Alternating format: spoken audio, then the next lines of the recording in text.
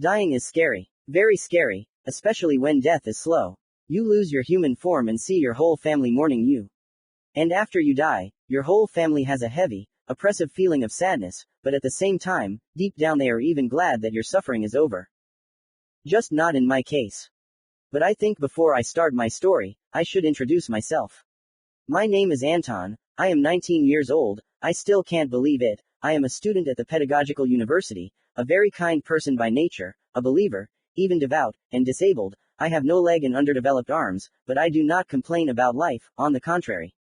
I play sports and participate in various competitions, though among the disabled, where you do not need special physical fitness, but who cares if our sport uses the head? I am a creative person, I have been reading poetry and performing on stage since childhood. I dream of becoming a film actor, although I understand all the difficulties. I went into teaching because I considered it a good profession, but I am not going to be attached to school. I would rather try to get a job at some university, or become an online teacher. I've never had a girlfriend. I'm lying, I had one, but you can't even call it a relationship, just falling in love, nothing more, even though I was really hurt when we broke up. I'm not looking for a girlfriend now. I think that when God sees fit, then everything will happen. I have a more than calm attitude towards life. I don't think it's necessary to worry and rush for no reason. It's better to relax and enjoy the moment, and then everything will happen itself. How did it all happen? I fell asleep. Maybe something special happened while I was sleeping. Well, I was going on my first missionary work in my life. This is when you go to another religious environment and tell the locals about your God. I had wanted to do something like this for a long time, but only now did I have the opportunity, because it turned out that I had a vacation at the university, in fact, research work, but it was at home and lasted for almost a month and a half, and I can't bring myself to call it anything other than a vacation. And it so happened that Christians from other cities gathered in our city and discussed missionary work. I volunteered, because I seriously wanted to. I already mentioned that I am a bit of a pious person and I think it is right to preach the word of our Father to the masses. I was riding a bus to another city, and while I was riding I decided to watch some nostalgic cartoons to laugh, remember the emotions that the events caused me, and much more. And my choice fell on Naruto. The road was long, and the connection was surprisingly excellent, and so I watched it with bated breath. But in the end, many hours of constant viewing, with fast forwarding of empty dialogues, fillers and fast forwarding, because sometimes it was just too slow, could not help but affect my endurance, and I nodded off right during the viewing. In the end, I fell asleep at the moment when Naruto was honored by all the inhabitants of his native village as a war hero and lifted into the air. The sound of a blow, and I find myself here. In a dark, damp room. Where? Hello. I shout into the void, looking in the direction where my bus neighbor had just been sitting, but she is gone. I try to move forward, but almost fall into the water, because my prosthetic leg has disappeared somewhere, and when I said that the place was wet, I meant that the water here was at least ankle deep. I keep my balance and, leaning my hand against the wall, begin to jump forward somewhere. Someone. But there was no answer. I decided to quickly jump forward, but after a dozen jumps I realized that the whole place is strewn with corridors. I try to call out to someone again, nothing.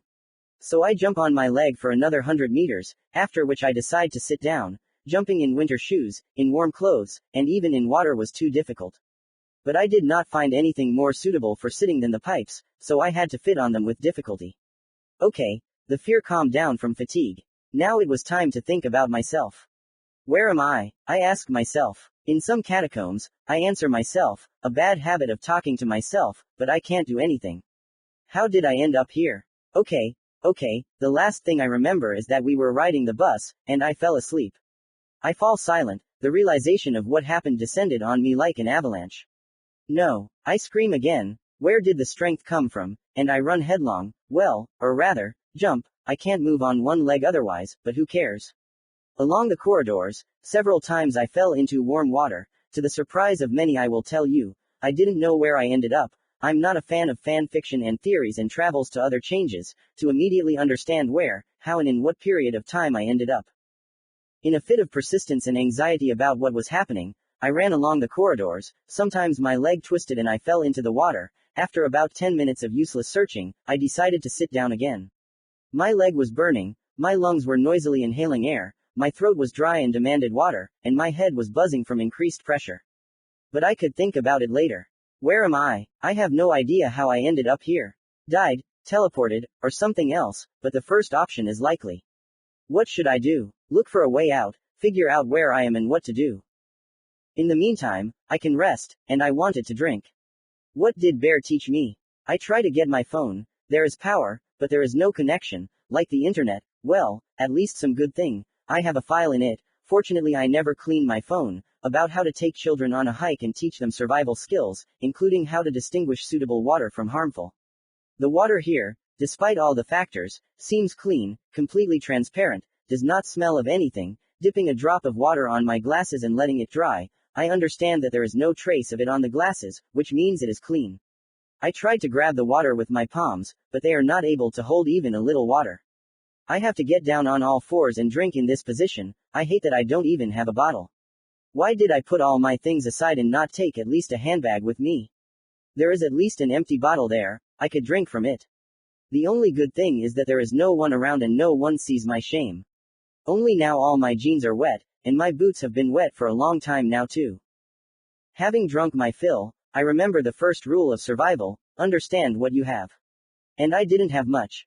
A bunch of keys, fortunately the key to the dorm room was at least a little sharp, sharpen it and you'll get some kind of knife, a couple dozen lollipops, at least a little, but I won't die of hunger, a scarf, a hat in my pocket, a phone, a jacket, a t-shirt, a tank top, pants with underwear, a sock and a winter boot on my foot.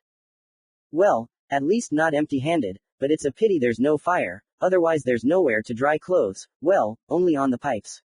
Stop. If there are pipes, then there must be a place where they come from. Well, some boiler room or something like that. After all, these pipes can't just exist here. So, I set off after the pipes. Calmly, measuredly, trying to keep a steady pace and maintain as much endurance as possible. I made several stops where I drank water, took a candy in my mouth and restored my strength, while thinking about what to do. If I really died, then there are two options, hell or heaven, but this place doesn't remind me of heaven at all, and hell doesn't either. In general, it's not the same. Although, if you think about it, maybe this is something like my personal test. Don't break down and go to the end, something like that. Or should I fast here for 40 days like Jesus? It's unclear, and this could also be my personal hell, no torture, but loneliness, no food, only water, no bed, only pipes. That makes sense too. After another hour of wandering, at another stop, on the edge of hearing, I caught some kind of sound. At first, I didn't attach any importance to it. What kind of glitches don't happen from fatigue? But when, as we moved, this noise became more distinct, it was as if I had acquired wings. I hope this is the boiler room where all the pipes are heading, and along which I continue to walk. After another 40 minutes, God, how I hate long distances, especially when I can't stop. The last hour the blocks are getting higher and higher, first becoming taller than me, and because of the structure of my hands I literally have no grip to pull myself up, and now they are all under the ceiling, where I, even with an inhuman desire, could not climb, so I had to go forward, resting right in the water, whose level was also rising, completely flooding my boot and pants, despite all these irritants. I finally reached some hall. To begin with, it's worth saying that it was huge, tens of meters high, at least a 9-story building would definitely fit in there, and at least 100 or two to the sides. The depth was about 200 to 300 meters, pipes from the doorway rushed forward along the walls and went into some kind of gate. Yes, here it is. This must be the gates to heaven. At that moment I didn't ask myself any logical questions. I had been moving non-stop for over an hour. I was all wet and tired. I wanted to believe in the best, to quickly pass through them and end all the torment. I ran, then stopped, moved in small jumps, and then spat on everything, took off my clothes, stuffed the phone into my boot, and wrapped it in all the clothes I had, after which I lay on the floor on my back. The water was warm, almost a jacuzzi, after which I swam to the cage itself. This was possible because the deeper I got to the cage, the higher the water level became. Did they have a leak here or something? After which I waited for them to open, but nothing happened. Maybe I should open them myself. But all my efforts were in vain. It didn't move even a millimeter. Oh yeah, what the hell else did I expect from a door the size of a mountain? Then I decided that I should just slip between the bars and find myself inside. Having decided that I didn't need things in the supposed paradise, I found a suitable place where I left them and swam between the gates. That's what I did, and after a couple dozen meters I came across a wall, a very soft and fluffy wall. What? I asked out loud, examining the wall. It was a gigantic, red, woolly mountain. But there can't be woolly mountains, I say out loud, and realize that I'm making a major mistake. This something made a noise, as if it had woken up from a dream, after which I saw how slowly, majestically and powerfully this mountain split into 9 tails, revealing to me a view of a gigantic animal. No less than 10 floors high, completely red, with claws that more closely resemble a small house and a mouth that would swallow this very house and not notice. I can't describe all the emotions I felt when I saw this creature. Everything human in me screamed that I needed to run away, I needed to hide and not show myself in front of this creature, and I would have completely agreed with this opinion, if it weren't for the sudden, awakened childish delight, damn you, out of place. However, it was precisely that, as well as the fact that I would no longer be physically able to run out of the cage, because I was already in the water and even if I jumped up, I wouldn't be able to run away. Hello, is the only thing that comes to mind when I look at this, fox. The water is warm, don't you think? Die. The fox yelled and slammed me into the ground with one paw. I felt like a multi-ton monster was falling on me, I thought that now it was definitely over, I would die. Only a second later I felt myself outside the cage, floating on the surface of the water, and some white light dimmed near me, after which everything became as it was. What was that just now? I answer into the void, after which I observed the same puzzled look on the huge beast. Commentary on Part 1. The chapter has been changed, but in essence it doesn't change anything. And LT, 0,0, and GT, hugs. By the way, here are links to my other works, I think you will find them interesting. Part 2. What could it be? I ask the question into the void, once again teleporting away from the fox's new attack. But let's go back a little. Perhaps the most correct thing to do after miraculously surviving the first attack would be to escape from here at supersonic speed, and not try to learn a new power. Perhaps that's why I did it at first. I even forgot about my phone and clothes, I was so scared by the prospect of what could happen. I heard the deafening roar of the beast, its cries that it would kill me, how it would devour my soul. I prayed that it would not break out of the cage or at least not destroy the walls of the labyrinth into which I had escaped. My whole body was shaking violently, as if I had caught a fever. I wanted to run as far away as possible, but my limbs did not obey me from the horror that the beast was driving me, as if it was devouring my body without even touching it, as if its breath was right above my head, as if its fangs were at my neck, and its claws were tearing out bones and organs. It was very, very, simply indescribable in words how scared I was at that moment. I thought I had gone to heaven, yeah. Damn trials. How can this creature even exist? According to all the laws of physics that work here unconditionally, it should die from its own weight, and not try to jerkily hit the wall and scream about my death. Animals are basically incapable of speech. Animals can't speak, I said, as if clutching at a straw. Animals can't speak, I said, trying to collect everything I saw into one picture. Animals can't speak, I screamed, slightly removing the veil of fear. Lord, I don't know why you created this creature for me, but thank you, whatever your plan, I am grateful to you. I screamed, trying to calm my anxiety, and oddly enough, it helped a little. I began to pray, I saw God's miracle in front of me, a giant beast, the size of a mountain, it is incomprehensible to science. So, there is only one explanation, God created it. My faith in the power of God seemed to grow by a new order. It is one thing to read about miracles, to see quite fortunate coincidences of circumstances, which can also be considered miracles, but it is a completely different thing to see something like this. To see something that cannot be explained by science, even theoretically. I went back for my things, all the while praying to my God that the beast would remain in the cage. I believed that the Lord had created this cage stronger than the beast, and it seemed to me that I understood the meaning of the test. If I stop believing in God, fall into despair and sin, then the cage will open and the beast will attack me. This explains how I ended up outside the cage. This explains how I ended up here. So, Anton, did you want a test to get into heaven? Well, here you go. All that remains is to believe that my grandmother will understand the meaning of her test and we will see each other in heaven, where we will protect our family. I sat down right in front of the cage, despite all the fear enveloping me, despite the fact that I was ready to die from the pressure that the creature was exerting on me. I prayed and waited for God's decision, whether I would cope with his little beast or not. Many hours later. Hey, boy, maybe you'll shut up already. The beast, who had already calmed down, growled at me. I didn't try to pray to God. Lord, how hard is it to pray and pray for hours on end? How do other believers go through this? I've heard many stories about how believers got up during Lent and prayed for 24 hours, how the Holy Spirit descended on Christians, and they didn't stop praying, they had a great desire and they prayed without ceasing.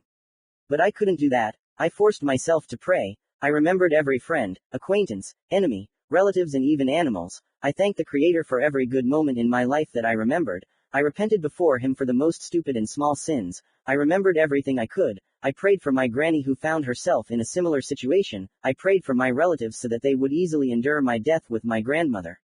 At first I spoke to myself, then in a whisper, and then I screamed at the whole area, which surprised the beast. You see, he is going wild, emitting murderous emanations of rage in my direction, trying to squeeze at least a claw through the bars, but God's power does not allow him to go beyond that even a centimeter, and here I am all fearless. He continued to scream, hitting the walls, creating powerful vibrations that raised waves on the water, but I was unshakable in my faith. I will not shut up, even when the Creator takes me to heaven. I am too grateful to Him, and I am not going to give up at the sight of such a powerful creature created. I say in a fit of fanatical mood, maybe you are God's creation, almost my brother, but I am not going to be afraid of you, because God is with me, ahahaha. I began to laugh and my laughter was uncontrollable. Crazy. That's all the fox said, after which he fluffed up his 9 tails. By the way, I only recently realized that he had them. Words cannot describe how much I admired this. After all, each tail is an extension of the spine. If you pull the tail, the spine will be damaged. If you cut off the tail, it will be difficult for the animal to live, and here there are as many as 9 of them. And each lives its own life. It's incredible how God creates such things. My prayer continued until I realized that I had already said everything that could be said. I remembered almost my entire life. After which I collapsed on the floor, exhausted. There was some incredible feeling of satisfaction, as if I had been completely cleansed, as if I had been born again, a clean slate that had understood a part of God's power, the ability to create what is impossible to create.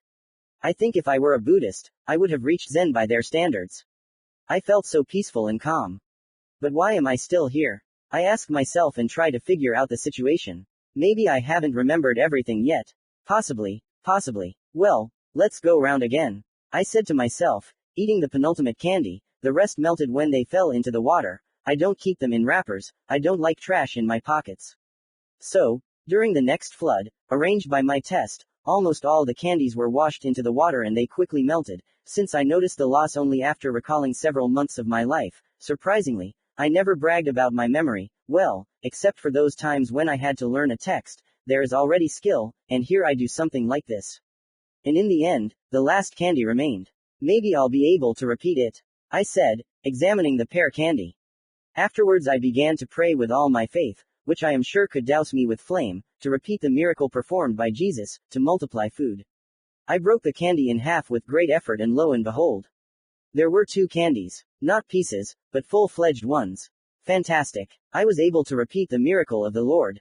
Thank you, Lord, my Father Almighty, Creator of all that exists, all-seeing and all-knowing. 10 minutes of praise later. Having finished my part 1, began to repeat the procedure, again and again, breaking off pieces of candy and creating new ones. Lord, I am crying, I am just crying. In this way I created several hundred candies and put them in the driest place I had. How glad I am, Lord. I give in on my knees and continue to pray. You're a crazy person, said the fox, curling up into a ball for some reason and snoring peacefully. Lord, I want to sleep, bless my powers. I say tiredly, having already managed to remember my entire life 3 more times, starting from birth, ending with today's second. Having already created thousands of sweets, having realized that I no longer need a toilet, a new power of God, for which He must be praised. Only, why am I here? This question tormented me after the second act of prayer and thanksgiving to God. I did not stop praying. I sat in different positions, prayed, jumped, prayed, swam, prayed, watched as a mad fox tried to shut me up. I prayed again. But I do not understand. Why am I still here? What am I doing wrong? Why am I still here? I do not know how much time has passed, but it feels like I have not slept for several days in a row, and I really want to sleep. I want to sleep, but I am already automatically praying to God. I must not stop, even if my voice breaks, even if I fall dead, I cannot stop praying. I must not stop. I have not yet passed the test, have not met my relatives, have not seen how my relatives worry about me, have not accompanied them along the line and have not met them in the next life. I do not want to forget about me. I do not want them to forget God and me, I do not want them to end up in hell, and not in heaven.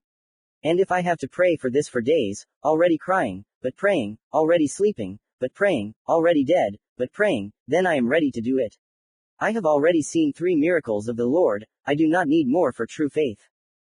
I lay on the water's surface, exhausted, the water held me easily, I am full and this helps me stay afloat. But now I wanted to sleep, everything was already blurry before my eyes, my head was aching, and my voice had long ago turned into a quiet whisper. But I feel the water carrying me, I do not move, I am too tired, and it carries me. Out of the corner of my mind I notice the bars of the cage, I am not afraid. The beast is not angry, and I am too tired and am not in a state to be afraid, because God is with me. I feel my body gently touching something soft and warm, and this something rises slightly, pulling me out of the water. God is with me. What are you lying down for, little man? Do you want to die? The fox's cry woke me up from my sleep. I get up in a panic and realize that I am not anywhere, but on the black face of this fox, scarlet eyes with burst capillaries are looking at me. I feel the vibrations from the beast's growl with my whole body. I wanted to run away, but I realize that I am at the height of a skyscraper, at least 50 meters above the ground, and I am on the fox's face. Grah, he growled and in one fell swoop made me feel a free handout, after which he was going to have a snack on me. An open mouth that could swallow an elephant in one sitting and with dozens of giant and sharp teeth, each the size of a car, were proof of this. Only trouble. Just before I feel all the pain that the fox can cause me, I find myself in front of the cage again. And around me, white and gold light shines again. Fantastic, I say, after which I immediately continue to pray, and it went on like this until I finished thanking God for the bed he provided in the form of a fox's face, for saving me from death and all that. All this was accompanied by the hysterical and furious cries of the beast, which continued to hit my soul, albeit not as sharply as before, knowing that God gave me safety, as well as faith in the strength of the cage and the fact that a creature created by God cannot be truly evil. I realized what I lacked to fully pass the test, to overcome fear.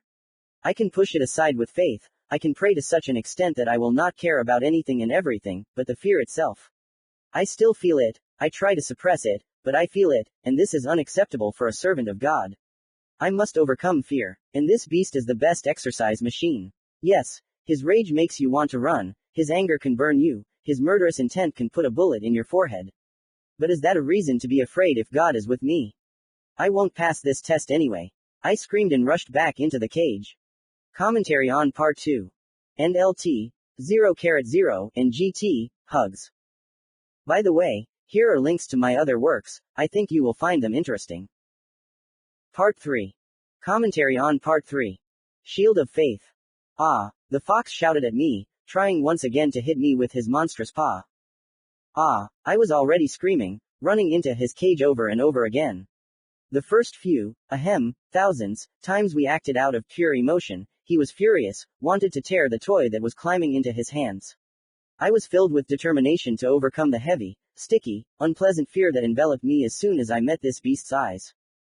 Then it became almost routine. I screamed and ran, he screamed and hit, hours passed like that, an endless number of times I saw the white golden light, and with seemingly renewed strength, I ran to the beast. He beat me with his tails, beat me with his paws, tried to pierce me, tried to eat me, even loaded me with something resembling a cannonball, from his mouth, which explodes. How amazing is the Creator! Otherwise, I can't express my admiration, a creature larger than a skyscraper, with many tails, capable of talking and shooting something exploding. Yes, this is a real God's creation, nothing else. Ah, I screamed again and again, jumping towards my opponent. He tries to touch me with his paw again, but I jump forward with all possible speed and run into the beast's paw, after which I grab the fur, and the fox only falls on his back, lifts his leg and tries to shake me off. I hold on with my hands, twisting the bronze fur around my hands, I hold on with my teeth, by the fur and even the skin, I hold on with my legs, but I don't let go. Besides the fact that this is fucking fun, this is my training of will, a will that will overcome fear, will overcome what prevents me from entering the heavenly gardens and seeing my family. I will not forgive myself if I lose to fear. When will you die, you miserable flea? He shouted, trying to swat me like a fly, light, after which a horse approached. Lord, it would be better if only one remained here, he said somehow tiredly. You mentioned God, I didn't ask, I asserted. After which a heat ran through me again, as if my faith was taking on a new level, the realization that this powerful being also prays to the Lord, this being, the creation of the Father, knows and honors him, and therefore. Hooray! I screamed, after which I ran into the cage again. And it seems to me, or did the fox make a face like, why did I say that? I must say that looking back now on the time of my imprisonment, I understand that I went a little, or maybe more, crazy, for the first couple of months for sure. Because my consciousness did not want to perceive the situation as anything other than a test of God. I am afraid that if I knew where I actually ended up, understood the whole stalemate of my situation, I am afraid that it would have been too strong a blow for me. And instead of the religious positivity that I was now radiating as if from a tap, I would have fallen probably into depression, or something similar. In any case, I would have made completely different decisions and actions than now. So, yes, I became a bit of a fanatic, and with the blind faith inherent in them, I followed my aspirations that only I understand. Many days later. Aren't you fed up? The fox asks when I once again find myself in his cage, receiving very lazy blows from the fox. So slow that I managed to dodge him and began to climb up his fur to his muzzle. No, Mr. Fox, I am still full of determination and faith that I can overcome my fear. I scream, running into the cage once again. I have already lost count of how many days, weeks, even months I have spent in this place.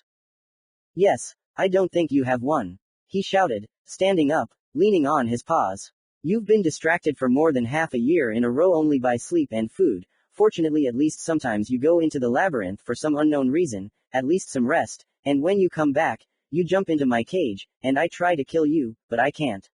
You constantly teleport, which is impossible, because you do not use seals. The fox got heated. I was again doused with the heat of his hatred, but this time I proudly withstand it, albeit after listening to his words for a while, concentrating on suppressing fear, but the result is not bad. Before I could not perceive anything at all, continuing to climb. Who are you anyway, and how did you end up here? My name is Anton. It is customary to introduce myself, Mr. Fox, I tell him, because in all these months we were able to exchange literally a couple of phrases and I was glad to have a civilized conversation. I died and ended up here, in order to apparently pass God's test and ascend to heaven. I tell him the complete truth. Unexpectedly, the fox's rage flares up even more strongly, as in the first days of our acquaintance.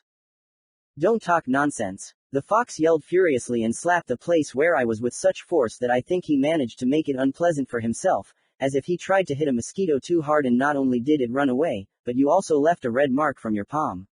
There is no God. Everyone you can worship is just pathetic parasites, feeding on the life force of their followers. They are worthless in themselves. They do not have their power. They do not have the virtues of the strongest. There is nothing outstanding in them. He shouted at me through the cage, and I listened to his words, standing in place. Even I, if I were a coward like them, could organize my own religion and draw strength from followers. But I am different, my brothers are different, I am strong, I am the strongest Biju on this planet, I am feared, my strength is reckoned with, I am like a god. A real god, capable of destroying everything in my path. And not a coward hiding behind the backs of his followers. He spoke. This is the first time he really spoke so much, but he also screamed so much that every word of his could be tasted, literally, his mouth stinks, and drool flies in all directions. And I, strangely enough, had complete peace. Although I understand that I should be furious, because how is this possible? Someone is covering my God with dirt and exalting himself even above him. I cannot tolerate this. Die, heretic. But I was calm. There were several reasons for that. First, he was sitting in a cage, he was trying unsuccessfully to kill me, and I always survive, only with God's help. Second, I just felt sorry for him. When did I become strong enough in spirit to not be afraid of his rage? And now I stopped being afraid of him. I felt fear, but it seemed to flow around me, without penetrating into me and without destroying my state. And then I began to think about what situation Mr. Fox was in. He was alone, completely alone, in this cage, which, by the way, was too small for him. A couple of steps here, a couple of steps there. He raised his head a little and that was it. There was no more room. Even Harry Potter had more space in his closet than he did. That's why I felt sorry for him. And most importantly, I know about the greatness of God. I know that he is omnipotent and does not require rage and anger from me, trying to destroy the one who blasphemes him. For why would God be offended? Well, if my God is not offended, then I have no reason to be either. My calmness was apparently noticed by him and he thought something to himself and decided to calm down. Just a little bit. but he stopped pressing on me with his aura. Why aren't you reacting? He asked me after a few minutes of staring games. I didn't run into his cage, he didn't try to attack me. I just don't want to. I don't see the point in it, I answer him with the pure truth. Usually people get very angry when their gods are insulted. He said, continuing to look at me. And you are not just not spitting saliva trying to shut me up, I don't even sense a little anger in you. He asked, very surprised and at the same time suspiciously. Yes, that's definitely true. I even tried to reproach myself for my complete insensitivity to this priest, but after weighing all the pros and cons I realized that there was no point in getting angry about it. I answer him, continuing to play iron, I wasn't going to lose to him. No, well, it seems like something is really wrong with me. After which, automatically, I take the candy. How come I haven't developed diabetes yet? Exactly, with God's help. Explain, he growled shortly. Did I really interest him? Well, I think this poor guy needs a break from my eternal attempts to get to him. Well, at first, of course, I thought in matter-of-fact terms, he offended my God, I have to give him a beating. As expected from a low man, he says. I laughed a little. What's so funny? I just thought the phrase, low man, was funny. You were obviously trying to say that I am a lower level of evolution compared to you, a bald monkey who only knows how to kill his own kind and so on. I listed with all my fingers, well, only 2, on my hand. And I remembered that in the place where I come from, I really am not very tall, but for me this is not a minus. I paused to wash down the candy. I don't understand, he admitted honestly, and even lowered his eyes. Was he ashamed not to understand something? What a disaster. You've already noticed what my leg is, haven't you? I tell him, creating new candies. I'll never get tired of doing this. Yeah, I noticed that from the time you fell asleep on my face, which, by the way, was very ugly on your part. What if I fell asleep on your face? I apologize for this accident. I somehow fell asleep there at the gate, after which I somehow swam to you. I apologize for the inconvenience. It must have been very unpleasant for you. Unpleasant? That's putting it mildly. When I found you holding my nose, I experienced a whole flurry of emotions. How did he get in here? Why didn't I notice him? How long had he been here? And that's just the first thing that came to mind. But we've gotten distracted. You were talking about your home. Thank you, Mr. Fox, for reminding me. I nod gratefully. Gratitude is my middle name, and then continue. Because I have only one leg, purely physiologically it would be difficult for me if I were much taller than I actually am, even though sometimes I would like to look at the world of people who are 1 meter 80 and taller, but I understand that such a height is fraught with physiological problems for me, because I have never used crutches, wheelchairs for the disabled or other devices. All my life I jumped on my native one and I do not want to stop. Even if you had the opportunity to have both legs, he says to me, and I think for a moment.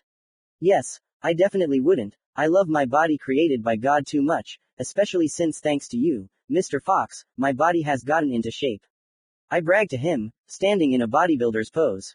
Because for all those months that I lived on water and candy, it's amazing that I'm still alive and don't have problems with a lack of vitamins, minerals and other nutrients, even though I have only one answer to this question, God.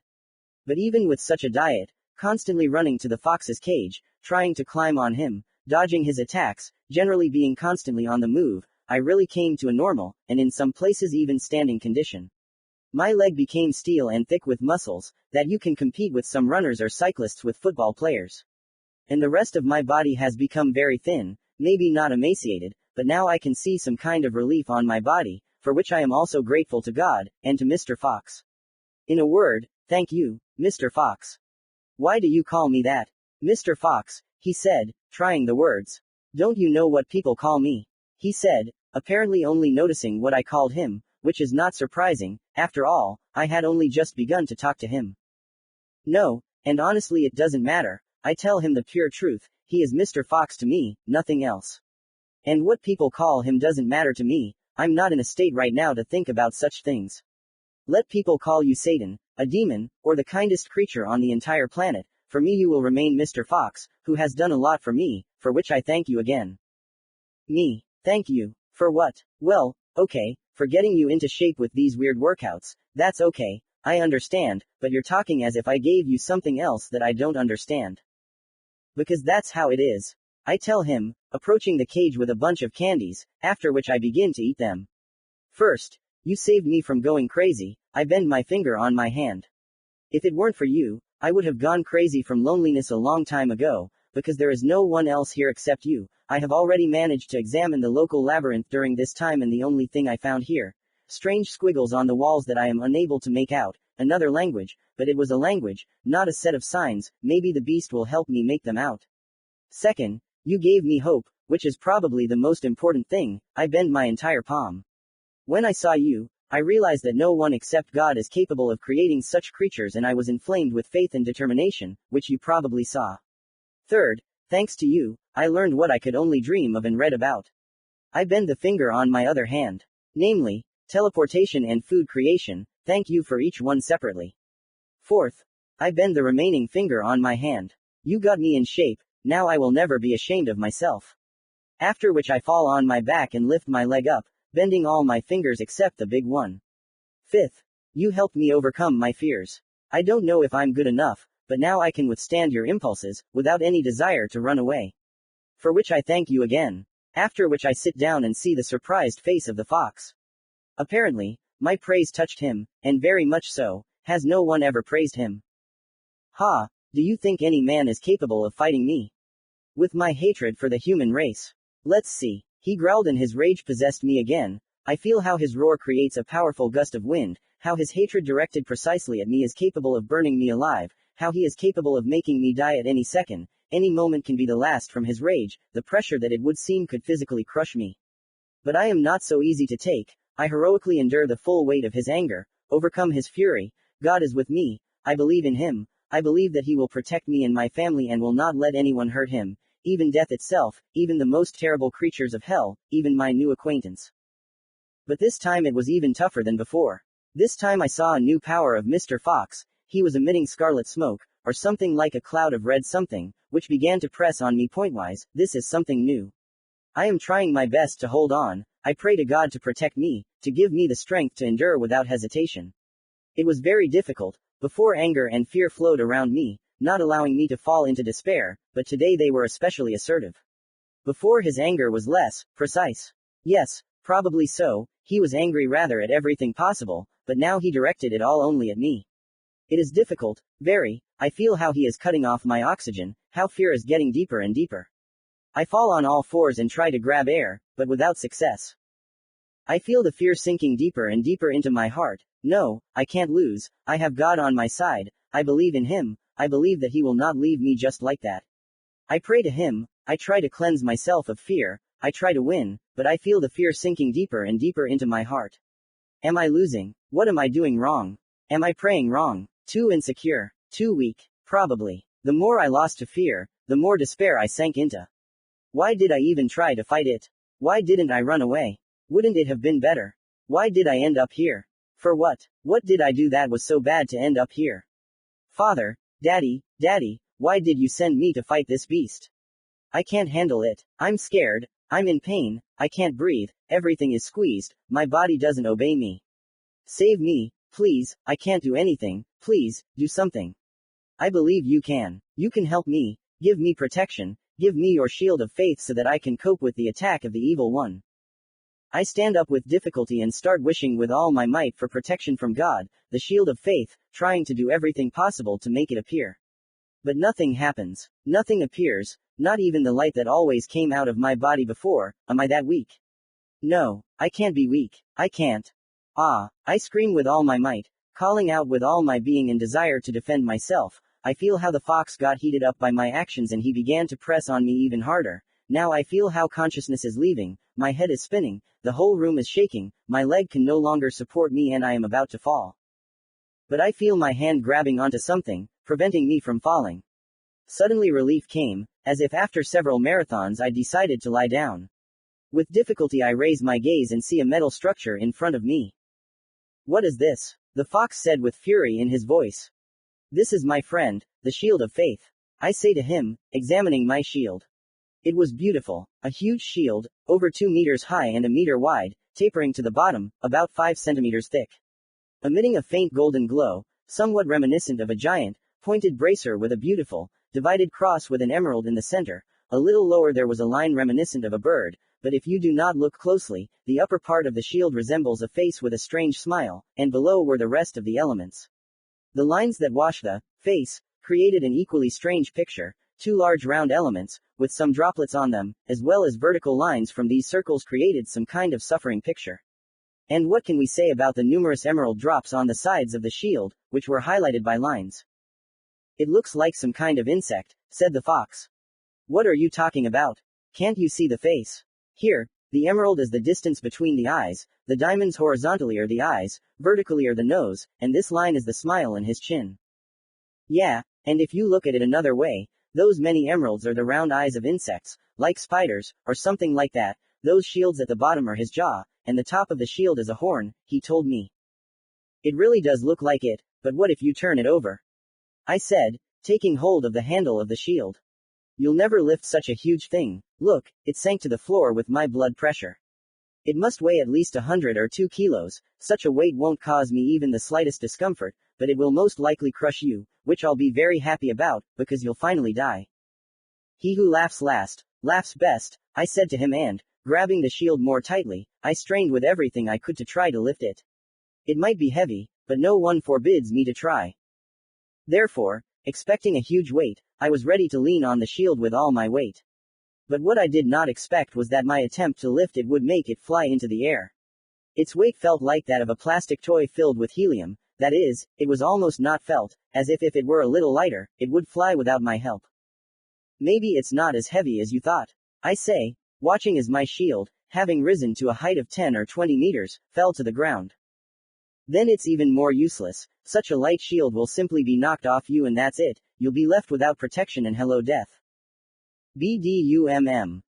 It seems we were both wrong, I say, approaching my weapon. This shield sank into the ground by a good quarter of its entire height. According to all the laws of physics, this would be impossible without a lot of weight. Then I decided to check the weight of the shield again, but instead of trying to lift it with all my strength, I carefully lifted it by the handle. The shield obeyed me quite easily and I held the giant golden shield in my hand, almost not feeling its weight, but on some subconscious, probably even on some other level, I understood its scale, how to move it, how it would behave under different conditions. I just knew it, as if on an instinctive level. Still, I turn the shield over and show it to the fox. Now he looks like an old man with sunken cheeks. Yes, I find a resemblance, said the fox, looking at me with great interest. Do you want to continue? I say to Lasso, grabbing the shield and placing it in front of me. How you irritate me, he shouted and tried to break out of the cage, but an invisible force prevented him from doing so. Thank you for the gift. I shout, jumping up to the cage. Something interesting is starting. Commentary on Part 3. And LT, 0,0, and GT, hugs. By the way, here are links to my other works, I think you will find them interesting. Part 4. I wanted to ask, are you hungry? We've been running for a mug for 2 years now and I don't remember you even snacking on me. I say, flying away from another blow from the fox, I manage to put the shield behind my back and the long-suffering shield takes all the damage, after which I stand up on my foot and shake myself off, waiting for his answer. I don't need food, I'm a chakra creature, we function without basic needs. Although we can eat and sleep and even, basically like everyone else, I couldn't understand what he wanted to add, because my grandmother's upbringing woke up in me. If you haven't eaten, then you're hungry, your mission is to feed. Then eat, I tell him, and running outside the cage I grab a bunch of candies in my arms, stick my hands between the bars. He won't be able to do anything anyway, I'll teleport, but the candies will definitely interest him. Such a handful won't even appease my worm's little worm, said the gloomy fox, but apparently he was still interested in eating. Not another word, I said, creating new candies using the Stakhanovite method. I had learned to create food in faster and larger quantities. With the advent of the shield, it was enough for me to break candies with it, after which they would be restored in huge quantities, from dozens, even hundreds of fragments. In this way, I could relatively quickly create enough candies for the fox to take a handful of them and throw them into his mouth. What are you doing? I shout at him. This genius decided instead of enjoying the taste of the candies he decided to gobble them up like some kind of Doritos. You have to suck them, they're lollipops. I have a maw, not a mouth, I have no lips and cheeks, so shut up and don't bother me. He shouted, continuing to grind probably tons of sweets. The strongest pain for any sweet tooth is to see how sweets disappear in the most barbaric way. Then stop gnawing on them and just let them melt in your mouth. I say to him, showing him an example. That's not bad, said the fox after a couple of minutes of silence. What kind of fruit is it? Pear. It's delicious, isn't it? I tell him, having made himself more comfortable on his raft of candies. After I got my shield, life became much easier. Food grows exponentially, it's enough to ask the fox to throw me in their direction. And I got tired of sleeping on the water at the beginning, but the pipes are too uncomfortable for sleeping, and this raft is what you need. I think it's worth explaining the abilities of my shield. This thing is truly unique. For me, the shield weighs almost nothing, well, only when I attack with it, or take a blow, it becomes heavy. In the first case, according to the fox, my shield weighs no less than a ton, in the second case, a maximum of 20 kilos, but I stoically hold the shield and do not get upset, because thanks to this shield I can live under direct blows from the fox. It somehow distributes the force of the blow in such a way that a blow from the fox's paw does not turn me into a pancake. This does not work if he presses on me, then the weight increases, and if you do not rest the shield on the ground, then there is a chance of being crushed.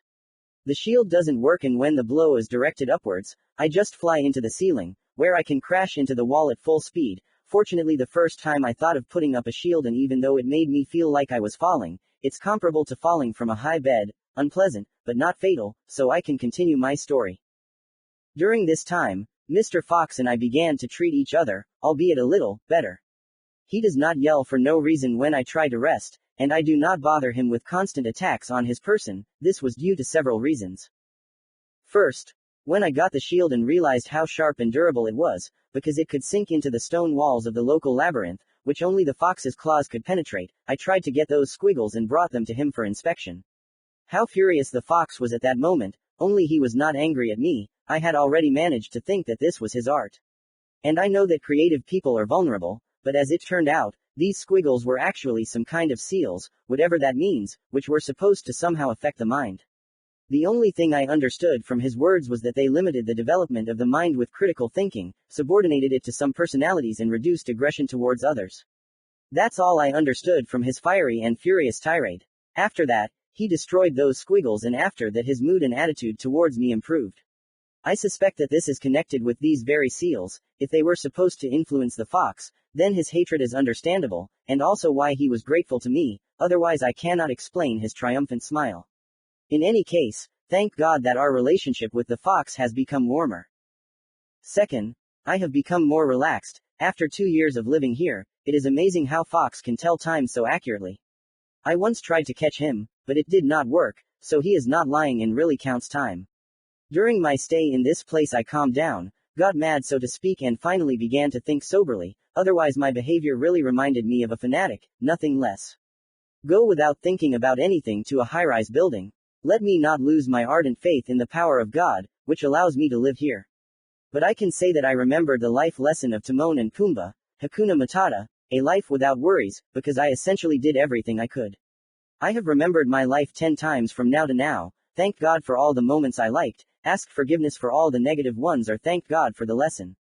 For almost 2 years of living side by side with Fox, I got used to his fits, and the anger he gives out now doesn't seem incredible to me. Again, everything seems to flow around me and doesn't touch me, only if he tries with all his might to somehow twist me, but that's all. But this is not fear, not even close.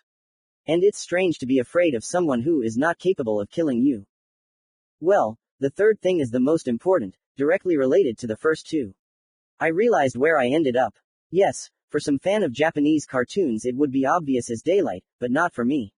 My psyche at the moment of the strongest shock created a mental shield based on my religious beliefs and faith in God, which with the passage of time and the strengthening of my psyche and will came to naught, or so it seems to me.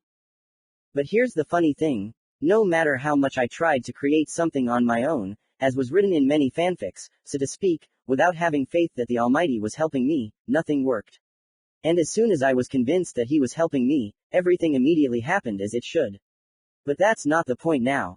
Of course, there were prerequisites that should have turned on my brain and said, "You're in trouble, man," but that didn't happen at all. Because my psyche neutralized any attempts to violate it. Only when I really calmed down, when I started to analyze the situation again, but from a different angle, which caused a strong protest in my brain, which resulted in pain in the brain. But I managed to understand, having collected all the pieces of the puzzle together, the giant 9-tailed fox, capable of speaking and emitting energy balls, the mention of chakra, the local Rakuto, and the fox remembered him from time to time, as well as the mention of seals and their creators and a bunch of other small pieces that would immediately turn on the switches of awareness, understanding and creation of further plans in typical time travelers. But yes, only after 2 years of coexistence with the fox, or rather Kurama, I realized that I had ended up in Naruto's universe, most likely in Naruto's body, or more precisely, in his inner world.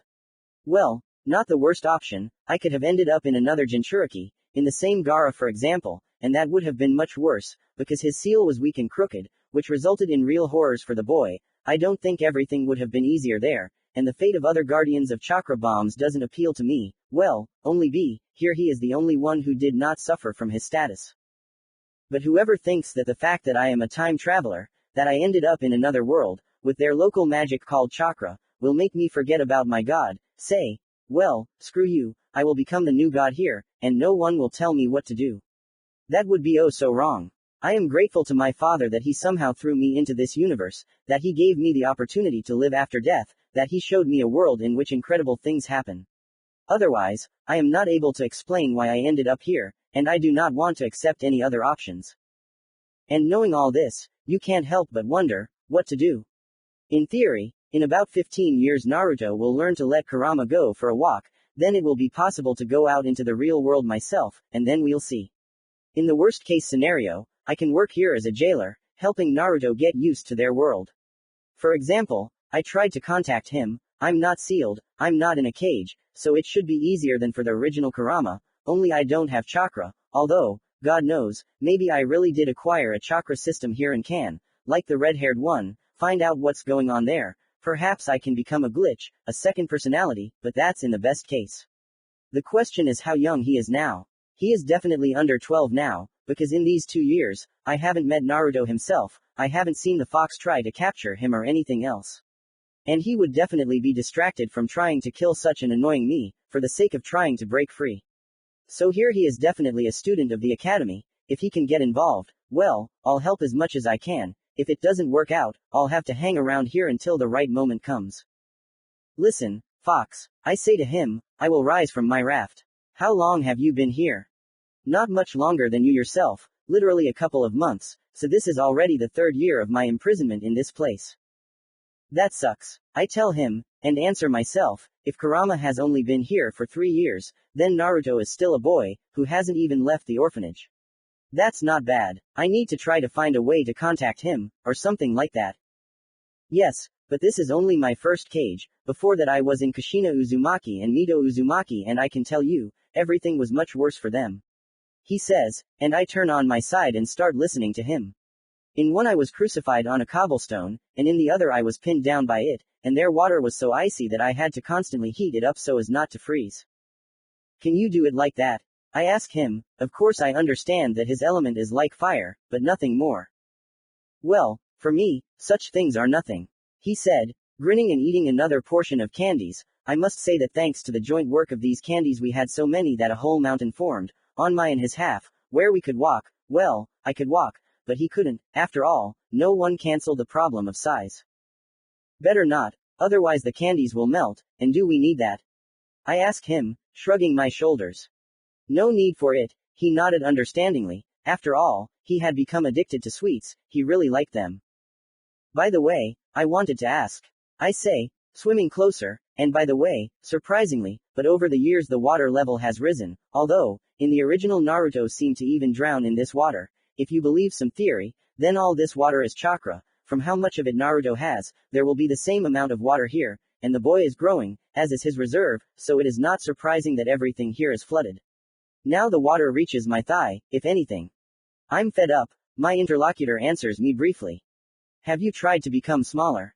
I ask him a painful question. It's just that you do such things with your chakra that I have a question. Why didn't you try to become smaller, so that the cage wouldn't cause you such inconvenience? And how do you imagine this?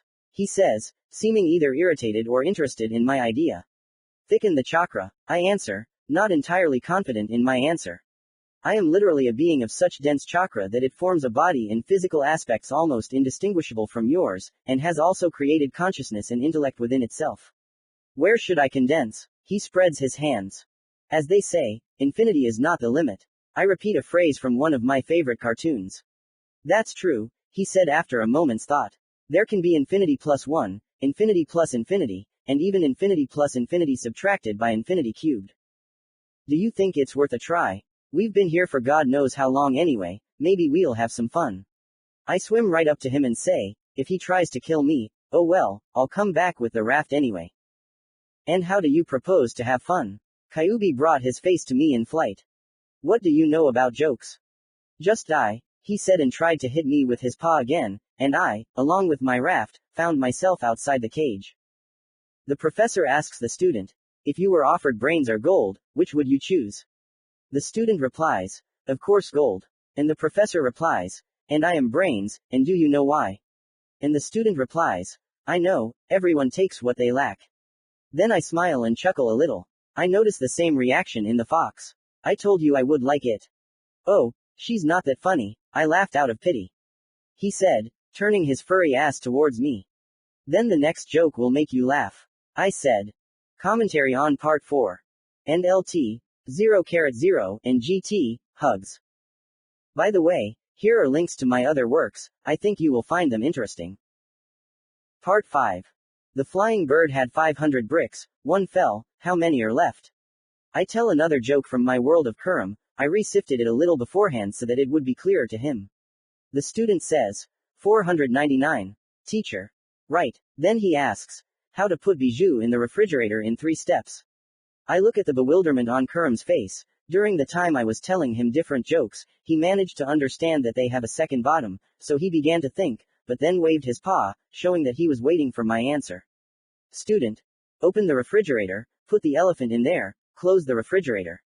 Correct, says the master. And how to put a deer in the refrigerator in 4 steps. The student says, open the refrigerator, take out the elephant, put the deer in there, close the refrigerator. I look at Kurum's face, who is giggling at my jokes. Teacher. Right, it's Leo's birthday, the king of beasts, all the animals have come to congratulate him, except for one. The student says, of course, except for the deer, he's in the refrigerator. The teacher. Excellent, an old woman needs to cross a swamp with crocodiles, can she do it? I pause, waiting for Kurama to answer. Of course, after all the crocodiles are at Lev's birthday party. He says and I can hardly keep from laughing. Brilliant. Then the last question. The old lady did cross the swamp, but she still died, why? I ask Kurum and wait until he gives an answer. He seems to understand the answer, but decides to play along. Well, probably. The swamp was bigger than she assumed. He answered and began to wait for my answer. No, my dear, a brick fell on her that fell from that bird. At that moment we both burst out laughing. Telling jokes is the best way to lift your spirits, especially if you know how to adapt them to your interlocutor. Wow, man, that was a good joke, he tells me. You must have had a fun life there. Yeah, exactly like that, red-haired. I tell him and try to figure out how to continue. Another year and a half of our life together has passed. Have there been any changes? Oh yes, there have been changes, both in Kurum and in me, but first things first. The first thing we did was try to improve Kurama. As it turned out, he can actually condense, but it's done incredibly slowly and requires concentration. Which I provided him with, without getting it, probably that's why this fox tried to work with his chakra, because he was fed up with the annoying bug in my performance, especially since he can't kill me, or scare me either. After 3 years of constant exposure I've acquired almost immunity to his mental attacks.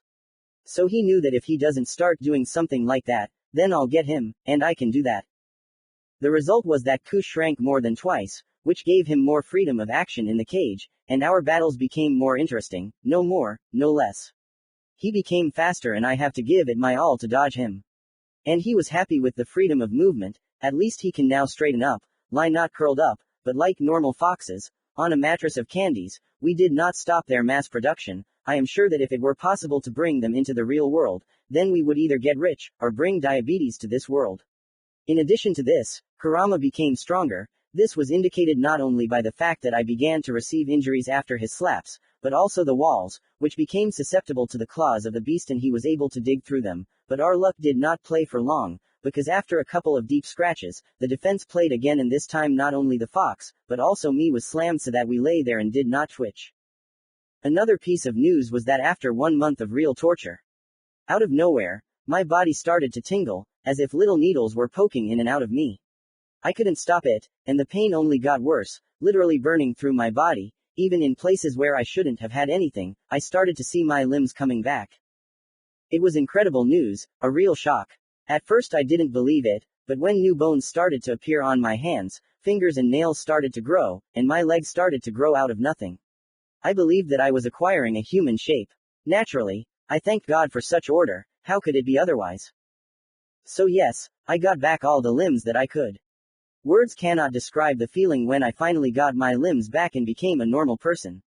I ran, just ran. I didn't hop on one leg like before. I could grab onto things and it was incredible. I could just hold something in my hands and it didn't fall out of my hands. I was completely healthy.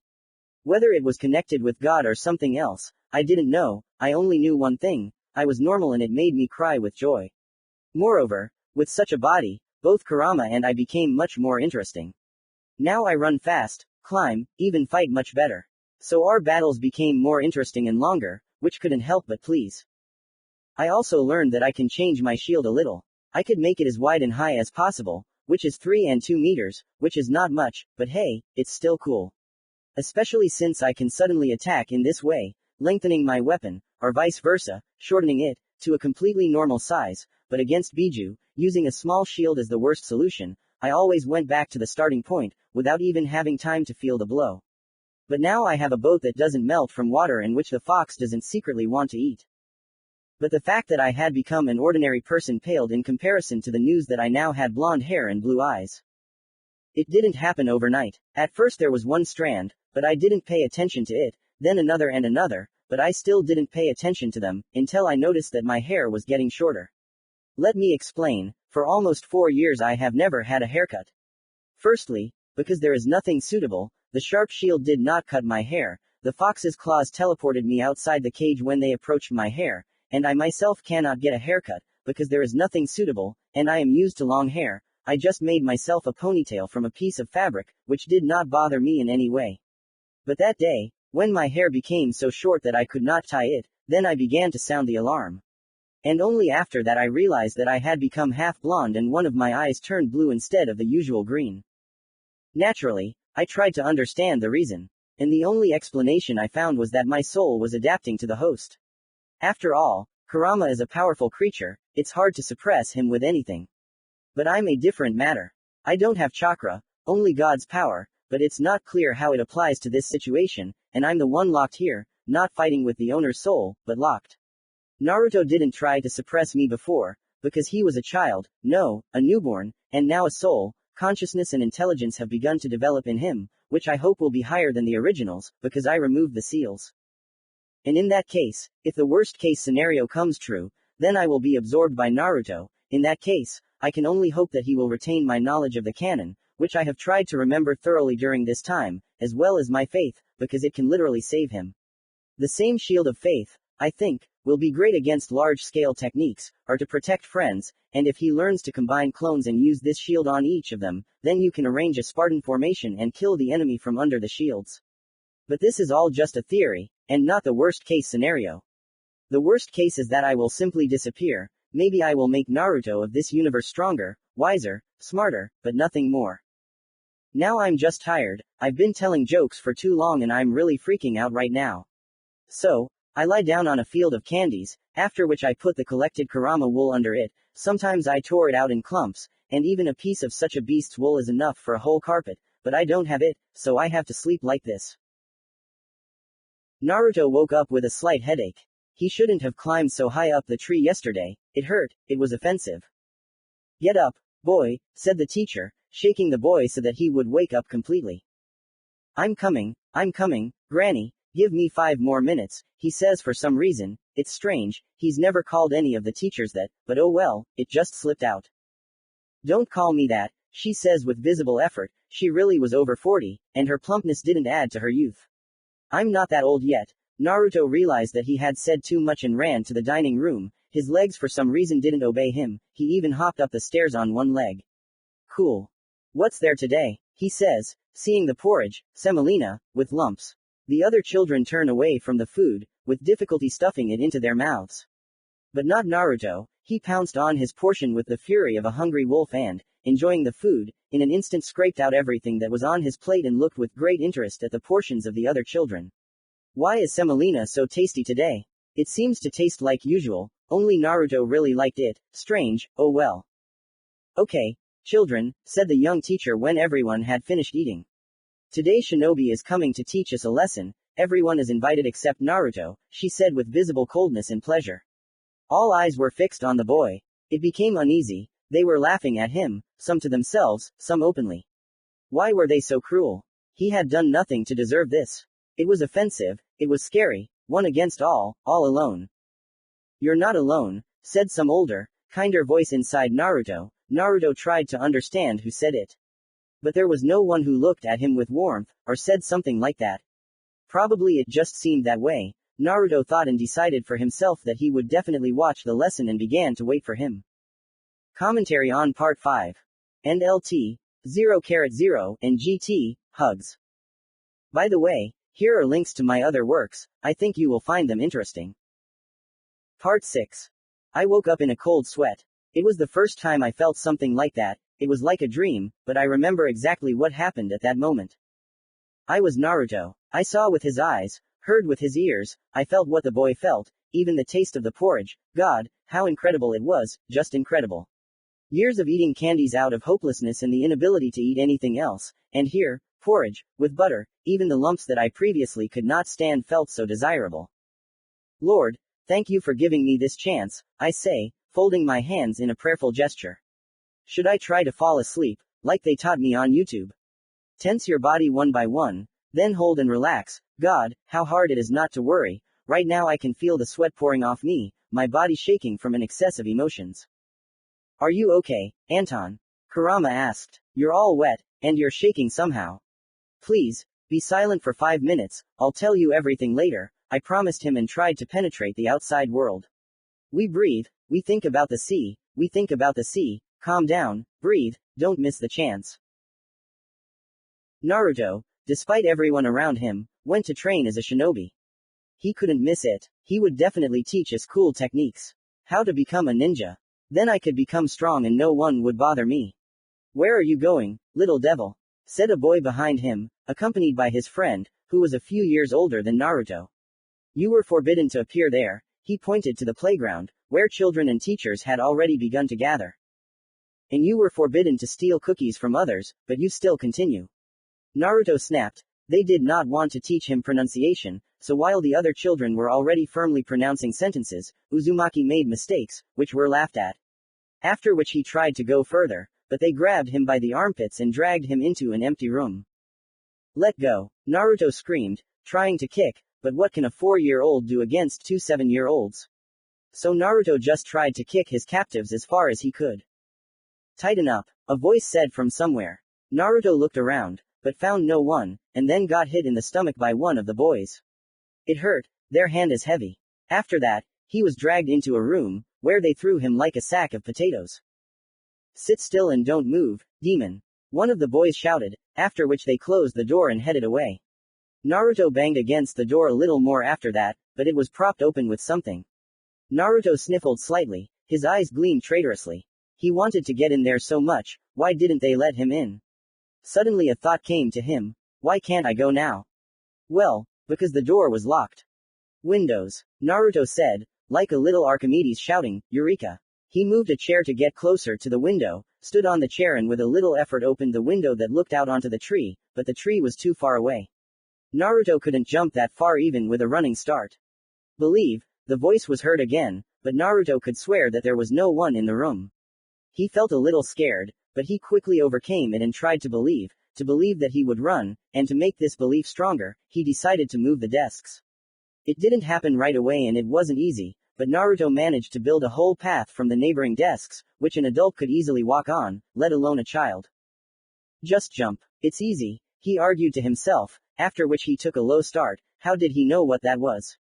After which he ran forward. It seemed as if the boy had done this many times, so easy and neat for his age he managed to run. He shouted, barely grabbing onto the tree branches. Whoosh, let's go. After some time, Naruto climbed a tree, after which he began to think about what to do next. I was pulled out of my sleep again. I felt very tired, but not physically, but as if some other, not emotional, when you are completely empty, emotionally, that you live as if on autopilot, not spiritual tiredness, when the soul does not lie to anything and does not want to do anything. But another, as if adjacent. And what was that? The rogue said, like a jealous wife, even putting his paws on his hips. I saw the world through Naruto's eyes. I shouted, after which I tried to get up, but felt like my whole body was filled with lead. Impossible, said the fox, shaking his head. In order for you to do this, you would need chakra, which you do not have. Well, then it appeared.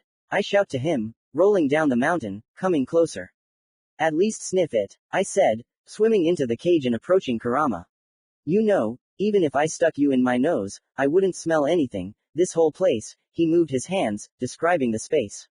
Is a cage intended for my chakra? I left such a mark on this seal that I wouldn't feel anything except my chakra. Well, only the smell of this water, it is also made of chakra.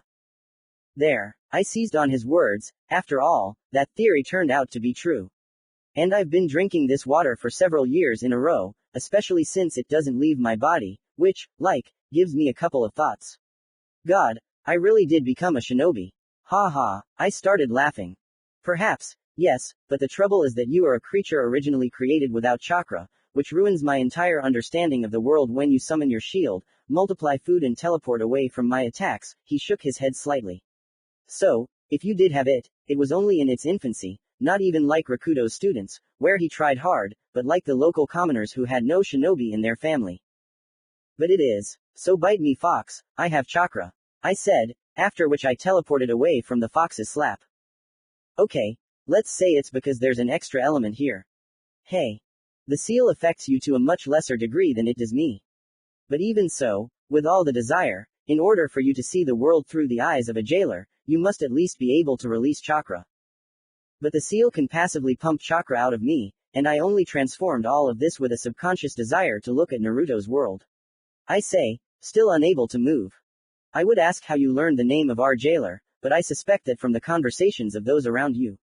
And now, to your words, this seal is a kind of conductor between the chakra of the Biju and the Jinchuriki, which gives them the opportunity to use our chakra for their own purposes.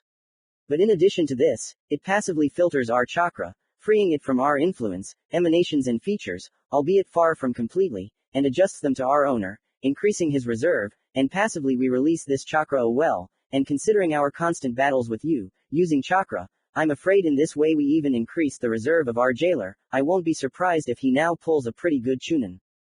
And that's why the Jinchuriki's chakra reserve grows exponentially. I ask him, trying to somehow comprehend his words. And you're hinting that if this seal processes your chakra, the most powerful Biju, then it won't leave a trace of mine. Yeah, he nodded briefly. Then it doesn't explain what kind of miracle I managed to see Naruto, tried to persuade him to climb through the window and even talk to him, even though I was aching after that as if I was unloading the pastures. Kurama closed his eyes and began to listen to the stop. Yes, you're right, he really is climbing the tree now and trying to jump onto the roof of the shelter.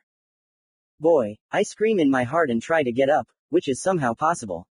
After which an idea comes to me and I roll into the water and begin to drink it greedily. Immediately I felt as if strength was filling me, and after a few moments I managed to stand on my own 2 feet, and when I drank enough, I realized that the fatigue and pain had almost disappeared, only a feeling appeared as if something was pulsating, as if you accidentally pulled out a hangnail unsuccessfully, your finger swelled a little and you feel how the vein inside it pulsates with tripled force.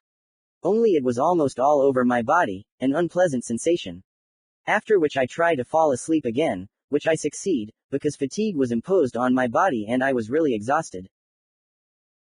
Naruto was getting ready to jump, but there was a problem. From the branch he was sitting on to the building it was almost 2 meters further than before. For an adult shinobi such a distance is an empty sound, but for a child, who did not even feel the chakra center, but did not even develop his body, it was like death.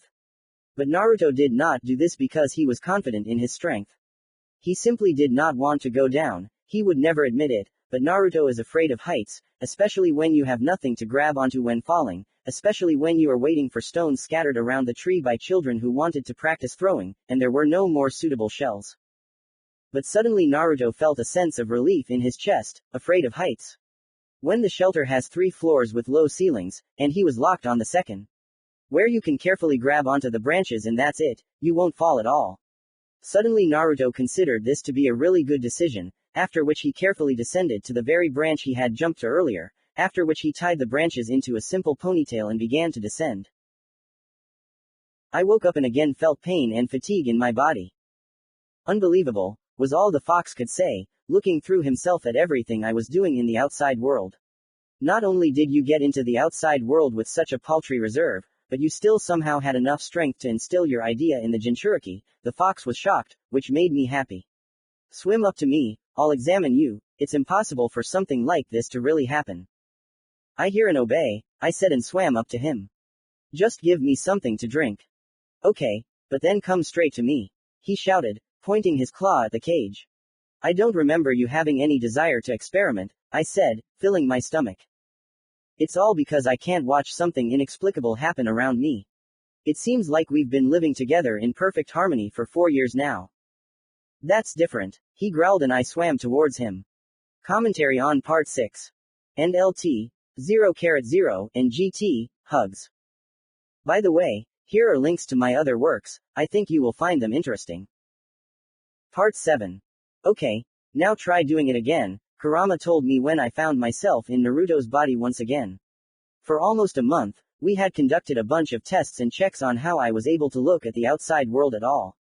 This time, I had to make the boys' attention focus on the lesson. As practice showed, the shinobi coming here were not something incredible.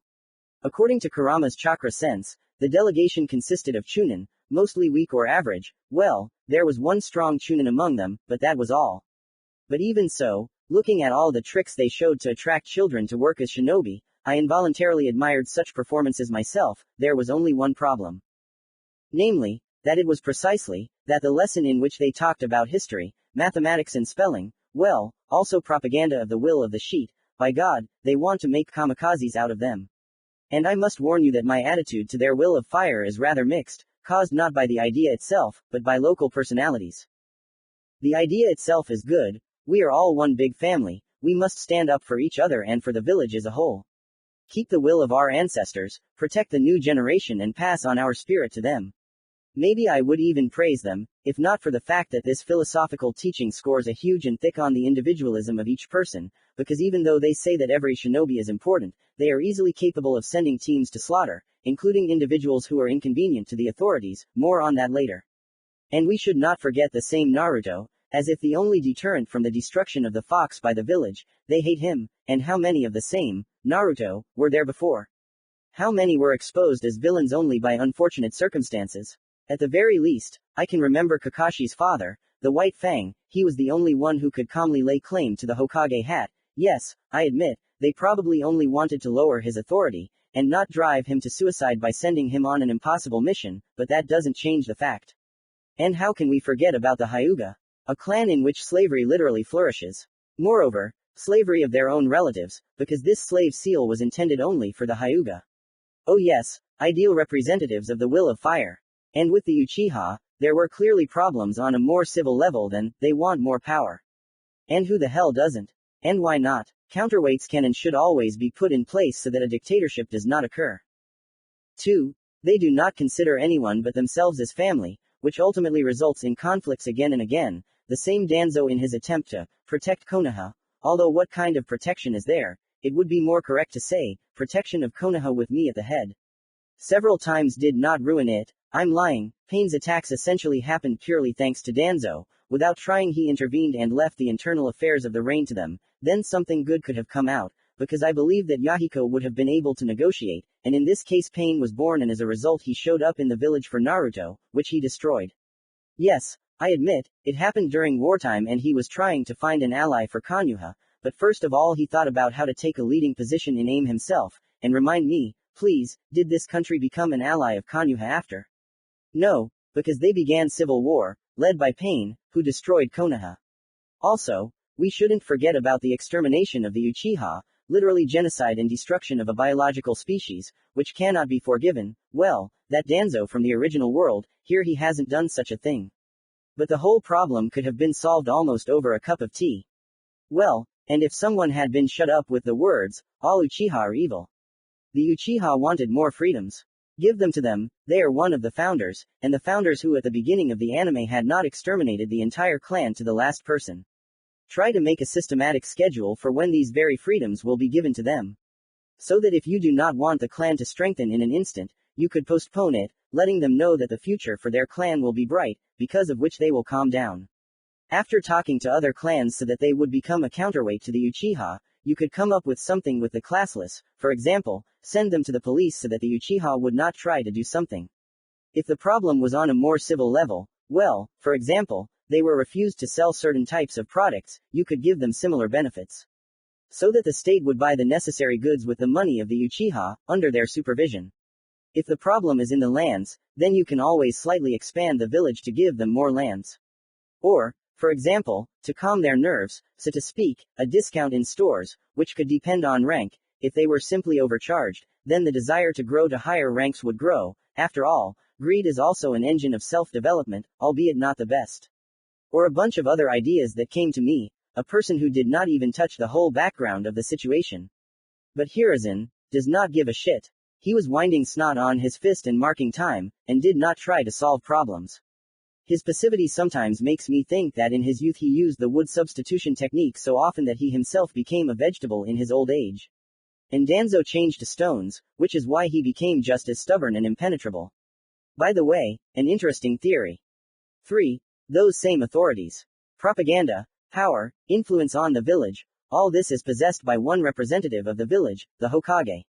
In essence, he is a monarch, priest and commander-in-chief all rolled into one, whose totalitarianism cannot be accomplished only thanks to clans, the council of elders and the clanless. However, even with such restrictions, he can profess any religion or personal principles, after which he can begin to impose them, and the Hokage is the most important, most respected and strongest representative of their world, who is elected, which means that the majority supports him anyway, so there is a good chance that under pressure from the Hokage, all the others will also accept his worldview, including in order to strengthen their positions. And just imagine what happens inside the village if its ruler decides to go crazy. Disband the council of elders, weaken the clans and the clanless. You don't have to go far for examples, the Mizukage in general and Yagura in particular. The former are guilty of creating a bloody regime, most likely there were some quirks there, but I don't know them, or I know them but I forgot, and Yagura tightened it up to such an extent that a revolution arose in his own country, which in my memory has never happened in any of the great villages. We don't take into account the smaller ones. However, the fact of the revolution does not cancel out the fact that his orders were obeyed unconditionally and they were ready to push and cut the throats of those who had recently been their friends. Tell me that they obeyed him out of fear. And what difference does it make if they obeyed? If the revolutionary had been suppressed, I wouldn't be surprised if in a generation or two Yagura's entire regime would have become the norm for his people.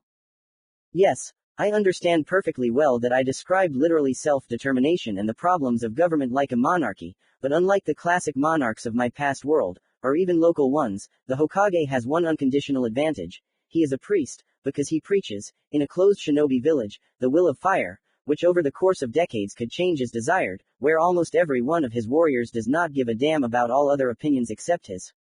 Because all propaganda is absorbed with mother's milk, including loyalty and respect to the head himself, plus personal strength and merit. Perhaps the clans have their own faith or something like that, which differs from the current one, but I hardly believe it. For some clan to decide on the opportunity to get a piece of the master's table, just because he begins to profess a different religion.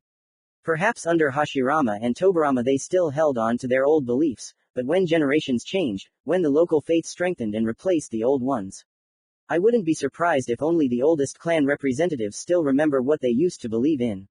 It is the Hokage who raises his warriors and decides what is right and what is not for them, not to mention all sorts of possibilities of influencing the mind with the help of local magic, as well as the physical destruction of dangerous elements. He instills in them love and hatred for something. After all, unlike the monarchs of my old world, there are no priests of the will of fire here, except for the Hokage himself.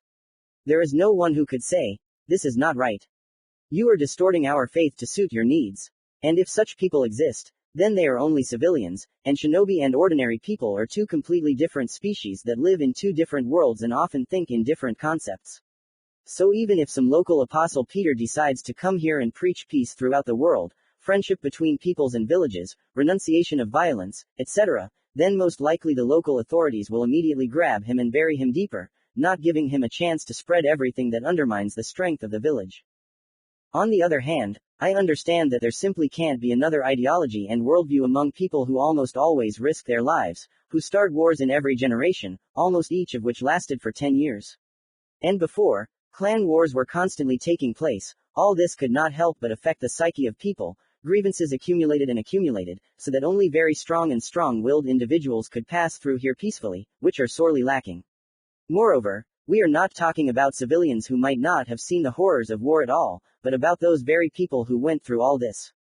Moreover, psychology is used here exclusively as a weapon, because I do not remember shinobi psychologists. Because the locals have too many dark secrets to share them without fear, here they will either twist you, or you will have to kill the psychotherapists, so that the secrets do not go beyond the room. It is a little stupid to expect the most peaceful paths of action from such people. And honestly, in almost every atrocity I named, well, except for the Uchiha genocide, well, and a little bit of slavery of the Hyuga, I can grasp the reasons, the logic, and even understand why they did all this.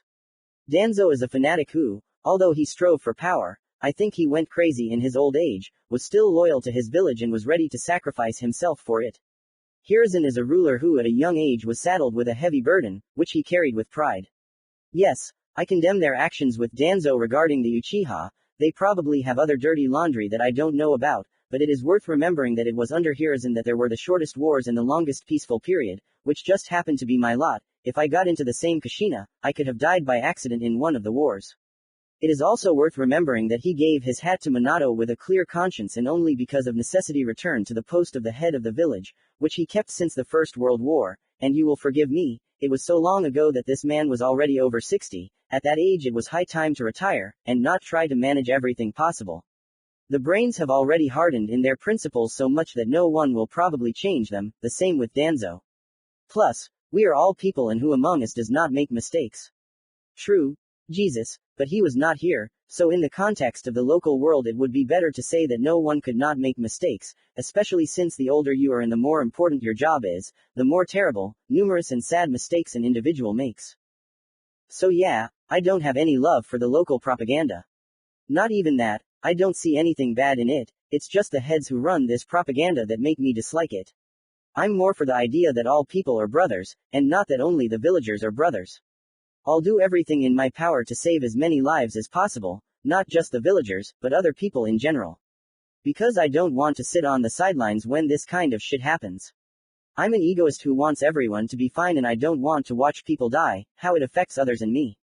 I don't want to and that's it. And if I can help Naruto with this, if my life can help him arrange the life of the local population on a more peaceful and kind level, then I'm ready to be eaten by him, or even merged with him. But I've gotten too deep into the topic of politics, morals and ethics. Perhaps it's worth returning to the topic of what Kurama and I are doing. The first thing we discovered is that yes, I do use chakra, but not mine, but Naruto's, albeit not 100% his. We ourselves haven't figured it out yet, but our theory is based on my transformation and absorption of me by Naruto, like, the fact that I physically have access to his chakra and chakra channels, because of which I can actually look at the outside world like Kurama, only my stay there is limited by that very reserve. Which, according to the fox's statements, is small, like that of a clanless child. Secondly, during one of the experiments we found out that when I look at the outside world, I force that very chakra to move along the channels. Since this is not the fox's chakra, it is in no way capable of harming Naruto, but in theory in this way we will be able to develop his channels so that they become stronger and he will improve his control. However, what I move is not the entire array of chakra, but only a small part of it, which is more like a tiny stream that barely penetrates the chakra channels. The third, which follows from the second. When I look at the outside world through Naruto's eyes, he is somehow able to perceive my thoughts, and I him. Kurama said that this is natural, because I put my yin component into chakra and thus am able to influence him with my thoughts. In the long term, this can allow me to transfer to Naruto my knowledge of his world and ideas from my world that he can use in his world, the same guns. I think that such weapons will definitely be useful in this world. Well, in this case, Naruto gains at least some strength, because while I pump chakra in his body, he becomes stronger, so he is no longer so helpless. Now we are testing the theory that just as Naruto influenced my body, I can influence Naruto's mind and body. As far as I remember, In the original I am almost the same height as Naruto, and if I can speed up his physical development, then he will not only become taller than his peers, but if I use all my knowledge of how to build a developed child's body, because indirectly I was trained as a physical education teacher, although I am a doctor and a programmer, in general I managed to pick up a lot at the university, then he will definitely become a more developed version of himself, and if I can pump up his control, with which he had huge problems in the canon and only training with Jiraiya corrected the situation, then in this case, having gone to study with his godfather Naruto will definitely be able to learn something else, for example the elements, or more personal techniques, the same seals, even if I will drip on his brain anyway, because Uzumaki and without seals. Also in such a case it will help to develop the body of the morning itself, for example by making his legs stronger and faster, which in our still insignificant state will be extremely important. The essence of our experiment was to feel my chakra in his body and try to feel the changes in his body. And what can I say? The experiment was partially successful. I learned that this baby has a changed stomach and intestines, which explains how he can calmly eat everything in huge portions. His stomach is about a third, or even half, larger than that of an ordinary person and goes straight to the intestines in such a way that I would not be surprised that the intestines are also able to fill with food, which will then be processed. This also explains the fact that Naruto drank and ate spoiled food and only sometimes he got sick from such things. I can say the same about the liver and a little heart with lungs, larger, more voluminous, more efficient, but nothing more. As for the rest, I did not understand yet, but I am trying to achieve it right now. Watching the muscles on the legs, as the most developed in me. No, that's not it, idiot. Kurama yelled once again when I flew out into our world again. How? I said, literally drowning in chakra water. I'm telling you, look deeper, deeper. He was furious. This piece of chakra, due to its different nature, simply does not understand how it is possible to teach a person who has never touched chakra, does not even have a theory on its use. And considering that only doctors know how to properly conduct such an examination, and all the foxes Jinchuriki in this field were, to put it mildly, had difficulties, in addition to problems with control, which is fraught for a medic, and also the chakra of the Jinchuriki, due to the fox's aggression, because it's like, his chakra is used to treat others. So here either forget about such things, or try to persuade Kurama to start producing positive, or at least neutral chakra. It's trivial to ask him to think about the only creature he loves when producing chakra, Rakuto, he is his father. And you come down here and explain to me on your fingers that the fur coat is not fully finished. I shout at him without malice. Over the years, our squabbles have become more friendly and playful. What did you say? He was indignant. That you're a lousy teacher, I said, finishing the required portion of water and lying down on my mountain.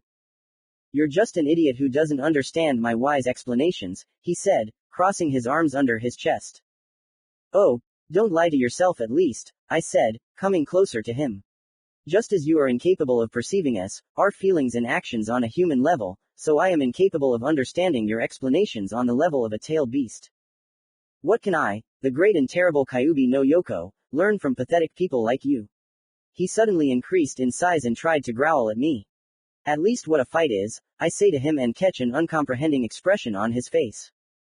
And why, for God's sake, should I understand how you hairless macaques fight? He asked, rather expecting my answer, because somehow it turned out that I had my own answer to each of his questions, and it seemed that he was interested in what I thought I could teach him. It's trivial. If from the very beginning of your existence you understood how to fight like a human, then your centuries-old experience would be passed on to your Jinchuriki, which is why they would have no equal. And why? I'll start with something sweet, I said, approaching the cage. Don't you think it's wonderful that it was your martial art, your knowledge and experience that you shared with literally a few representatives of humanity that made them invincible in this environment? Yes, you can say that your killing power is already the best weapon in the world, but tell that to Guy, who, if necessary, is capable of sending any of the Biju to reincarnation. Or the Raikage, who are just pumping up their carcasses to such an extent that they are able to defeat the Biju with their bare hands. You'll say, why the hell be a master in BB, if there are strong techniques that can kill the Biju? Hashirama is an example of this. But if you become a master in one direction, again BB, then you can focus on other directions, and notice, I only talked about mastery, no use of your chakra, but imagine what such masters could do with your strength. I would definitely be proud, because only thanks to the great and terrible Kyuubi was a monster created that was second to none. And secondly, if you could raise your Jinchuriki to such a level of mastery, then they themselves could then develop in other directions, which would make them even stronger, which would not allow them to die, like you, and I think that reincarnation is not an evening stroll for you. Let's say I understand your analogy, the fox said after listening to me. But we can't learn something like that from each other.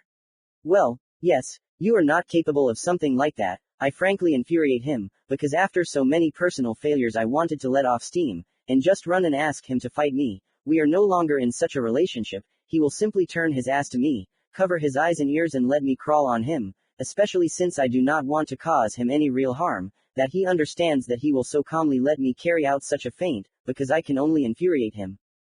What are you hinting at? He asked, squinting. Oh, I think I said something wrong. Oh well. Well, I'm sorry, I just wanted to say that you're not capable of taking the human form that I'm used to. After all, even the Biju aren't capable of controlling their chakra at that level, including you. I tried to apologize, but for some reason I only got him more worked up.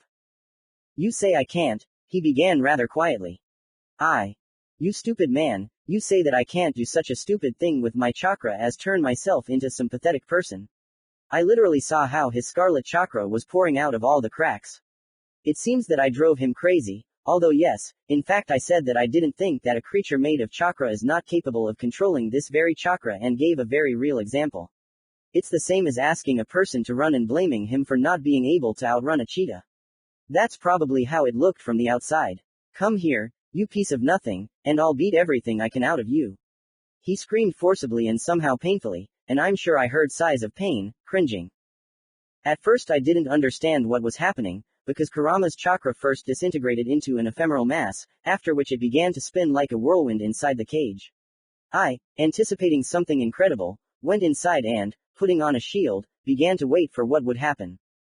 And what happened was that after a couple of minutes of abundant, multi-story swearing and rage, a furry appeared before my eyes. No, a furry appeared. A 2.5-meter fox with human limbs, shortened tails, which were really too small for that, even though they reached the floor, but compared to that magnificence, it was not serious, and Kurami's muzzle acquired a little more human features. I said I can't, puppy. He said with a triumphant smile. But he quickly soured seeing my expression. What's wrong with you? Oh yeah.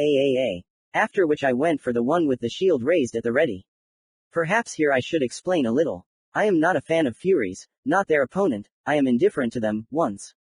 The reason for my reaction is a little different. Since childhood, I have loved TV series, comics, manga, about martial arts.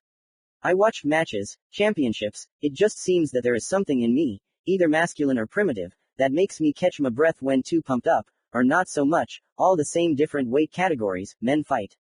And no, I am not a sadist at all, I feel bad when someone suffers, just like that. I am very worried about people who have received some kind of injuries and try to be gentle with them, because I myself understand what it is like.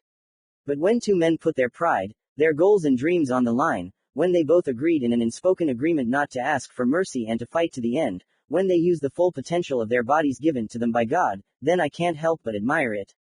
Honestly, if it weren't for the fact that I was born disabled and because of a simple, unfortunate fall I can become glued to a wheelchair, bringing great pain to my family, which I don't want even under the threat of death. Then I would have signed up for boxing, karate, judo or some other martial art with 100% probability. What's more, I even tried to do it. In our city, there was a karate club at the police station, which I wanted to sign up for since I was 12, but the firm refusal of my parents and great-grandfathers closed the opportunity for me to go there. But still, I somehow managed to do karate, secretly, for only a couple of weeks until the quarantine came, but I really did it and was happy to study with a group and a teacher. And imagine how excited I was when I realized what opportunities were opening up before me. Literally a childhood dream was coming true. So I couldn't behave any differently. I didn't even pay attention to the shield that suddenly lit up, which for reasons unknown to me began to spread across my hand, as if enveloping it. Before I could realize all this, I was already delivering a right hook to Kurama's torso. He twisted in surprise, and I continued the offensive. I hit him in the throat with my left, then I delivered a blow with the shield to the hand blocking the attack. Then I let Kurama's hand pass near my head, after which my hands immediately grabbed it and I leaned all my weight on the Biju's hand and knocked down his supporting leg with my feet, forcing him to fall.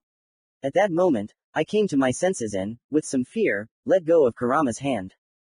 Sorry, it was unintentional, I just got too excited, wanted a real fight and went without. I didn't have time to finish my sentence when I got hit in the face. After which I see a light in front of me and find myself outside the cage. Warnings. The Biju looked at the hand on which my blood was. I liked your initiative, he said, shaking his hand, and I watched as blood came out of my nose, dripping into the water. I say to him, trying to come to my senses. You're the first one who made my nose bleed, I say, forcibly exhaling the rest of the blood. Did it hurt? The first thing I ask, remembering what a wild thing I did a minute earlier.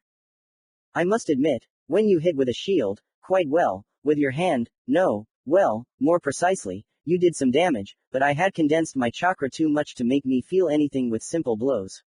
I relaxed a little, but also got upset. It's a pity, my first sparring partner in my life and I couldn't counter with anything. But that trick with the hand was very painful. If he hadn't come to his senses and let me go, I could have received more damage. And I foresee your question. In this form it was easier for me to adjust the chakra to human standards, that is, to create from chakra not just a clot of even denser chakra, as we did earlier, but to create a bone from chakra, ligaments from chakra and everything else. As a result this happened. In my opinion, a good result, considering that I finally got you, bastard. He said, pointing to the drops of blood. Do you want to continue? I ask him. It seems that we both need a shake-up now, otherwise we've had enough of squabbles and occasional catch-ups. Or what? Jump in. The fox yells at me, then gets into some kind of stance. I carefully approach, taking the pose that I understand best, the Philadelphia shell or Philly shell. The turn of the shoulder body brings the leading hand to the center, partially covering the head and torso, allowing you to effectively block and redirect the enemy's attacks. This pose allows you to extend the distance by transferring weight from one leg to the other. Deep twists in this pose allow you to maintain an effective pace of combat, and your hands do not interfere with your view and observation of attacks. I jump into the cage, already in a fighting stance. I try to get as close to Kurama as possible, in order to level out the half-meter difference in height. I deliver a series of jabs, but the fox simply blocks my attacks, not trying to dodge in any way.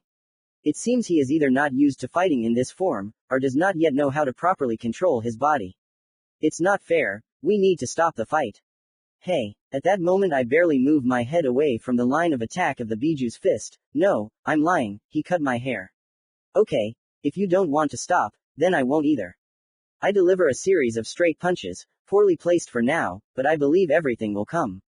But during my next punch I realize that Kurama is pushing my left hand away with his elbow. Almost making me fall. I've been waiting for this moment for so long. He shouted with obvious glee in his head. I step behind Kurama's arm, turn my foot to shift my body, and deliver a powerful overhand with my shield. I was waiting too, I say quickly, ducking under Kurama's arm and delivering a straight blow with my shield to his torso. This moment, I tell him, jumping back and getting up from my position. Commentary on Part 7. And LT, 0:0, and GT, hugs. By the way, here are links to my other works, I think you will find them interesting. Part 8. I lean my body back, from the fox's attempt to slash me with his claws. After which, at the same moment, I strike my red opponent in the shin. He just smirks. Well, okay, let's see what happens next. I let his attack over me pass and hit his elbow with my shield. After which I defend myself with my shield from the beast's knee strike and, using the momentum, jump back. Excellent, he said, licking his lips, and I put up a shield in front of this beast again, this time from a side kick. The fox continues to press, testing his new body, trying to understand its capabilities. I tried to block his attacks. Fortunately my shield was big enough for me to block his attacks, because at speed it was difficult. He was very fast and if it weren't for the shield, I would have been lying here dead long ago. Suddenly I see that he has disappeared from my field of vision, and his bloodlust is felt from somewhere to the side. I jump back and block, to which I receive a series of blows from the fox. I increase the shield to such a size that I am not visible, after which I quickly duck. The fox tries to go around me from the side, but my leg meets him, which knocks his leading leg down and makes him stagger. I increase the shield to help me get up, due to the traction, after which I deliver a flying kick to Kurama's jaw. After which I grab him with my hands, hitting the open back of his knee with my heel and forcing him to fall. After which I grab his neck in a lock and begin to strangle him. Fool, he says to me, grabbing my hands with his. I am a Biju, a creature made of chakra, yes, maybe a little rebuilt now, but that's not the point. I don't have internal organs like you, I can't be strangled. I already said before, I don't even need to breathe, so your move was the most stupid one. He was crucifying himself while I was trying to free myself from his grip. But when he finished his story, he lifted me into the air, after which he forcefully lowered me into the water, and only now did I realize that it wasn't he who was huge from the very beginning, it was just that he was standing on the water, and that's why he seemed much taller, but it turns out that he was only a head taller than me, which isn't so scary. I thought about all this when I hit the water. My whole body was burned, even though I tried to somehow correct my flight, but it turned out so and I hit the water with force. I thought that as usual I would find myself outside the cage. But what I did not expect was that I would see the triumphant muzzle of Kurama and how he opened his mouth in a predatory grin. Popalse. Very slowly, literally tasting each letter and syllable and enjoying it, he spoke, almost sticking his tongue out from pleasure. After all, his enemy, his victim who had been escaping from him for 4 years had finally been caught. At that moment I was scared, yes, perhaps that's how it could be described. I wasn't terrified, even though I was shocked by what was happening, but I quickly tried to pull myself together and started kicking the fox in the face with all my might, trying to aim for the eyes and nose. Rah-ya-ya-ya, he growled when I hit him in the eye with a precise kick of my toes.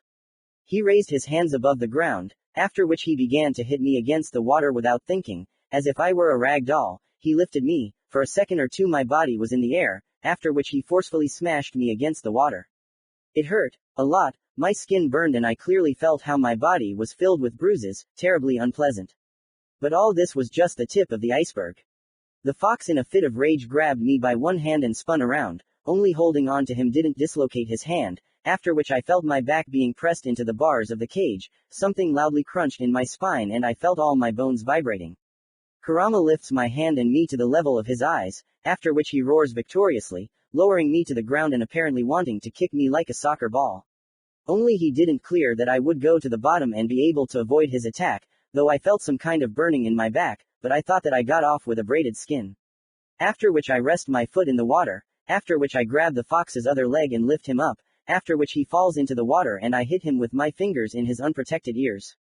After this, for some reason, the fox began to drown a little, and I continued to consolidate my success. The golden glow and the shield appear on my hand, I hit it with its sharp end in the throat of the beast, and then again and again.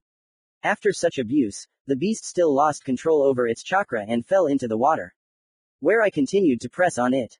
Thus, I managed to carry out a couple of successful blows, until the fox, with force, hit me in the side while I was delivering another blow. I fly into the water and try to somehow hold on there. Kurama rises, crumpled with a slightly swollen eye, but clearly heated by my antics. This time I continued to stand in a boxing pose and wait for his attack. The next few minutes could be imagined as a regular boxing match, except that I calmly hit below the torso, at the fox's legs, and also did not shy away from hitting and blocking with my shield. The fox tried to get me with both his hands and feet, but his attempts to hit with his feet met with quick resistance. He especially felt it when we attacked simultaneously and I pierced his leg with my shield. Probably the first time he experienced such damage. After that, he did not try to hit with his feet, concentrating on his hands. After which, at one lucky moment, he grabbed me by my hair and hit me in the face. It hurt like I was getting hit by a professional heavyweight boxer, but I wasn't bad either. I blocked his fist attacks with my shield, so Kurama even received knife wounds from the sharpened pieces of the shield. After that, I counterattacked and so on in a circle. This lasted until I had enough strength to raise the shield high enough to defend myself. After that, I received dozens of blows from the enraged Biju all over my body. I tried to block his attacks, but I could not raise my arms. Lord, why did I do all this? Why did I try to fight this beast alone? I tried to make my dream come true and here is the result. No, I'm not complaining, I just understand that I acted really stupidly. I should have escaped from the cage while I had the chance, when I went under the water, when I knocked Kurama over while he was recovering from the unexpected pain. I should have escaped. Escape and leave him alone again, make him feel again that he is alone, that he has no friends, only those who are afraid of him and who want to destroy him. Could I have done it? Probably not. Then I was in the midst of the battle, I wasn't thinking about anything, and now, remembering my mistakes, no, I wouldn't have done that. I would have just been smarter and instead of a simple fistfight I would have had a conversation where I would have discussed the rules, where we could have discussed everything, said when it was possible and necessary to stop, and not beat him indiscriminately. After that, you can call yourself a reasonable person. Father, You have seen my mistakes, you know that I will make many more and that I will not be able to bear them forever, so I ask, Dad, if I survive, give me the strength to endure these hardships, grant me the armor of righteousness, so that I can pass these trials with a pure soul. I pray, I ask. Let me survive this moment too. Suddenly I hear the fox's blow hit something, metal. What? I realize there is something on my head. The fox continues to hit me, but I don't feel them, at all. Moreover, it feels like the fox feels pain from his own attacks. The fox, in an attempt to get me, tried to hit me in the head, but I lowered it and heard him hit something iron again. Your tricks again, the fox asks me, letting go of my hand. I try to look at myself, but all I can see is gold and silver on my skin. The realization comes, I'm wearing armor. After that, I bend over and drink some water, my stomach aches pitifully from the fact that I'm filling it with water. By the way, it's surprising, even though I feel pain, but how can I put it, it's not even in the background, but in the third or fourth, as if I hadn't just been punched in the face, but a week or two ago. How do I look? I asked him, trying to examine myself. I was clad in armor, white and gold, a little bulky in appearance, but light, according to the figure, probably again there will be an effect like from a shield, like for me a feather, and for enemies a cobblestone. I laughed to myself at my own joke. I looked like a typical paladin, dressed in heavy armor of silvery white colors, consisting of many segments layered on top of each other, each of which is cut by a golden ratio, which creates very beautiful patterns, slightly large shoulder pads, which however did not interfere with either vision or movement, a metal collar that protects the neck. A kind of skirt made of the same metal protects the legs, and below the skirt there is snow-white fabric, which ends in the same golden lines.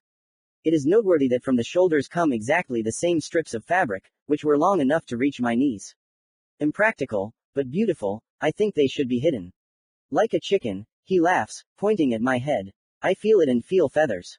I take off my helmet and realize that on my head there is a helmet similar to the Spartan helmet, that is, with empty, spacious eyes and a mouth, and in other places it literally protects the entire head.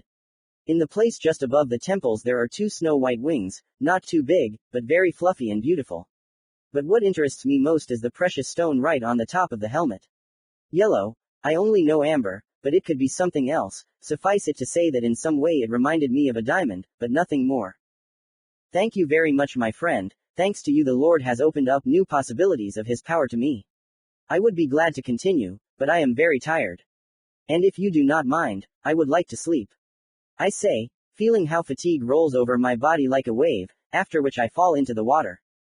I woke up feeling, to put it mildly, like crap. It was very painful, all over my body, only my legs were more or less okay, and my right hand, as it turned out, was the most intact part of my body. I felt myself on a hard surface and realized that I was on a mountain of lollipops. I opened my eyes and saw that I was not on my half. Whoosh! I sigh, sliding into the water, it was really hard, but very cool. I lost, not dry, but I lost, I was happy, my dream finally came true, I became a fighter, tried myself in a fight for the first time, got hit in the face and body for the first time, of course it is incredibly painful, it feels like your whole body is about to crumble to dust. However, I always knew what fights are associated with pain, so I got what I wanted.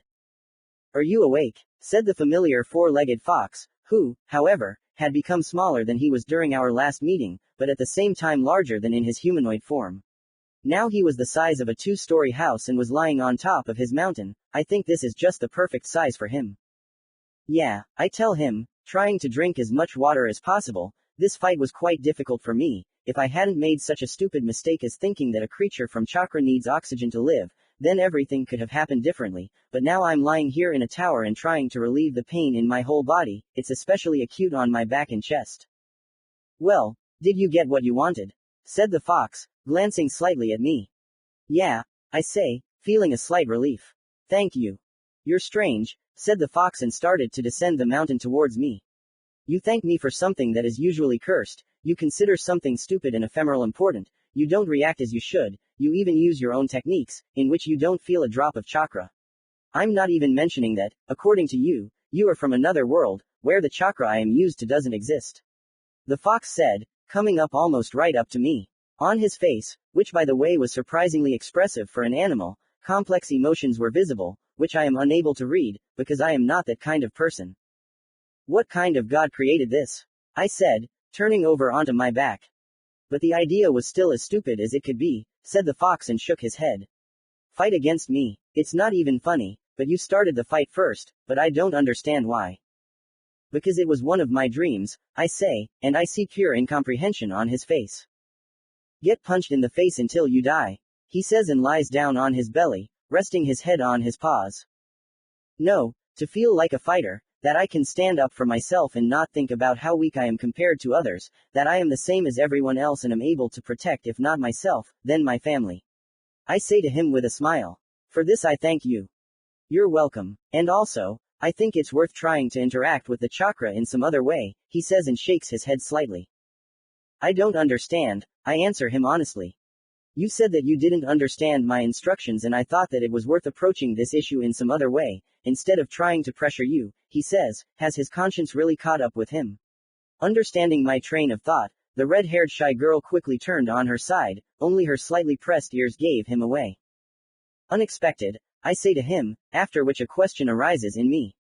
By the way, how long have I been lying here? Almost a week, he says, and if it weren't for the twitching tails, I would believe that he doesn't care.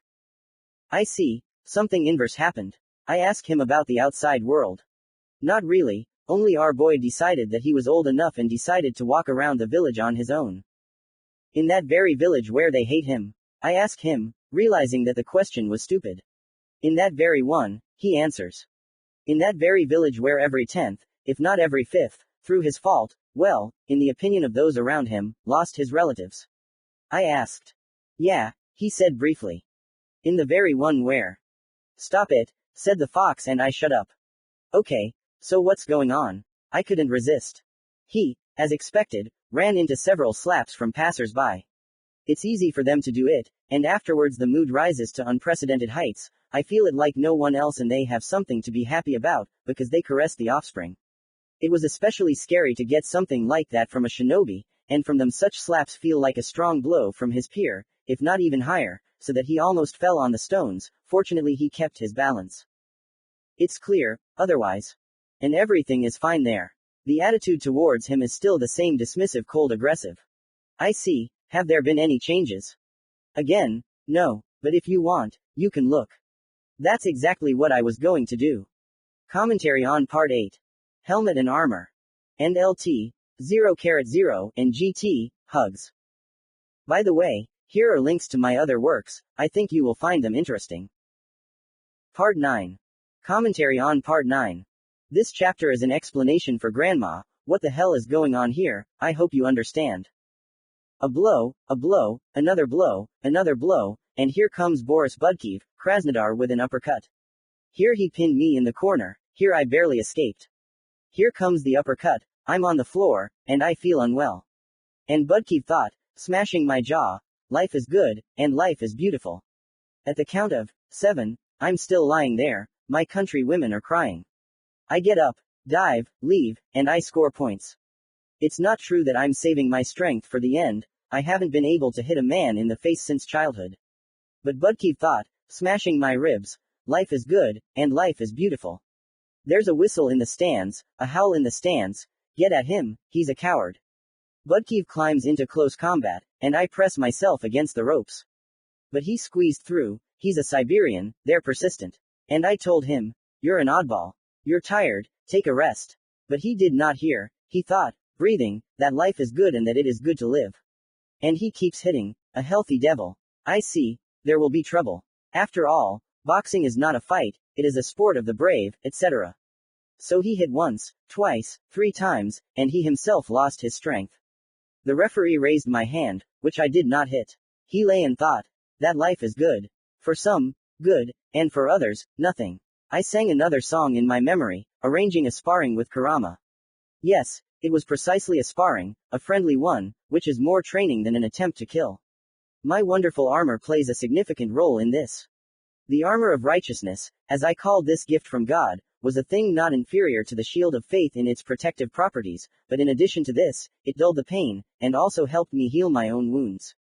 As it turned out, there was a very long cut on my back from Kurama's claw, which in normal situations would have healed for a month or even more, but here, less than a couple of weeks had passed and there was not even a scar left from the wound. This armor is a universal trainer, or rather, a waiting agent, which is generally barely noticeable, but it still complicates training a little. It is not completely weightless and somehow, just like the shield of faith, it reads the situation in which I am in. If during training I feel a weight of a couple of kilos at first, and now 10, then in battle it becomes completely weightless and I fully feel the progress. Suffice it to say that I no longer resembled a dried-up cyclist and muscles appeared in all parts of my body, and taking into account my new height, half a head taller than the one who arrived here, I looked very good. Funny song. The fox told me, kicking me in the head, which I successfully blocked, after which I grabbed it and pulled it towards me. He began to lose his balance, and I knocked him to the ground, after which I began to laugh.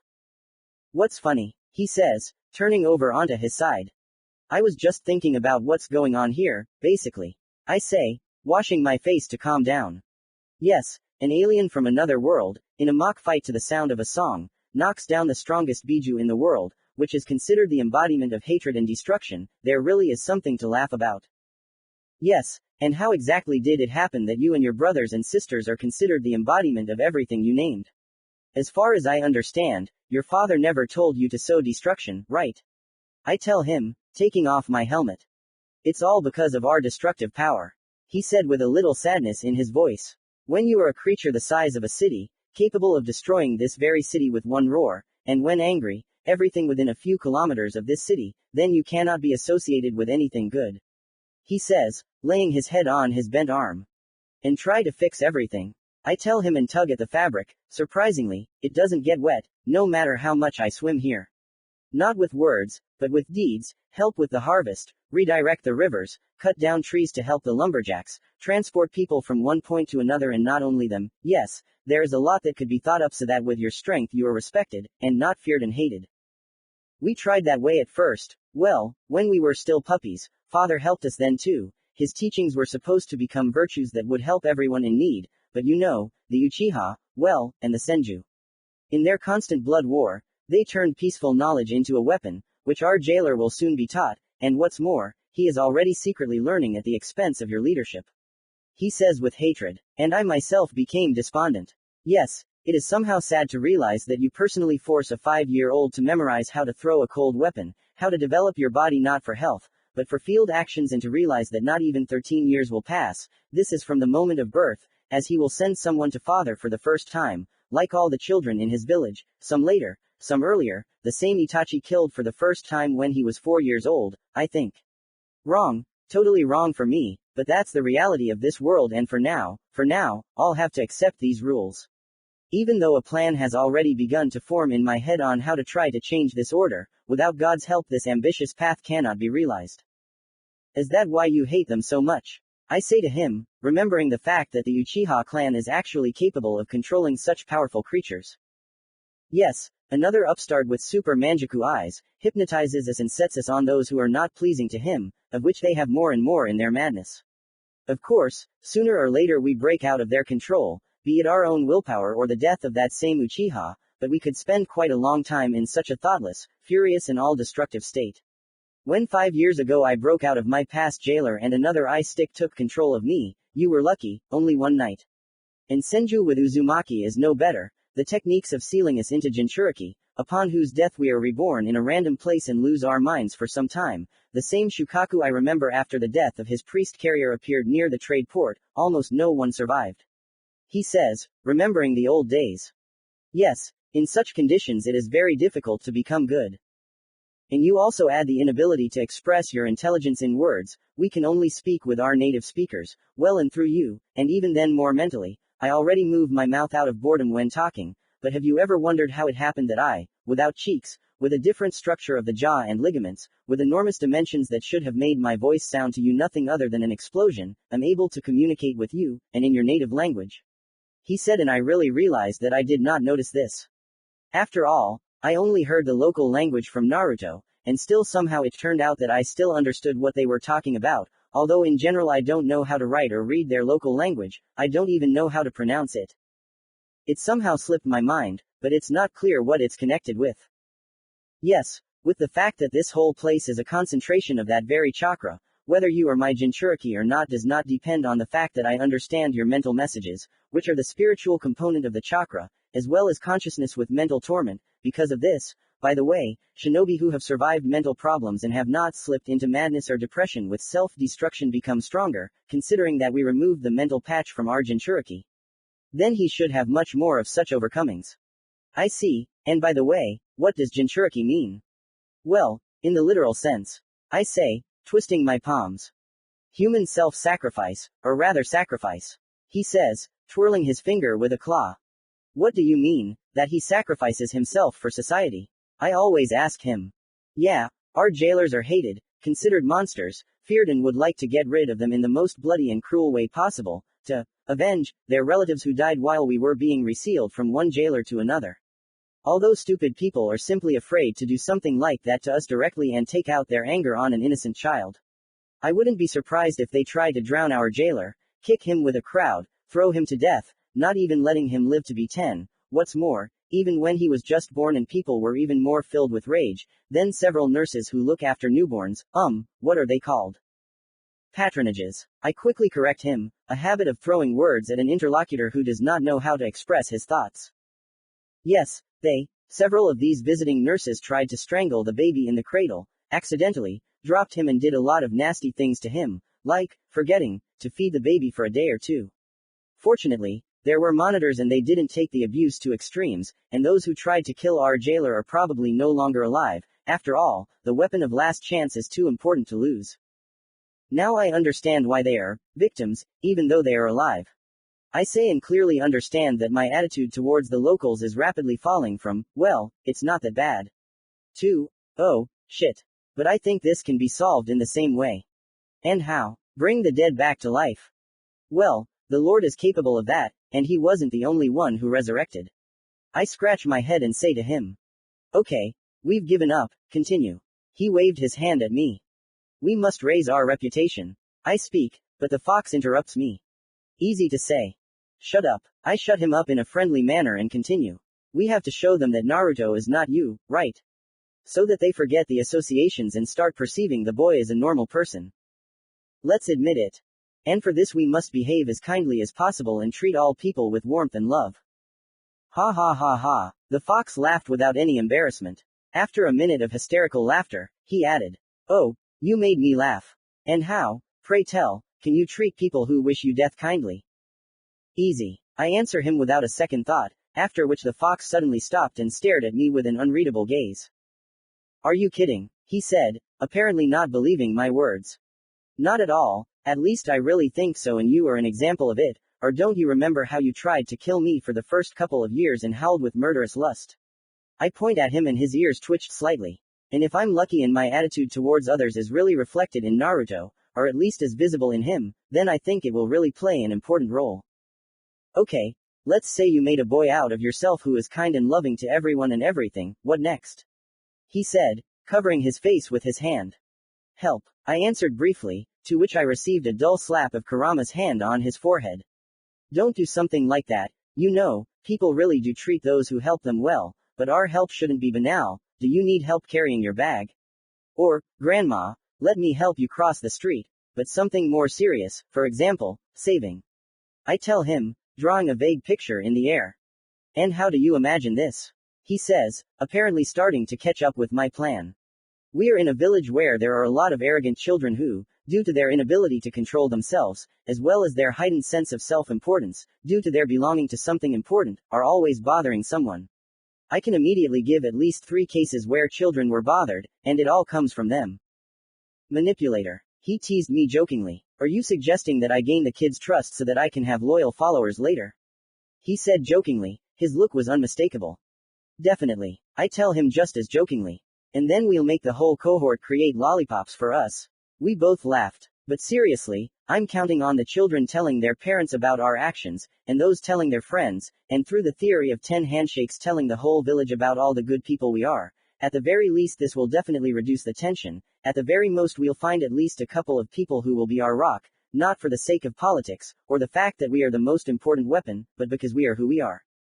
It sounds complicated, you can't do that even in a year. He said, calculating the possible scenario in his head. We'll manage in 2 then we'll show ourselves at the academy, we'll be friends with everyone we can, we'll save them from trouble and eventually we'll make friends and there won't be a feeling that everyone around us wants to kill us. There will definitely be a certain percentage that even something like that won't convince us, but they'll be a clear minority. That already sounds like a plan, he said and thought about it. Okay, I say to him, trying to change the subject. Let's change the subject and see what's going on with Naruto now. Nothing special, said Ku, closing his eyes. Another chunin telling the kids what chakra is, nothing interesting. Well, I'm curious, I said, drinking water in an instant.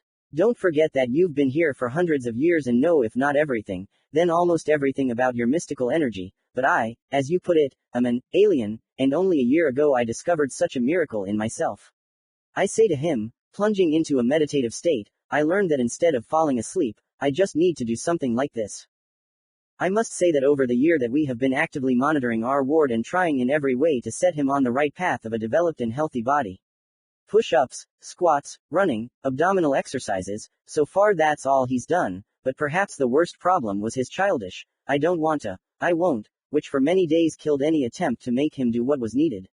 Only when one of the shinobi showed him the very exercises that the kid had been doing all this time, did he seem to see the light and stop shirking the training program. I can't help but note that our research with Kurama was successful. When we finally noticed that the boy was developing faster than his peers, it was noticeable not only in his legs, which were still quite ahead of the rest of his body in development, but also in his height. The boy, at 5 years old with a tail, was the same height as those who were a couple of years older than him, although literally a year ago he was even slightly shorter than his peers. The underfeeding is noticeable. The next and probably most important breakthrough was that I finally learned to talk to Naruto, using mental images and monosyllabic words. And of course I'm not bragging, but with each month I managed to stay in his consciousness longer and longer. So far my maximum is 7 minutes on one charge. If you don't try to talk to him, in other cases the time is reduced several times and I can maintain a constant mental flow for a maximum of half a minute, no more. Whether this is due to my personal increase in reserves, or I managed to better develop the channels of the boy himself, but all the same. The problem, as always, is in children's ignorance. Our constant training in his internal development made him not only larger than his peers, but also noticeably stronger. I pray that this does not grow into arrogance, because I can defeat my elders alone. How cool I am. God bless arrogance, there are children here. And Naruto himself is a baby. But what if while I am in him and pumping chakra, he flares up and accidentally kills someone out of ignorance? And what should I do in such a case? So far, my ceiling in such situations is to use mental messages and images to inform the other person what will happen if someone suddenly dies because of him. In these images, I tried to show not hatred for Naruto himself, as this will only make it worse, but how people cry over the corpse of an unfortunate child, including if Naruto himself is in his place. It always helped me when I was very angry with my family. After such thoughts all the evil emotions gave way to sadness, and that to love and, as a result, to happiness. I hope this is enough. Overall, as Kurama said, I didn't hear anything new or unexpected for myself.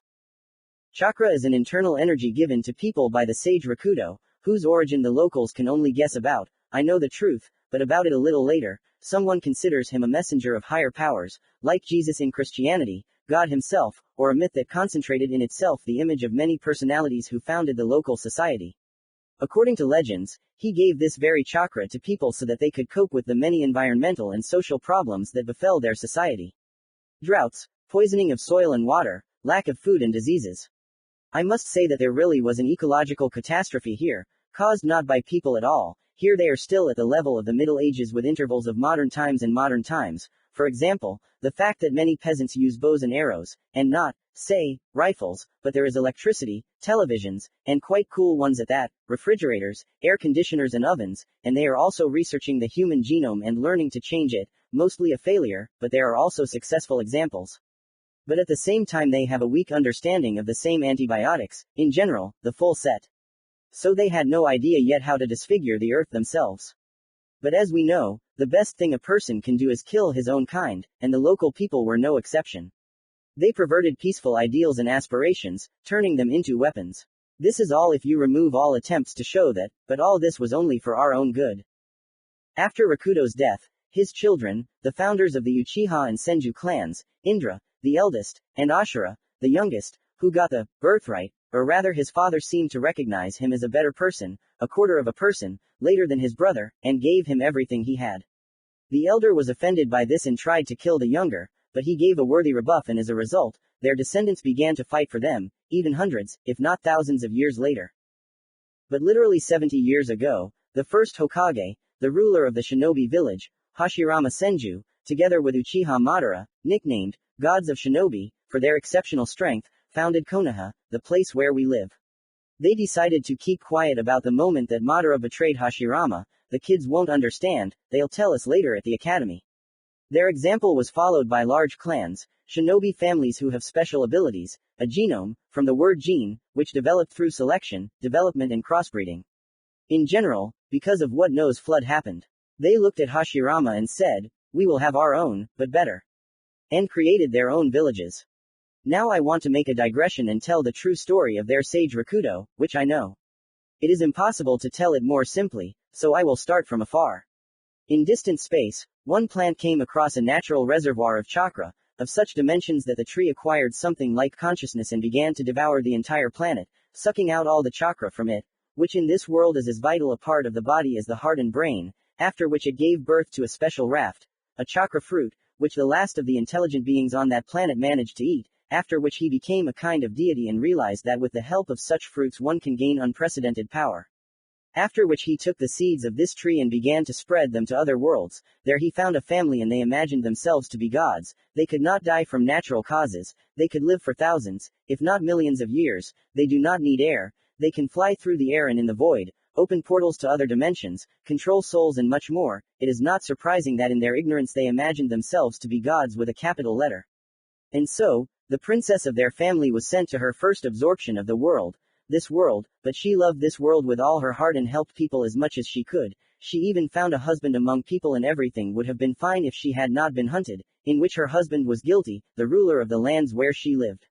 Having lost faith in human prudence, she decided to eat the fruit, become a deity for people and put an end to conflicts. But her consciousness was clouded by power and she became a tyrant who could kill anyone, anytime. She turned people into obedient vegetables, white zetsu. Anyone, except her sons. She managed to give birth to 2 children from her human husband, Hagoromo, who would become known as the sage Rakudo and Hamura, about him later. They learned what their mother did to ordinary people and their loved ones and rebelled against her. During a terrible fight, their mother turned into a monster known as the 10-tailed, which was sealed in Hagoromo, and their mother herself was sealed. Where do you think? In the celestial body they created, the moon. Yes, I was not exaggerating when I said that chakra is capable of everything here. After all, think about it, there was no satellite on this planet until 2 brothers decided to seal their mother. Well, maybe there was, but I don't know about it. And so, when they sealed their mother, the elder Hagoromo stayed on Earth to fix everything that his mother had done, taught people to use chakra so that they could help themselves, while Haruma went to guard his mother's seal on the moon, taking his wife and servants with him. And then everything was almost the same as they told. Rakudo tore the 10-tailed into 9 pieces, gave his powers to Ashura, and then the story as it is. We've talked about the origins, now about the present. As a result, between these great villages, although what the hell villages, there are cities, states with tens of thousands of people, and that's just the troops, not to mention civilians.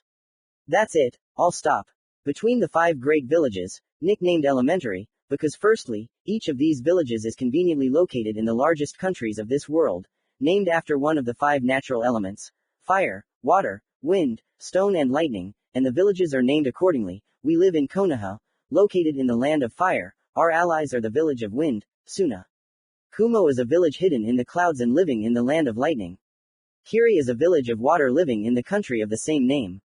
And finally, Iwa is a village hidden in stone and living in a country with the same name. There are a bunch of smaller villages, but they are not important, or rather important, but not as much as the large ones.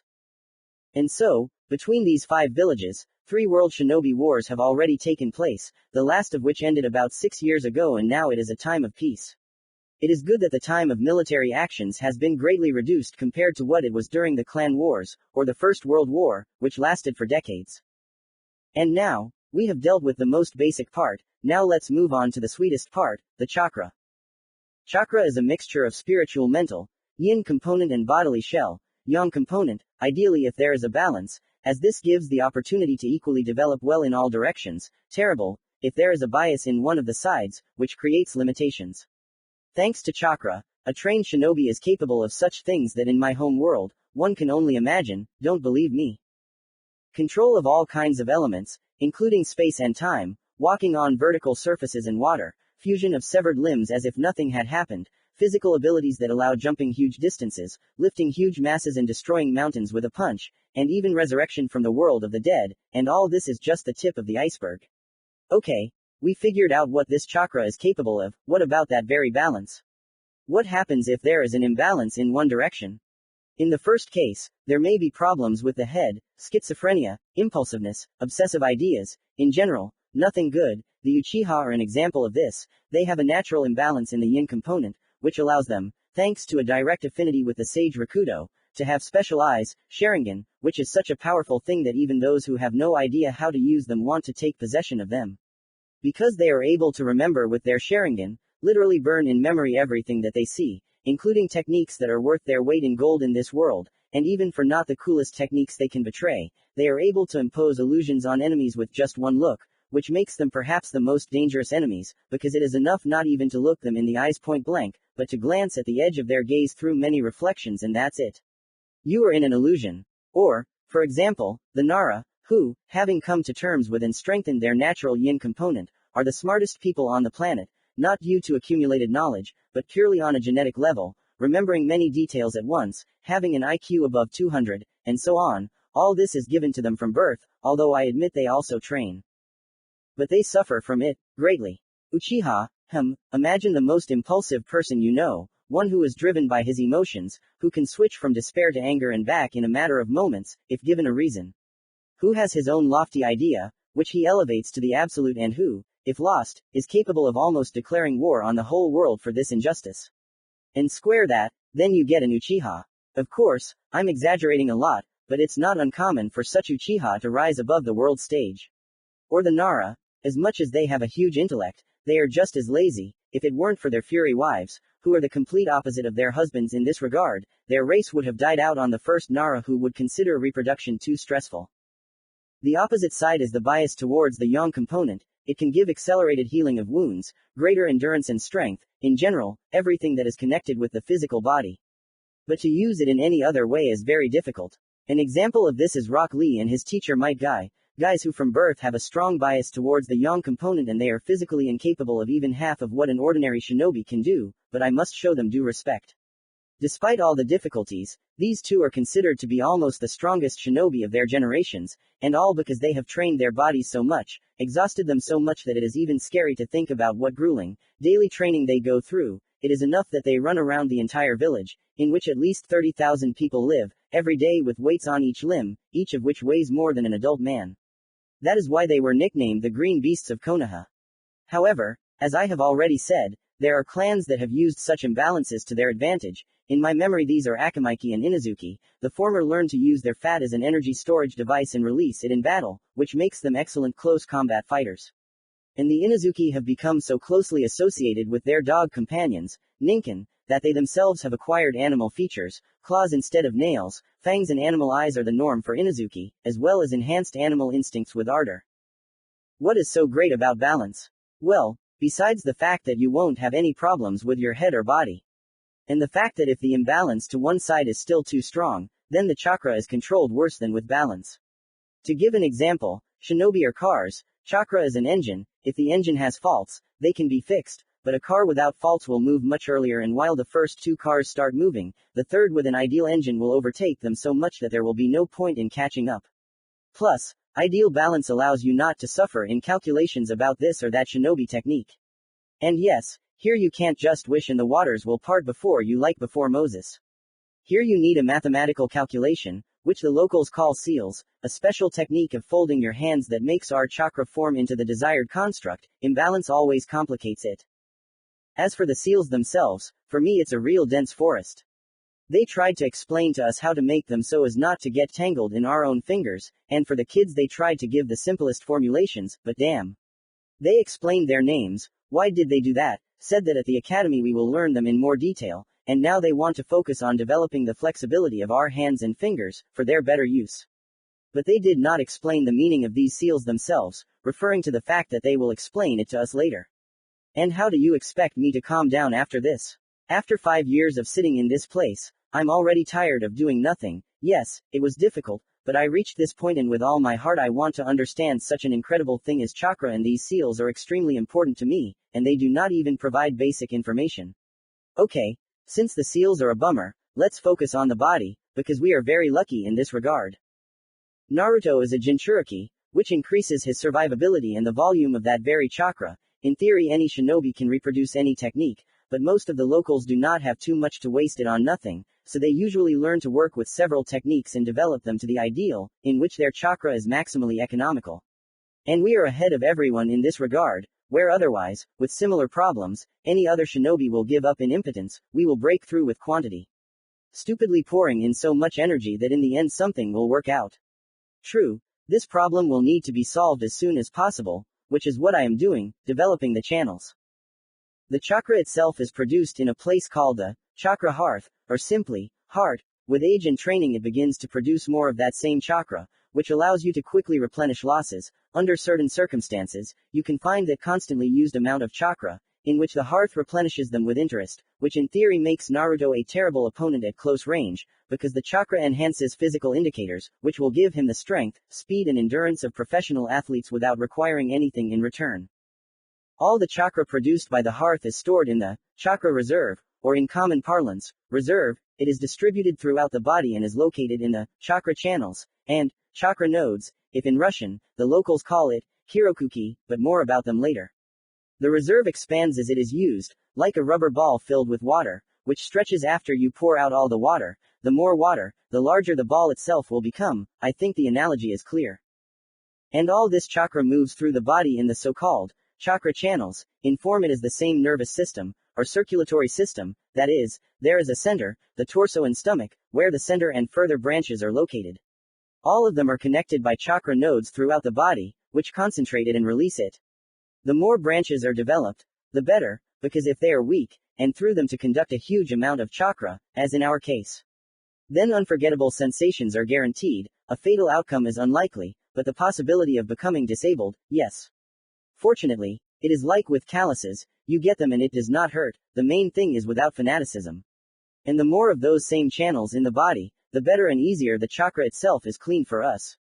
Like water through pipes. If there is only one pipe and it is thin, and water flows out of it under pressure in the volume of a water tower, then the conclusion is obvious. The pipe will burst from something like this. Yes, if this same pipe is strong enough, then it will hold out for some time, but if there are many more pressure outlets, then the result will be more smoky. So my task will be the initial strengthening of Naruto's chakra channels, after which it will be possible to move on to more complex techniques and other tasks. Now I was about to go back to the inner world, as Naruto and I feel a sharp pain in the back of our heads. Demon, one of the boys shouted. They had stones in their hands. You were told not to show up here. He yelled and threw a stone at Naruto and pulled out a menacing-looking kitchen knife. You stole a knife from the kitchen? Naruto asked, trying to think of what to do.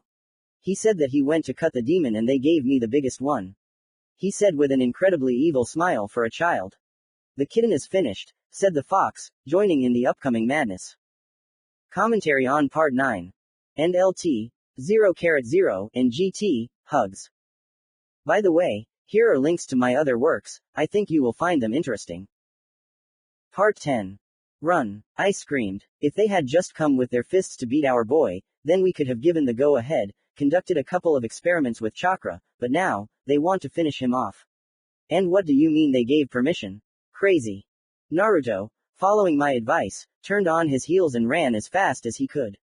He ran forward while I tried to come up with a plan for the best escape from this situation. It was a sad picture. I don't know the area. All this time that I was looking at the world through Naruto's eyes, I was trying to figure out how my chakra works, how it interacts with Naruto and many other things. Yes, I enjoyed the views, but again, I did not try to remember anything.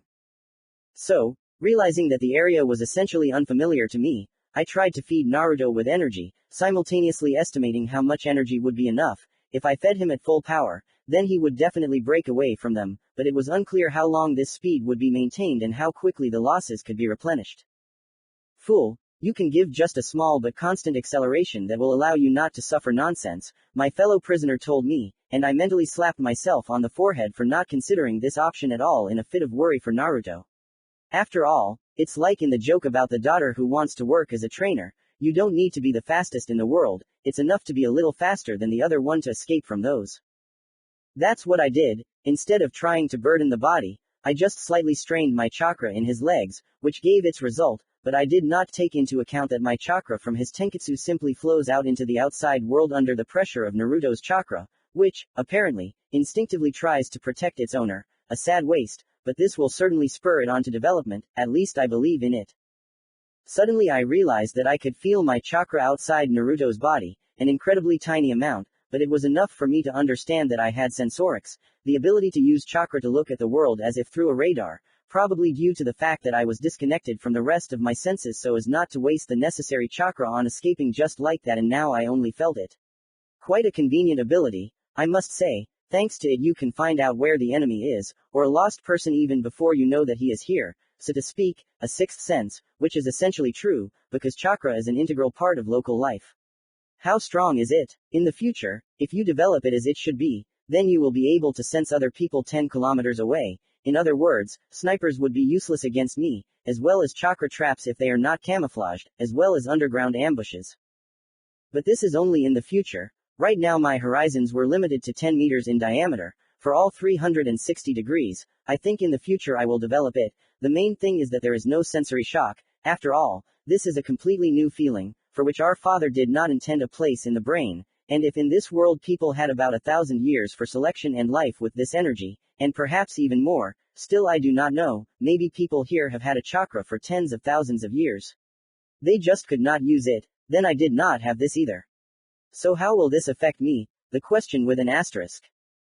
The sensorics itself was felt, strangely, again, you can't just find a wording for such a feeling, but the closest is to imagine that your body has become a ball, or rather a sphere, which you feel, but at the same time which is soft like water, no, like air, that is, they can enter and exit it without problems and you feel it, as if the chakra settles on those in a soft layer, which allows me to some extent even to feel their faces, clothes, their bodies and even their chakra, very similar to the radar of the superhero Daredevil in the film. Mainly only thanks to it I felt all this, because chakra, it is everywhere and even in a small child it is, albeit in an embryonic state. I'm afraid to imagine how others will be felt.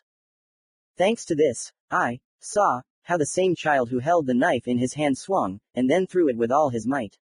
I quickly returned and shouted with all my might to Naruto to dive with a roll. I remembered too late that the boy probably didn't even know the meaning of this word, but to my surprise, he performed an almost perfect roll, which I not only saw with his eyes, but also felt with his body, as well as the boy's surprise that it worked at all. Not even that, Naruto was surprised that he did it at all. Mentally wrote down the question in my head. I saw a knife that flew over us and hit the ground, landing there, so that any knife player would applaud while standing. Naruto grabbed the knife on the run, but did not stop running. I sent him a message with the last of my strength to run into the forest. After which I felt myself waking up in the inner world again.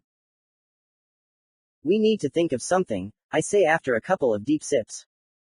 What's there to invent? Fox didn't understand. These boys lost the weapon that was pumping into our hands, and we managed to gain a decent distance. I don't think these cubs will pursue us.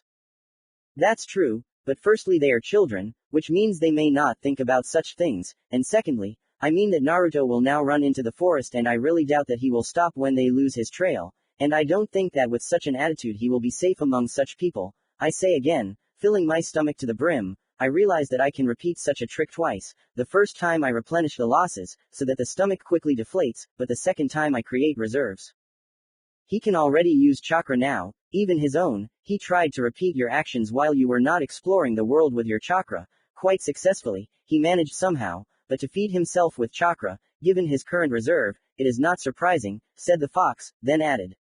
And also, take into account his developed body, which only gets stronger with age, and of course regeneration. I will heal his fractures in 3 days, and scratches and bruises even faster.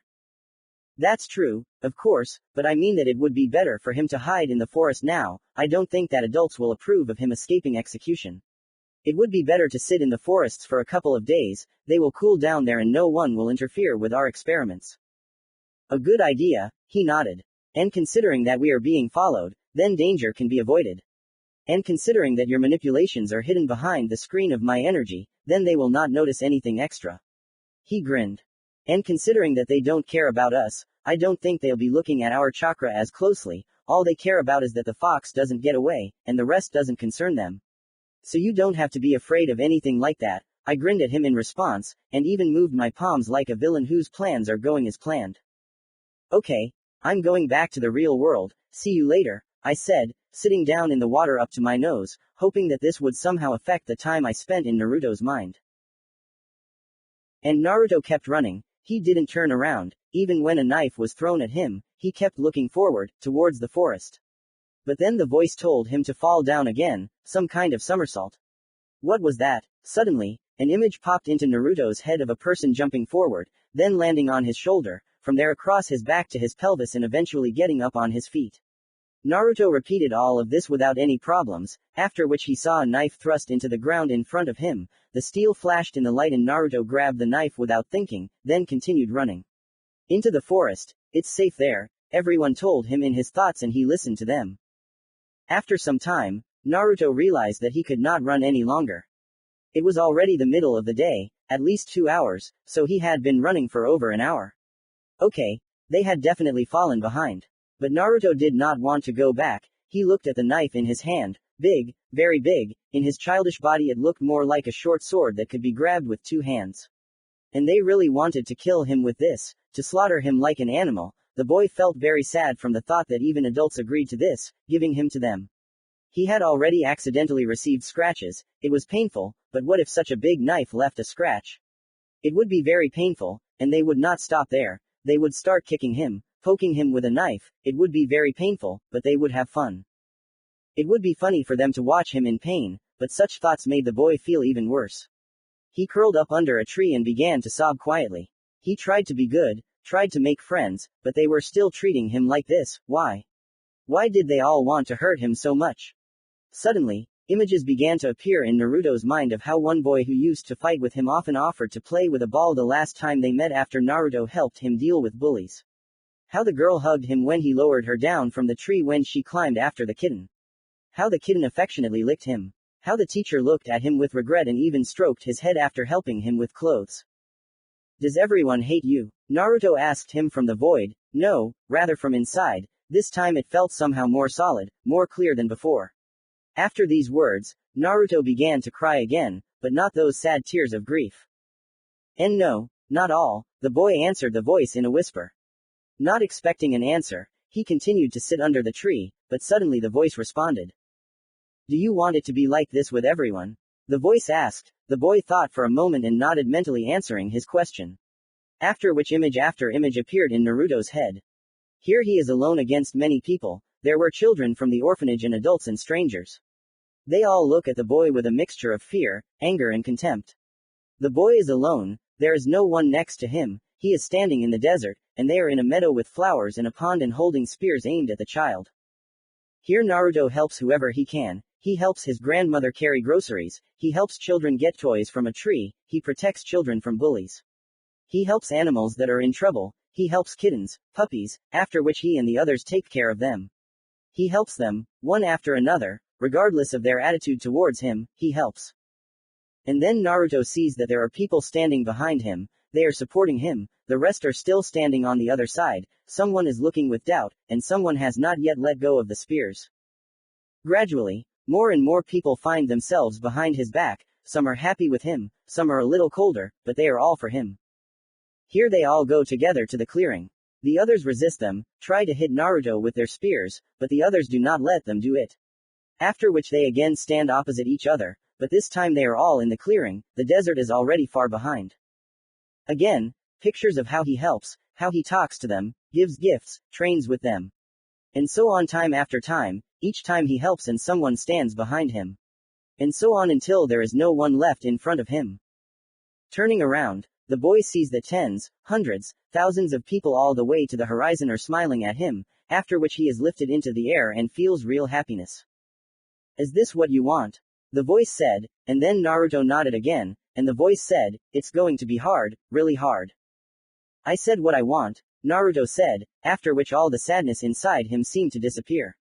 And instead, a fire seemed to be lit in his chest. I want to be loved. The boy shouted, after which he began to shout throughout the entire area.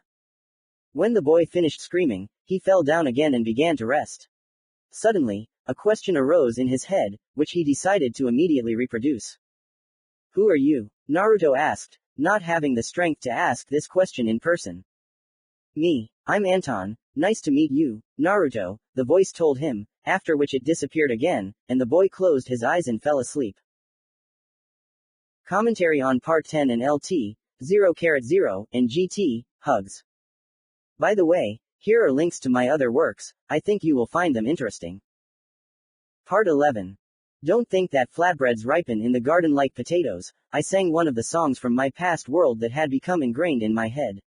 I'm ready to bet a nickel with anyone that it's not so, and it's definitely not normal to believe that samsa grows on palm trees. Okay, I'll lay my cards on the table. Flatbreads and samsa are prepared in a tandoor. I began to use my hands, performing an impromptu drum beat. Tandoor. Tandoor is a tandoor. Look, it's a tandoor. It's funny, of course, but why are you so happy? Fox understood my reaction. Isn't it clear? No, the fact that you got involved with our jailer once again is clear to me. It's even surprising that you haven't gone crazy, although I can't vouch for that, said the red troll, blocking my sharp kick into his mouth. You're getting faster, and your blows are stronger, but I don't feel any special differences in chakra. The fox thought for a moment, looking at his hand. On it there was a trace of my blow, not even a bruise, but at least something. Thank you. I just decided to try to recreate one technique from a book I read. In my reality, without chakra, it would hardly work, but in a world where thanks to this energy you can literally pull a meteor to the ground, even more than one, why not? I say to him, trying to stay on the water thanks to chakra, another ability of this energy. The point is to use chakra to increase the area of the body's pressure on the water, thereby staying on it, without falling into it. There is also a more advanced option, where chakra creates something like a super layer that does not allow me to fall under the water. The first option is more suitable for all sorts of incompetents like me, and the second is a more professional skill. The same principle, as I understood with walking on walls, just chakra at some atomic level grabs the atoms of the surface, as if digging deep needles into a tree, or into another surface, to which I hold on, if I give an analogy, not allowing me to fall. It was quite scary to start training on my own. Yes, I know that even if I completely fall into the water, I can just get up. The water here is only up to my chest, but here there was already a certain fear of screwing up with the chakra. After all, these are the students of the academy who are taught for at least 3 years to interact with chakra. I won't mention the clan ones, how to control it and so on, and even then they are taught these skills only by personal teachers in teams, which means this is not the level that someone ordinary from the academy can pull. But Lee assured me that I had already mastered the chakra enough to perform such a simple action, especially since my reserve had grown to a second-year academy student. I don't know how good an achievement that is for a 24-year-old, but it is what it is. So I continued training until I got something normal. I see, said the fox, creating a wave with a strong kick into the water, which in theory should have destroyed my control and made me fall. Only I successfully jumped up and, letting the water pass under me, regained control, although I still fell a little into the water, only up to my ankles, but I managed to get out. Half a year was not in vain. And what is the principle? The fox asked, when I, for a moment, without armor, took his blow. It was a bit painful, but this time we fought without fanaticism like last time, and this very technique protected me, so it did not feel too much. The idea is that when muscles are relaxed, they are less constrained than when they are tense, thus they move faster than usual, and the same thing is that when the body is strongly and simultaneously tense, it becomes denser, which increases the strength of the body, allowing you to hit with more force without fear of injury, and also temporarily increases the density of the body, which gives it greater penetrating power. It seems that one can contradict the other, but in practice, this is not entirely true. After many attempts I managed to combine these principles and get a technique that made even you, the Biju, admit its effectiveness. He explained to him the principle of this technique, honestly stolen from 2 characters from the worlds of martial arts, Hanma Baki and Tokita Oma. Did I say that I am a fan of this genre? Yes, I admit, I can't repeat the absurdity of their worlds. When a person accelerates from a standing start to the speed of Formula 1 and the ability to destroy rocks several times larger than himself with one blow, so I thought, but chakra removes the limiters familiar to the human body. I am a direct example of this. Well, I thought, why not? Yes, of course, I could try to borrow a lot from other works, but so far I don't have enough knowledge, because there's nowhere to get it from. We can't get into the academy even secretly. No matter how hard we try, there's nowhere to get teachers from. The order from my superiors doesn't even allow them to talk to me, and those who are still loyal to me can be counted on the fingers of one hand, and even those are probably loaded up to their ears.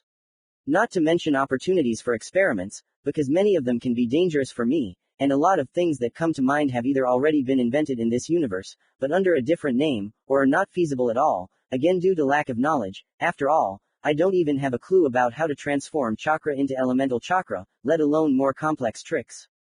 But the ability to strengthen your body sounds like a not very complicated, but effective idea. I see, so why are you fighting without armor? Testing my techniques, I must say that you are doing quite well. Before, from such a blow, you would have already grabbed the injured place, but here you are, standing, you haven't even lost control. The fox thought about my statements. Well, what else were you happy about? That Naruto is getting closer and closer to getting to us, I said, remembering how I tried to teach, honestly tried to hammer into his head, the method of meditation of this kid, not really understanding what it was, but fortunately I managed to find the right wording, so that even such an impenetrable, stubborn and fun-loving person as Naruto would devote at least 2 hours, and sometimes even 3, every day to meditation. It was difficult, but it seems to me that Naruto himself began to like this. No thoughts interfere, everything is calm, and also you look inside yourself, look for chakra and manipulate it, a cool feeling. It is our charlatans and fanatics who rub in about the usefulness of meditation, not even so that meditation allows you to open chakras, which do not exist in my world, unite with the world, enter the flow and other nonsense. Here it works, in fact, because here at least there is that very chakra. Even to some extent connecting with the world with the help of Sen chakra, a special chakra that the world itself produces, is a very powerful thing, but also dangerous. So here we can omit all my dislike for such practices, at least for practical purposes. And I need this for one single purpose, to free Minato, Naruto's father. In theory he could give our baby a lot. After all, the fourth Hokage, the ruler of this village, he should definitely have personal developments, in addition to the rasengan. Of course, I understand that it is difficult to create techniques from scratch, but at least there should be something. He will be able to teach the teleportation technique, the thunder god flight technique. It is also Horatian in common parlance, and also in addition to Minato there is his mother, Kushina Uzumaki, who could teach her son to work with a large volume of chakra, as well as release chains from chakra, which in my opinion would be ideal not only for holding biju. Both of them are masters in FUNN, a technique thanks to inscriptions to endow this or that thing with properties not inherent to it. For example, the ability to spatial storage, the ability to put up barriers, and this is only the tip of the iceberg. This is a very complex science. It is not enough to simply write ice on the water pipe so that it produces ice cubes instead of water. This is a whole science. I would even call it mathematics, where instead of numbers there are geometric shapes, figures, inscriptions, etc. As far as I remember, only one person from the entire village, from those currently alive, had a good command of them. So if they awaken those, Naruto will receive such a huge store of knowledge that would definitely be useful to him. And so his legacy will not disappear into oblivion with his death. So that you understand, this is literally a 1,000-year history of his ancestors, with a bunch of losses, happiness, dreams and faith in a bright future, and all this can simply sink into oblivion, all the accumulated work and hopes. I don't know about anyone else, but if I were Naruto, Sasuke, and Tsunade in the end, I would be tormented by a sense of guilt before my ancestors. I would do everything possible so that my clan is not forgotten, so that the names of my ancestors are not forgotten and live with us further. And what are these three doing? Okay. Naruto, he did not know for years that he was the prince of an almost dead clan, even taking into account that in Kanyuk there is literally a quarter, an area allocated for a certain group of people, called, pay attention, Uzumaki. Either Naruto was such a dunce that he did not put 2 and 2 together, or they hid this information from him, but it is unclear why. I can forgive him, Sasuke probably too. After all he is an Uchiha, with a higher idea, to finish off his own brother for killing the entire clan and family. He is obsessed with this idea, and the thought of how best to develop the clan is not very important to him. I can attribute this to his age. After all, teenagers are not the most thoughtful people, even if they are endowed with chakra, which accelerates mental maturation and increases intelligence. But I cannot forgive Tsunade, or rather I can, but that was said for the sake of a beautiful word. The last Senju, those with whom essentially the entire history of the shinobi world began, one of the first clans on this planet, literally the co-founders of Konoha, were crushed to one single woman, who is currently definitely drinking away her life somewhere in a lousy pub, where not even every drunkard will go, dragging her student to the bottom, not allowing her to develop, not even allowing her to start a personal life, forcing her to take care of her in a pig-like state, reflecting on the topic of her inability to save her relatives. About the fact that the work of a shinobi deprived her of all relatives, starting from her grandfather, Hashirama Senju, ending with the love of her life and younger brother. I can understand her choice. After all, she is essentially a forced military woman who did not even have the right to vote. She was sent on deadly missions where she saw, to put it mildly, a lot of bad things. I can sympathize with her. The death of loved ones can never have a good effect on a person's mental state, but I will never be able to understand people who want to forget themselves in alcohol, or rather I understand why, the desire to even just see them again in dreams, the desire to detach yourself from the world. To stop thinking about them, but for me this is just cowardice and weakness to be afraid to realize and accept reality and try to escape from it into the realm of dreams, where you can see them. I have lived my whole life in conditions that suggest that I will give up. My mother left, my father left, the allowance is worthless, I can't walk, my arms barely work and are like flippers. Everything came down to the fact that I will accept my worthlessness and fold my arms, allowing the world to swallow me up, to live on handouts from the state, without the opportunity to live like everyone else, to live in a wheelchair, afraid of any dangers in fear that this will happen. But you know, I don't give a damn about such things. I'm not a dead fish to go with the flow. No crutches, no strollers, I can't walk, I'll jump, I don't have a grip and can't hold things with my hand. I'll hold them with both hands, I'll have an operation on my hands to separate and straighten them. I don't have immunity from birth. I'll gain it throughout life, a congenital heart defect. It will be cured. I'm sure that my life experience and personal losses are much less than hers, but she is too mired in self-pity. Which I certainly cannot accept. Those who should be pitied are those who have not yet received your help, those whom you could have helped, but left them for yourself, and decades of binge drinking and degradation are in no way an act worthy of a creature calling herself a human being, the heir to a centuries-old history and the best doctor in this country, if not the world. But it seems I've gotten too far ahead of myself, and I've given free rein to my feelings. It's time to get back to the story. A whole year has passed since Naruto first heard me, and I must say that so far this has been the most enjoyable time I've had. Because I connected to him and lived again, felt food, coolness and warmth, the chirping of birds, in general, it was beautiful. All this time I was thinking about how to help a little boy who had only one knife survive in the forest. His physical abilities pleased me, and with the use of chakra he already had the strength of a 30-year-old man from my past world, but this was not enough to survive in the wild. Then I began to share with him all the knowledge I had about the wild nature, how to make fire, find and purify water, get food for myself, how to set simple traps, what you can eat, what you can't, how to make a weapon for self-defense and hunting, how to build a hut with a roof and a blanket with a mattress from plants. So we lived for more than a week in the woods. I must say, it was very, very difficult, in relation to animals, because I always loved animals and did not want to see them die, and even more so to kill them, and Naruto was a child, with the purest heart. Therefore, I had to either beat the caught fish with a stone with tears in my eyes, or skin the already killed rabbits with a knife. Both my eyes and Naruto's were wet, only the red muzzle was normal about such things. But I'm not such a selfish beast as to leave a child to kill animals on his own while I sit back and help with further advice on how to cook them, skin them, and dry the skins so that they can be used or sold later. I must happily report that Naruto and I have become friends, and over the past year we have become quite close. I think if it weren't for different parents I would call him my younger brother, because I worry about him no less than I worry about my own brothers in the past world, although, logically, he is not so much a brother to me as a son, surprisingly, but in the shinobi world, conceiving your first child at the age of 20-odd is the same as in my past at 40 or even 50, because the average age of a shinobi is 14 to 15 years old. All because of the high infant mortality rate, although in calm times this average age will definitely increase, but still, literally a couple of years ago was the end of the war, in which even 12-year-old children who had just graduated from the academy were sent to fight. Naruto and I became friends and he even began to communicate with us, at first out loud, but I quickly convinced him that it would be better to communicate mentally, because no one cancelled surveillance, although whispering and at home was still possible. After our life in the forest, we returned to the shelter, where we gave the headmistress the animal skins we had received as compensation. What compensation for? For the fact that we left the knife somewhere in the forest, not by chance of course, and they understood this, but they still accepted the unspoken conditions and allowed us to keep the knife. Relations with peers naturally went with a creak. Naruto publicly forgave the offender, offered him to be friends and told the whole shelter that he wanted and was ready to be friends with all of them. The effect of the hot speech was weak, but it was there. At least no one wanted to openly finish off Naruto now. They began to act more cunningly. Call people together, say that they want to play dodgeball, but since the ball has disappeared somewhere, they will use stones, because this will help us in our future profession of shinobi, so the teacher said. Small bastards. Although I must admit, Naruto managed to find a couple of friends after this. They did not want to talk to him with more than a few words, but this is better than ignoring, or even trying to beat him up.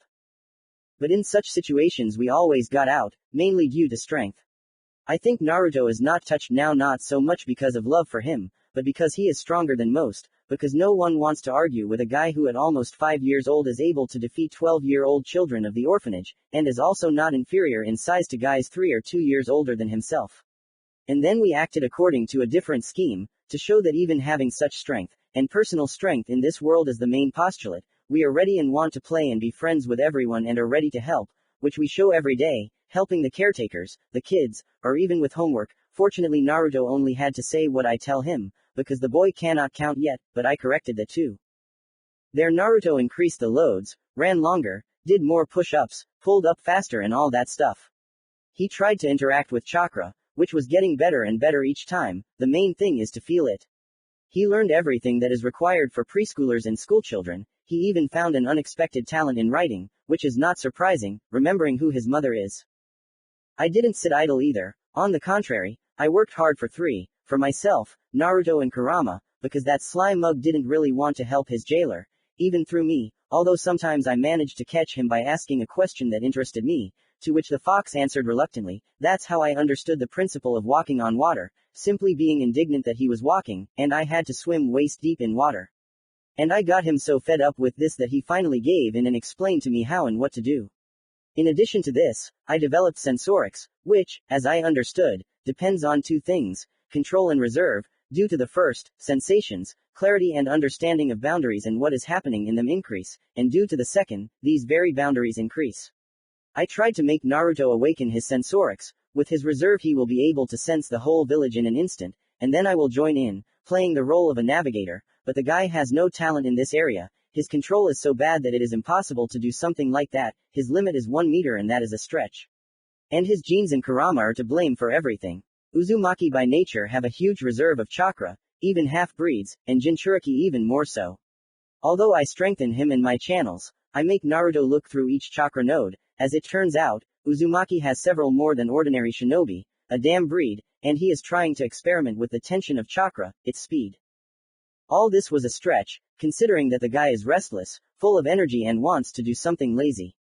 You can't even drag him to the library by the ears. I hope it will pass with age, but even with this method I managed to find something interesting, namely the fact that chakra is generally capable of strengthening the body, literally every part of the body, including the senses, so that the boy now, thanks to his chakra volume, which by the way is also actively developing due to constant use and constant tension, can boast of an excellent sense of smell, hearing and vision, no worse than that of a wild animal.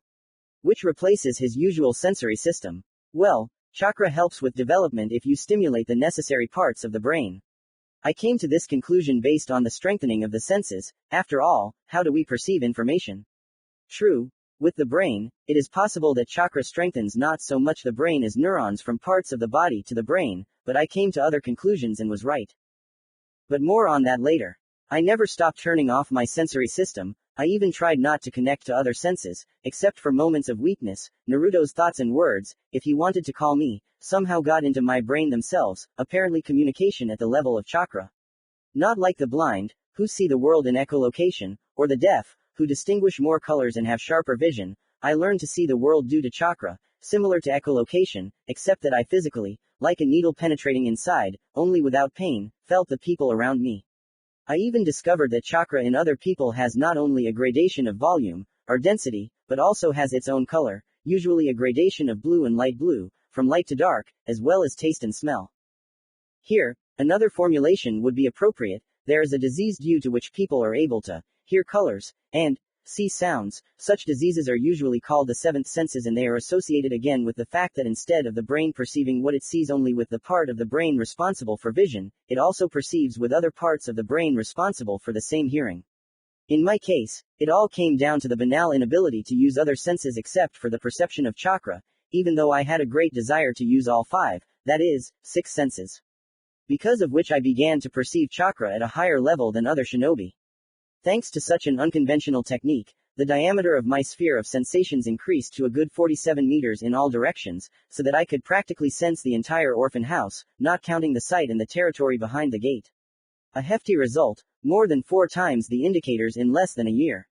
And all this despite the fact that my reserve, again according to Ku, does not exceed that of an academy student, and not even a graduate, but only in the middle of training. Yes, my control is not bad, but again, it is more responsible for sensations than for distance, so I asked myself a logical question. Why did the radius and diameter increase so much? The following came out. I discovered a third factor that affects sensorics, and this is sensitivity. I will explain. Control, as I already said, is responsible for the sensation of chakra, in space, clarity and so on, but I was wrong. If we compare, then it is like in a battle of psychics, you need to guess how many fingers a person has put out.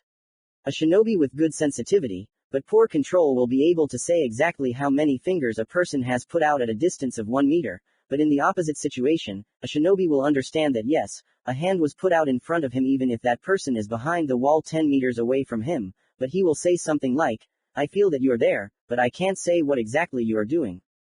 Sensitivity creates the very feedback between the chakra in space and its owner, which is necessary for the clarity of the picture. And my sensitivity has reached such a level that I am literally able to replace all my senses with just chakra. Something that I can't remember anyone else having. And why is that? Because chakra does not allow for congenital physical defects, it simply corrects all defects in the fetus, so it is literally impossible to meet a naturally blind or deaf-mute shinobi. That is why there is no clan of bats that replace sight, hearing and smell with chakra.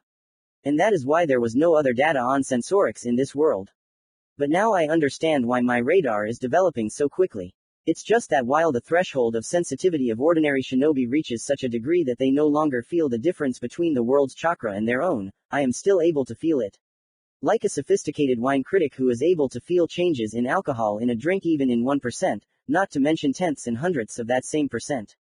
So I am able to separate my chakra from the chakra of the world, which also has its own taste and color. So now everything depends only on my reserve, where literally every drop will be felt throughout the entire sphere of sensitivity. But that's not all. This sphere is my passive ability, that is, no matter what I do, I can always feel this radius, even if I turn on all the senses that I have, but I found a new facet of my abilities.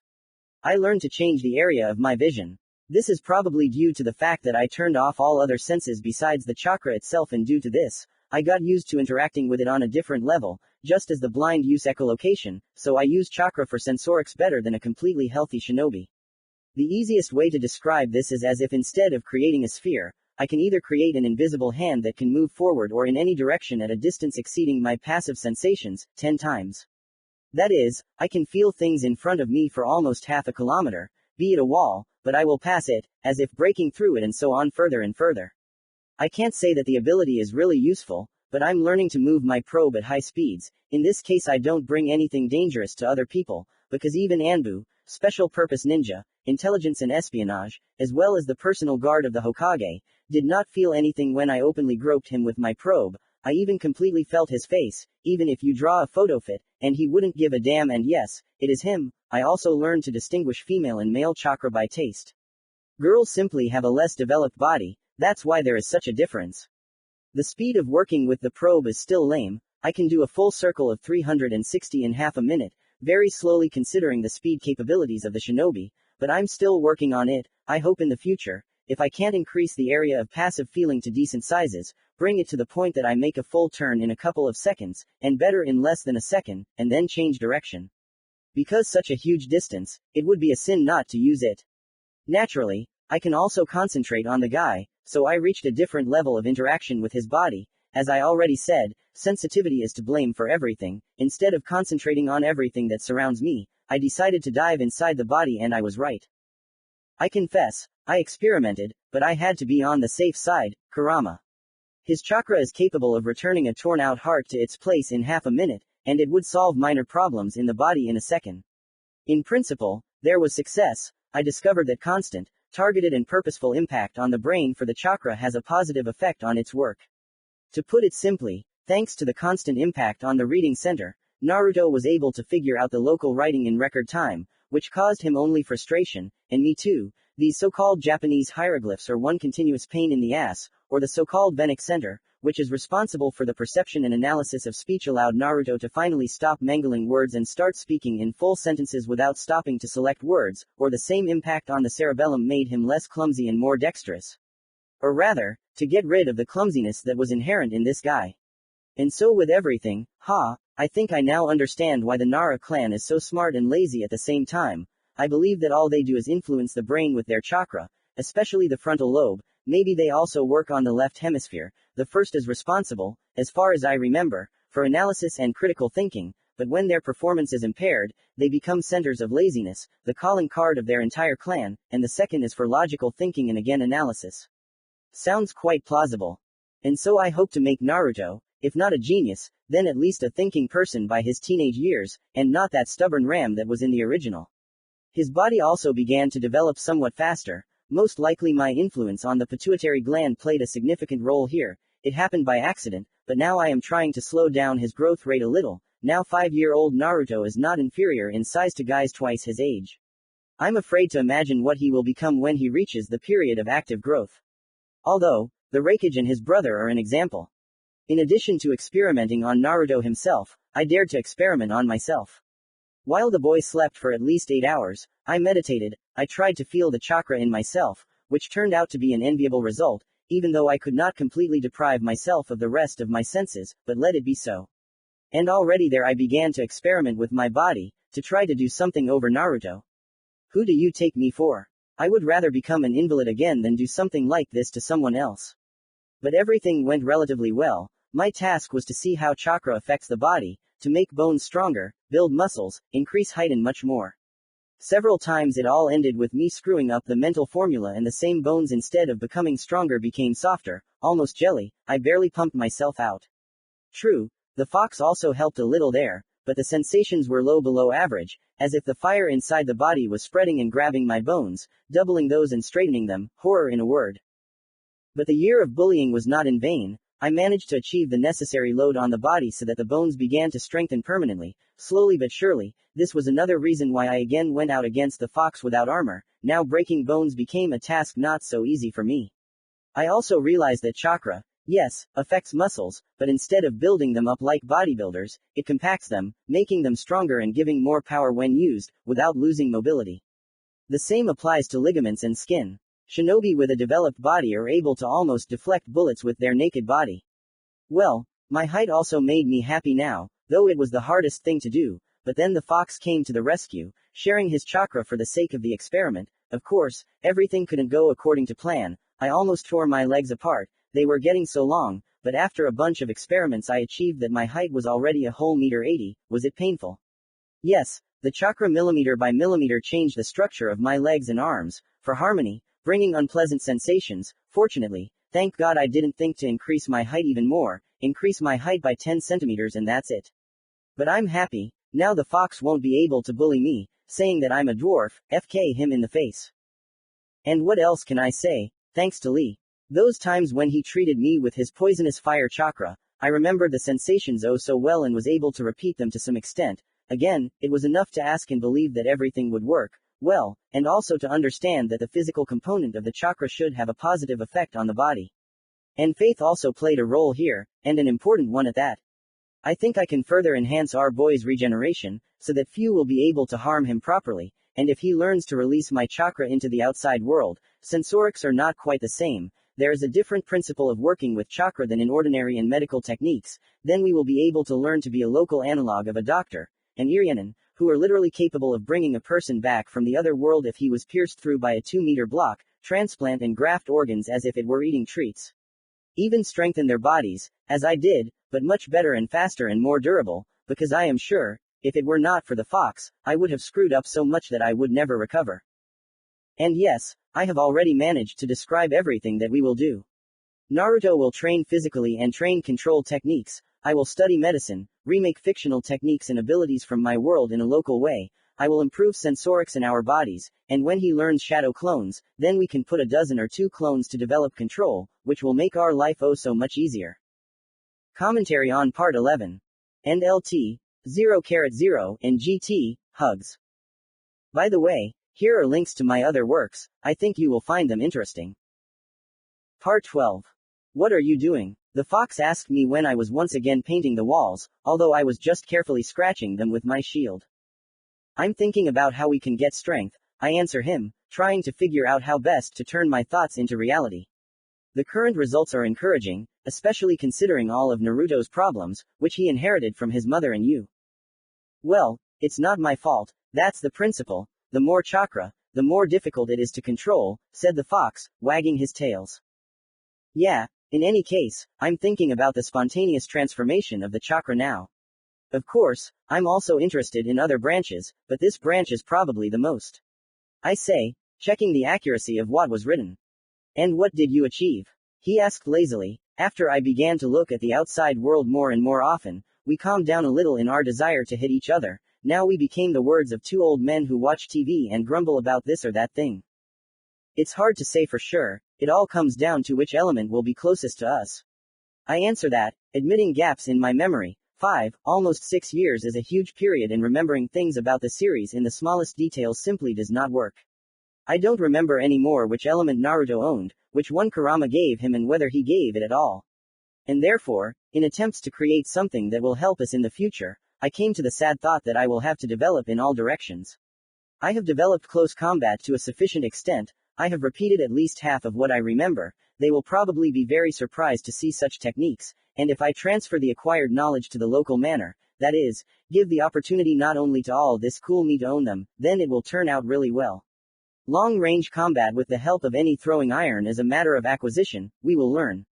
Genjutsu is a complex topic. The fact that Naruto will have resistance to them is clear as day, thanks to my chakra that circulates through his channels, but the question is whether I will be capable of something like this. After all, I can only guess how it really happens. With healing, everything turned out to be simpler, using basic knowledge about the physical component of chakra, but this area for me is a dense forest in which I even poorly understand the principles. I hope to be able to find out something like that from someone older. But nothing more. About the healing technique itself. In addition to accelerating the healing of wounds, and the crooked change of the body, I cannot achieve anything on my own. Here we need either test subjects, or at least a theory from the hospital, to which I will not be allowed within a cannon shot. Otherwise, all are just theories that cannot be accurately verified in this place. My sensory skills are growing by leaps and bounds, and I think this will be enough for the first time. After all, feeling the world in a sphere with a diameter of more than 70 meters is an achievement. That's clear. You've been droning on about how you can change the sensitivity of the sensor, how you can theoretically change the body, etc., but you wanted to talk about the elements. This mug asked me, and she was right. You are more right than ever, my friend. Lately I have been thinking only about the elements. One day we will have to develop them, and our early help in raising control for Naruto and the ability to control chakra at a slightly different level will have a very good effect in the future on the ability to implement these techniques in life, I say to him, continuing to draw calculation formulas on the wall. And where are these technicians? He asked me, looking at my mountain of notes. Where? In my head, I tapped my temple with all 5 fingers. An ordinary gesture with the appearance of ordinary fingers did not lose its old habits, because of which it began to look funnier. And what is your idea? He asked me while I was trying to calculate the approximate percentage of voltage on the chakra center in order to start developing it, but at the same time not to lose control. The conclusion was disappointing. The maximum I can make my center work more efficiently is 5 4/10%. Don't ask how I came to this number. It is more tied to sensations. I just managed to express them in mathematical language, after which I checked the received data with the new ones and in a circle a couple of dozen times. But Naruto with his volumes will have to make do with 1% at first. I'm lying, 0.9%, until the channels get stronger. Regeneration is regeneration, and being a maniac before training is still not worth it. You need to know when to stop. I came to this conclusion simply. I compared my volume and the boy's volume, who already at almost 6 years old, of course not without our participation, was 6 times larger than mine, and now, thanks to the constantly spurred hearth, I was reaching the level of a graduating class at the academy. that is, a novice genin, so his reserve should be at least as strong chunin. No, of course, you can turn on the afterburner and force your hearth to produce chakra using the Stakhanovite method, at a capacity of 100 and 200%, as if borrowing, but here it is worth remembering that chakra is still the same internal organ as all the others, and overloading organs never ends well. So patience and more patience. It depends on what element we're talking about or about them in general. I turned to him and began to go over in my head all my ideas and thoughts about the elemental chakra. You should get some sleep, otherwise you're speaking more and more incomprehensibly. A hint of concern flashed in the fox's voice. I'm fine with that. What is 4 days without sleep for a scientist, poet and student? I say jokingly to him, while clenching my jaws in a huge desire not to yawn. In any case, said the interlocutor. Let's start with the general idea. What did you come up with? Perhaps, I will start with the fact that it is necessary to understand how much the chakra depends on imagination, how best to use it in the conditions of imagination. After all, the mind is above matter. I'll help you here, otherwise you'll have to suffer with your theories, which will be one crazier than the other, said the fox, after which he sat down opposite me and began to explain. Chakra is really very connected with shinobi and living beings due to the power of the mind and imagination. After all, chakra is a mixture of physical and spiritual energy, so if you have good control over both body and mind, then you should control chakra much better. The first can be hammered if you control your body well, and the second, your mind. A clumsy, weak, but very smart shinobi will cope with control just as badly as a dumb, but strong shinobi. Naturally, there are exceptions everywhere, you can't do without them, but for the most part everything is as I said. Therefore, it is quite problematic to see stupid individuals among shinobi.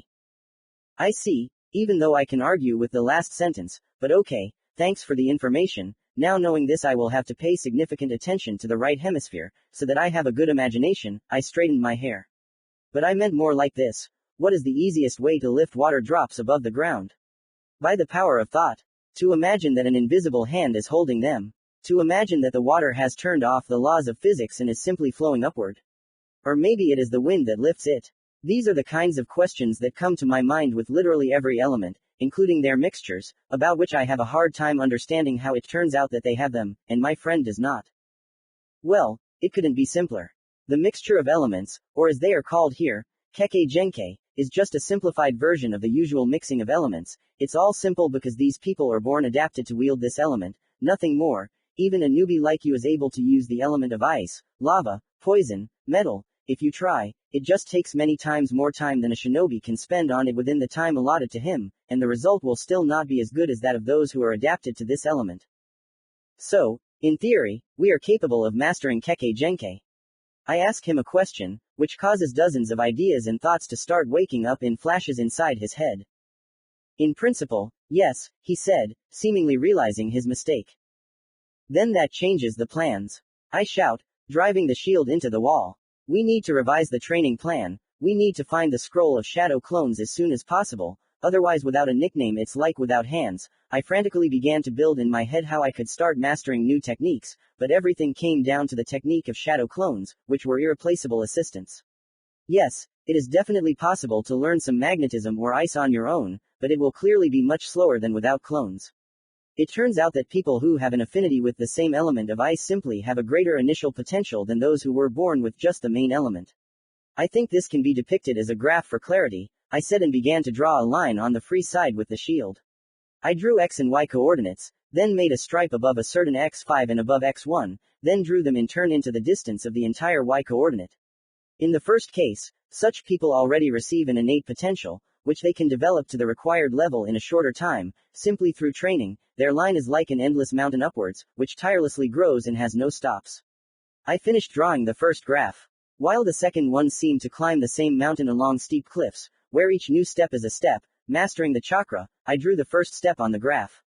Mastering the first element at the initial level, the second step, mastering it at a professional level, attempts to master the second element, mastering it to perfection. The next step is the thought, can I get ice if I already own water and wind?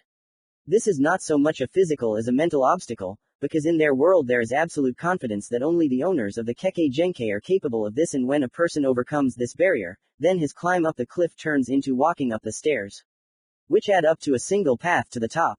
I finished drawing the graph, but unfortunately it didn't turn out too positive. By the time Shinobi B, who is going the hard way, goes through all the main stages, he won't be able to achieve the same result as Shinobi A. Of course, I could just draw the steps higher and make the result the highest degree of optimism, but I understand that such a result is unlikely. Yes, after years of training he will get on par with another shinobi, but the main reason why no one does such things. The only problem is time, said Kurama, the main difficulty of this path. As you already said, mastering such elements for any person who does not have a predisposition is climbing rocks where he can be thrown off at any moment. He will be lucky if he has mastered these two elements perfectly, only with a high degree of probability, instead of trying to break through the barrier of stereotypes, which will take a lot of stages until the moment when the shinobi begins to use the same ice relatively normally, can greatly exceed the time for learning another stakara, if not two. Start creating your own techniques, modifying old ones, studying a new branch of shinobi and much more. It's just that stereotypes are too deeply rooted here. If it were possible to clearly show them at least one element, or better yet two, without being a carrier of Kekkei Genkei yourself, then something like this would definitely be solved. You just need to conduct a couple of experiments. Calm down, you damn experimenter. The fox shouted and I calmed down. You haven't told me about the basic elements yet. Yes, exactly, thanks for reminding me. I nod to him and start talking. I'll start with the first element in this village, fire. Yeah, I can't even imagine what you could come up with your sick imagination. Don't interrupt, I shout at him, and then continue. I always considered this element too weak, narrowly specialized, monotonous, limited, think as you like. After all, how much can be invented with fire? From the banal emission of fire through the limbs and flight on jet thrust, to the ability to heat an object at a distance, or close by, because you don't always need to burn something, then you could forget about cold nights, just warm up a quilted jacket and that's it, sleep peacefully. And what is here? Here, all they know how to do is spit, like some kind of dragons. This needs to be quarrelsomely corrected. After all, we live in the land of fire. The main element for training is fire, so why should we be content with techniques created by our ancestors hundreds of years ago? An interesting thought, the fox noted. But what is jet thrust? And why should true fire not burn everything around you, but only heat something? Well, because that's essentially what shinobi do, they heat up the atoms of the air, which causes a chain reaction known to us as combustion. If this is an explanation, then I will ask for another explanation for the explanation. All living things consist of cells, these cells consist of certain substances, and these substances consist of atoms in a certain sequence of compounds of electrons and protons with neutrons, which are a kind of packed energy. As a result of certain reactions when heating oxygen and a bunch of other substances, a fire appears that produces excess energy known to us as flame and light. There is only one but. For such reactions you always need to take energy from somewhere. For combustion, for the reaction itself you don't have to bother much, it's enough to just quickly and often rub something against each other. In a normal situation, this is coal, gas, or any other element, but here the main role is played by chakra. It is the very source of energy that oxygen consumes for subsequent reactions. It is obvious that it was easier for the local shinobi to start the reaction inside themselves, that is, inside their lungs and stomach. Naturally there were fatal mistakes, but they were able to find the necessary boundary when the fire does not burn themselves at the same time, but fries the enemies, that be healthy. Okay, I think I get your point, but I want to make sure, so go on. Thank you, what was I talking about? That's right, shinobi heat up chakra. They make it reach the required temperature for the subsequent reaction, and the easiest way to do this is to heat it up inside their body. But isn't chakra always inside the shinobi? That is, it is always exposed to the body's temperature effects. So why do you think shinobi don't want to be in fire all the time? That's true, but you should always remember what we discussed a couple of minutes ago. Chakra obeys the thoughts and will of the carrier. In fact, any shinobi who wants to heat his chakra with all his will can do this, which implies various training with leaves, wet it, cut it, burn it, freeze it, squeeze it, without using improvised means. He can do this in the same way as, for example, speed up its current, or slow it down, or create techniques with one will that will not work without a dozen encodings with seals. Another thing is that what I told you here will probably not be known in another 30 years, if not 50, or even more, and even about these numbers I will be unsure. And now I'm not talking about spiritual practices, this has already been figured out here, but about the scientific reason for all the miracle of flame creation. Because very little is known about atoms here, if at all. And then the question arises, why not heat up the chakra in the same way outside the body? After all, Quite a lot here is also tied to mental limitations, and I think that breathing out fire is also easier from this point of view. I think it was easier for shinobi at first. I just heat everything up inside the body, and then they adopted the habits. Exactly. And so with everything, for example, if we imagine that water in techniques is not static, but is in motion as in nature, will this play a role? Still, even in a glass, the atoms of a water molecule never sit still, so trying to imagine non-crystallized water as completely stagnant is literally a contradiction to nature, which in my opinion also plays an important role. Simply put, you plan to organize training based on non-standard methods. Based on your atoms and their interaction with chakra. Sounds interesting, but it seems to me that you plan to create new techniques in this way, or am I wrong? Of course you're right, I didn't just mention jet engines for no reason. If anything, these are the things thanks to which in my past world people conquered space, shooting people in special rockets with fire. Your world is amazing. I can't even imagine someone conquering space without being Oakatsuki. And here you, the Chakralis, even penetrate other dimensions. Yeah, we humans are cool. I crossed my arms on my chest. Using jet engines, I plan to develop the idea of flight by means of thrust, but I don't know how best to do it, on 4 limbs, or on 2. In one version, mobility will be better, perhaps even the speed will be more stable, but in the second, if necessary, I will be able to fire off ready-made equipment, and anyway, in theory it will be possible to learn to fly, both in the first and in the second way. Cool idea, I've never seen anything like it, even the Uchihas with their affinity with fire didn't get to that point. You just don't always have to hit something and try to burn it. I said exposingly. I think I'm starting to understand your approach to traditional shinobi training. What training? Do as everyone else does, because that's how it should be. No, I admit that such methods could work in times of war, whether clan or village, when there is no time at all and as soon as you awaken your chakra you are sent to battle, even if you literally have milk on your lips yet, but definitely not now, when everything is relatively peaceful. Simply because you don't have the opportunity and time to think about how everything works, it is easier to bring the technique to automatism and survive due to this. As I understand it, you are not going to stick to something like this. I'll try, but everyone knows that the most interested and doubtful are either labeled as madmen or separatists. Okay, I'm already interested in what you thought about the other elements.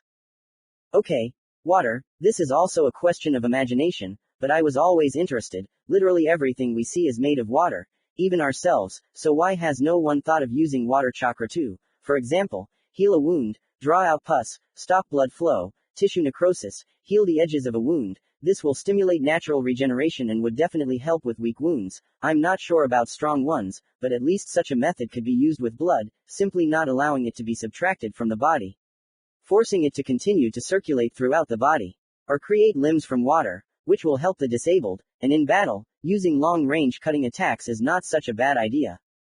Sounds quite tempting.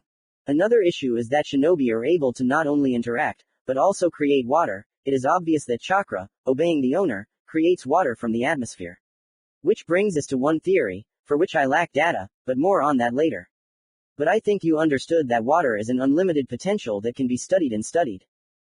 Excellent. Further on is land. This is where I am most confused. Solid structures with a strong atomic structure are easily cleaned by shinobi and are capable of both changing the landscape for tens of meters around and shooting multi-ton rock formations straight from the ground.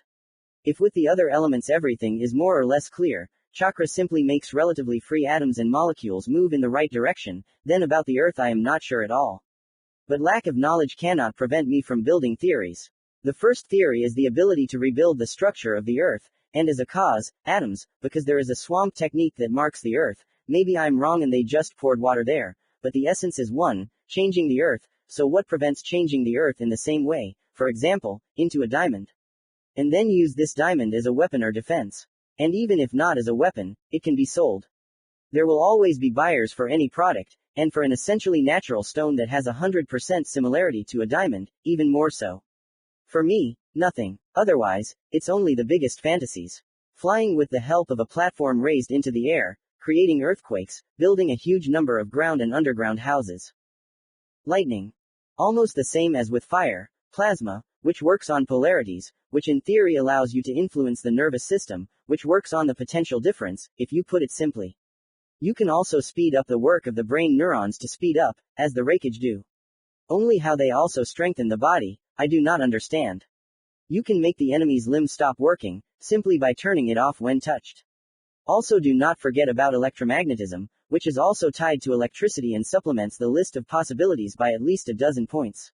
Such as invisibility, infrared vision and more, levitation, even reading thoughts, or emotions, as well as influencing them. The only question is how to get into this or that part of the brain.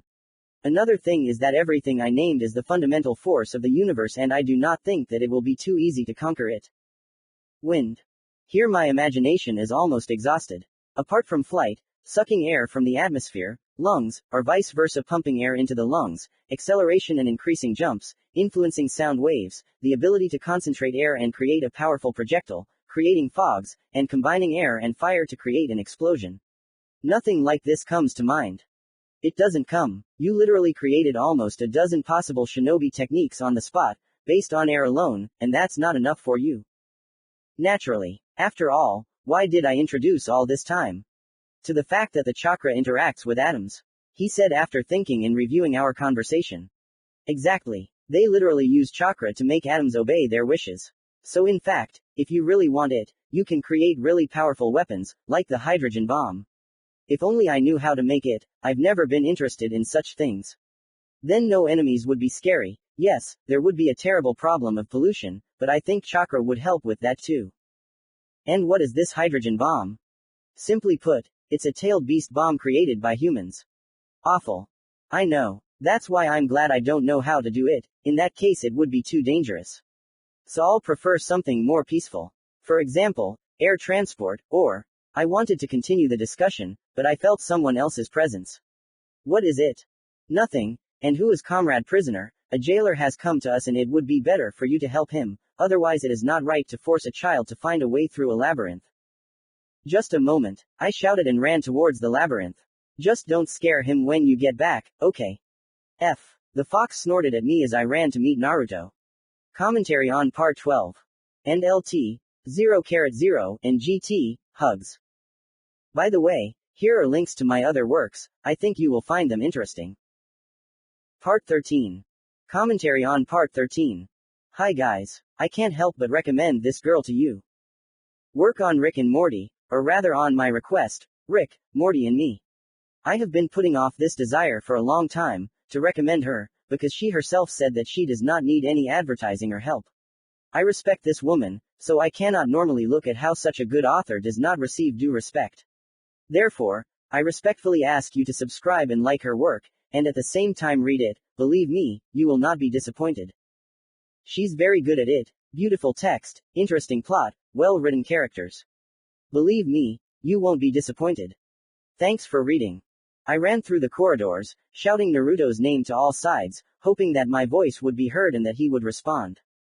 In fact, I didn't plan for Naruto to wander around these catacombs. I hoped that he would end up right next to our cage with Kirima, but the situation turned out to be different.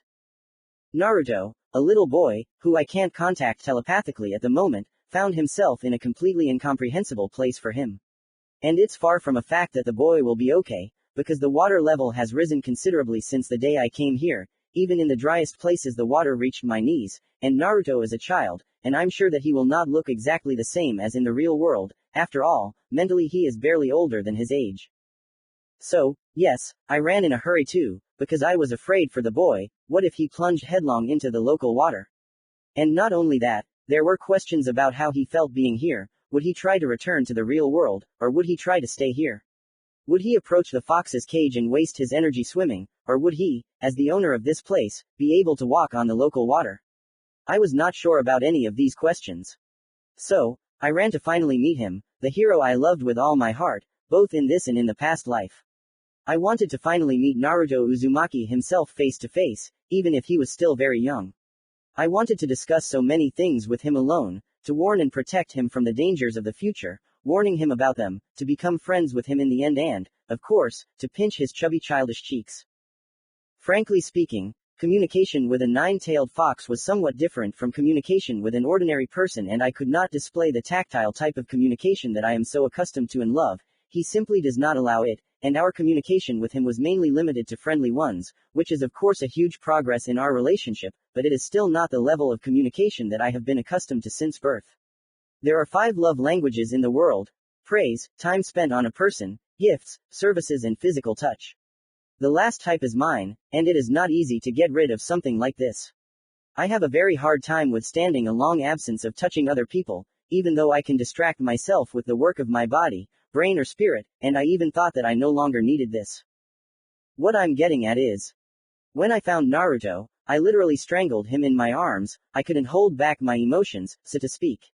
The boy was swimming in the water at that moment, probably because he doesn't even know yet that you can walk on water instead of drowning. After all, it's his world and he has more rights here, after all.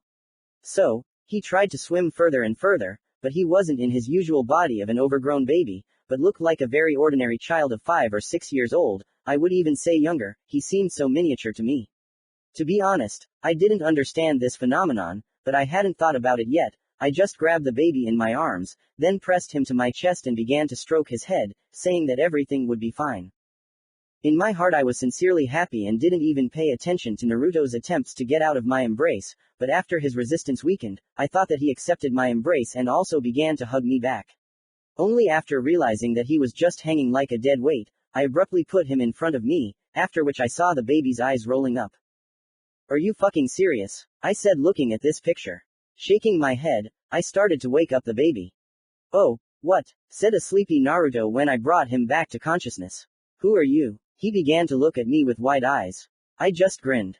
"It's too bad that you didn't recognize Naruto. It's me, Anton." I pointed at myself, after which I sat Naruto on my hand and began to move towards the cage. I hope the fox won't do anything like that. Anton Aniki. This blonde creature tried to say something, but he was very confused about something, and, yes, I look very similar to him. He will probably take me for some kind of hallucination, or something, but that's not the main thing. Naruto and name suffixes. Well, such a thing that Eastern peoples use to express their respect or the level of their relationship with other people. This is something new, so I didn't immediately understand the hesitant kid, but then I decided to support him. "You can talk. There is no one here who would judge you or offend you." I said almost the whole truth, but I still don't know how Kurama will treat his jailer. Who is this adorable little one? Well, just look at this miracle. A boy of about 6 years old at most, with bright blue eyes and a head of wheat-colored, unruly and disheveled hair, in a light t-shirt a few sizes too big for growth, which was completely hidden by shorts, and the lack of shoes in his wet appearance create a picture of an orphan abandoned in the rain. How can your heart not ache from this? Add to all this the confused but happy look of a small kitten, who is snuggling up to you in an attempt to warm up. That's how it was with me. I just wanted to warm the little boy, wrap him in a thick and warm blanket and make him some warm soup with tea and a bun. My state of mind of universal tenderness, love and care already made me rather weak in relation to children, but after his subsequent question I was simply knocked out and almost got dizzy from excitement. "Are you my dad?" I almost screamed. Yes, at the question, said by such a little boy in such a way, but I knew I couldn't do that no matter how much I wanted to take on the responsibility of caring for this little boy. It wouldn't be right for Naruto himself, nor for his late parents, who had saved thousands, if not tens of thousands of lives at the cost of their own lives. "Sorry, but I'm not your father, but you can call me brother," I said with a big smile, to which I received a smile that was no less wide and beamed with happiness and a sense of universal justice. "Brother, little brother, brother," Naruto shouted, who at the same time was actively and very tightly hugging me and with tears in his eyes repeated the same thing as we walked to the central room. "Anton is my brother. Do you love me, brother?" "Of course I do, Naruto. How can I not love such a younger brother?" I played along with the boy in his happy fit from the realization that he had a family, although I couldn't prove it to anyone, but what difference did it make? In such a pleasant atmosphere we arrived to our neighbor, Kurama, who was waiting for us in all his glory, having become so big that at our first meeting he seemed premature. Now he could only move his head in the cage, so huge and frightening he became. "It seems the worst-case scenario has happened."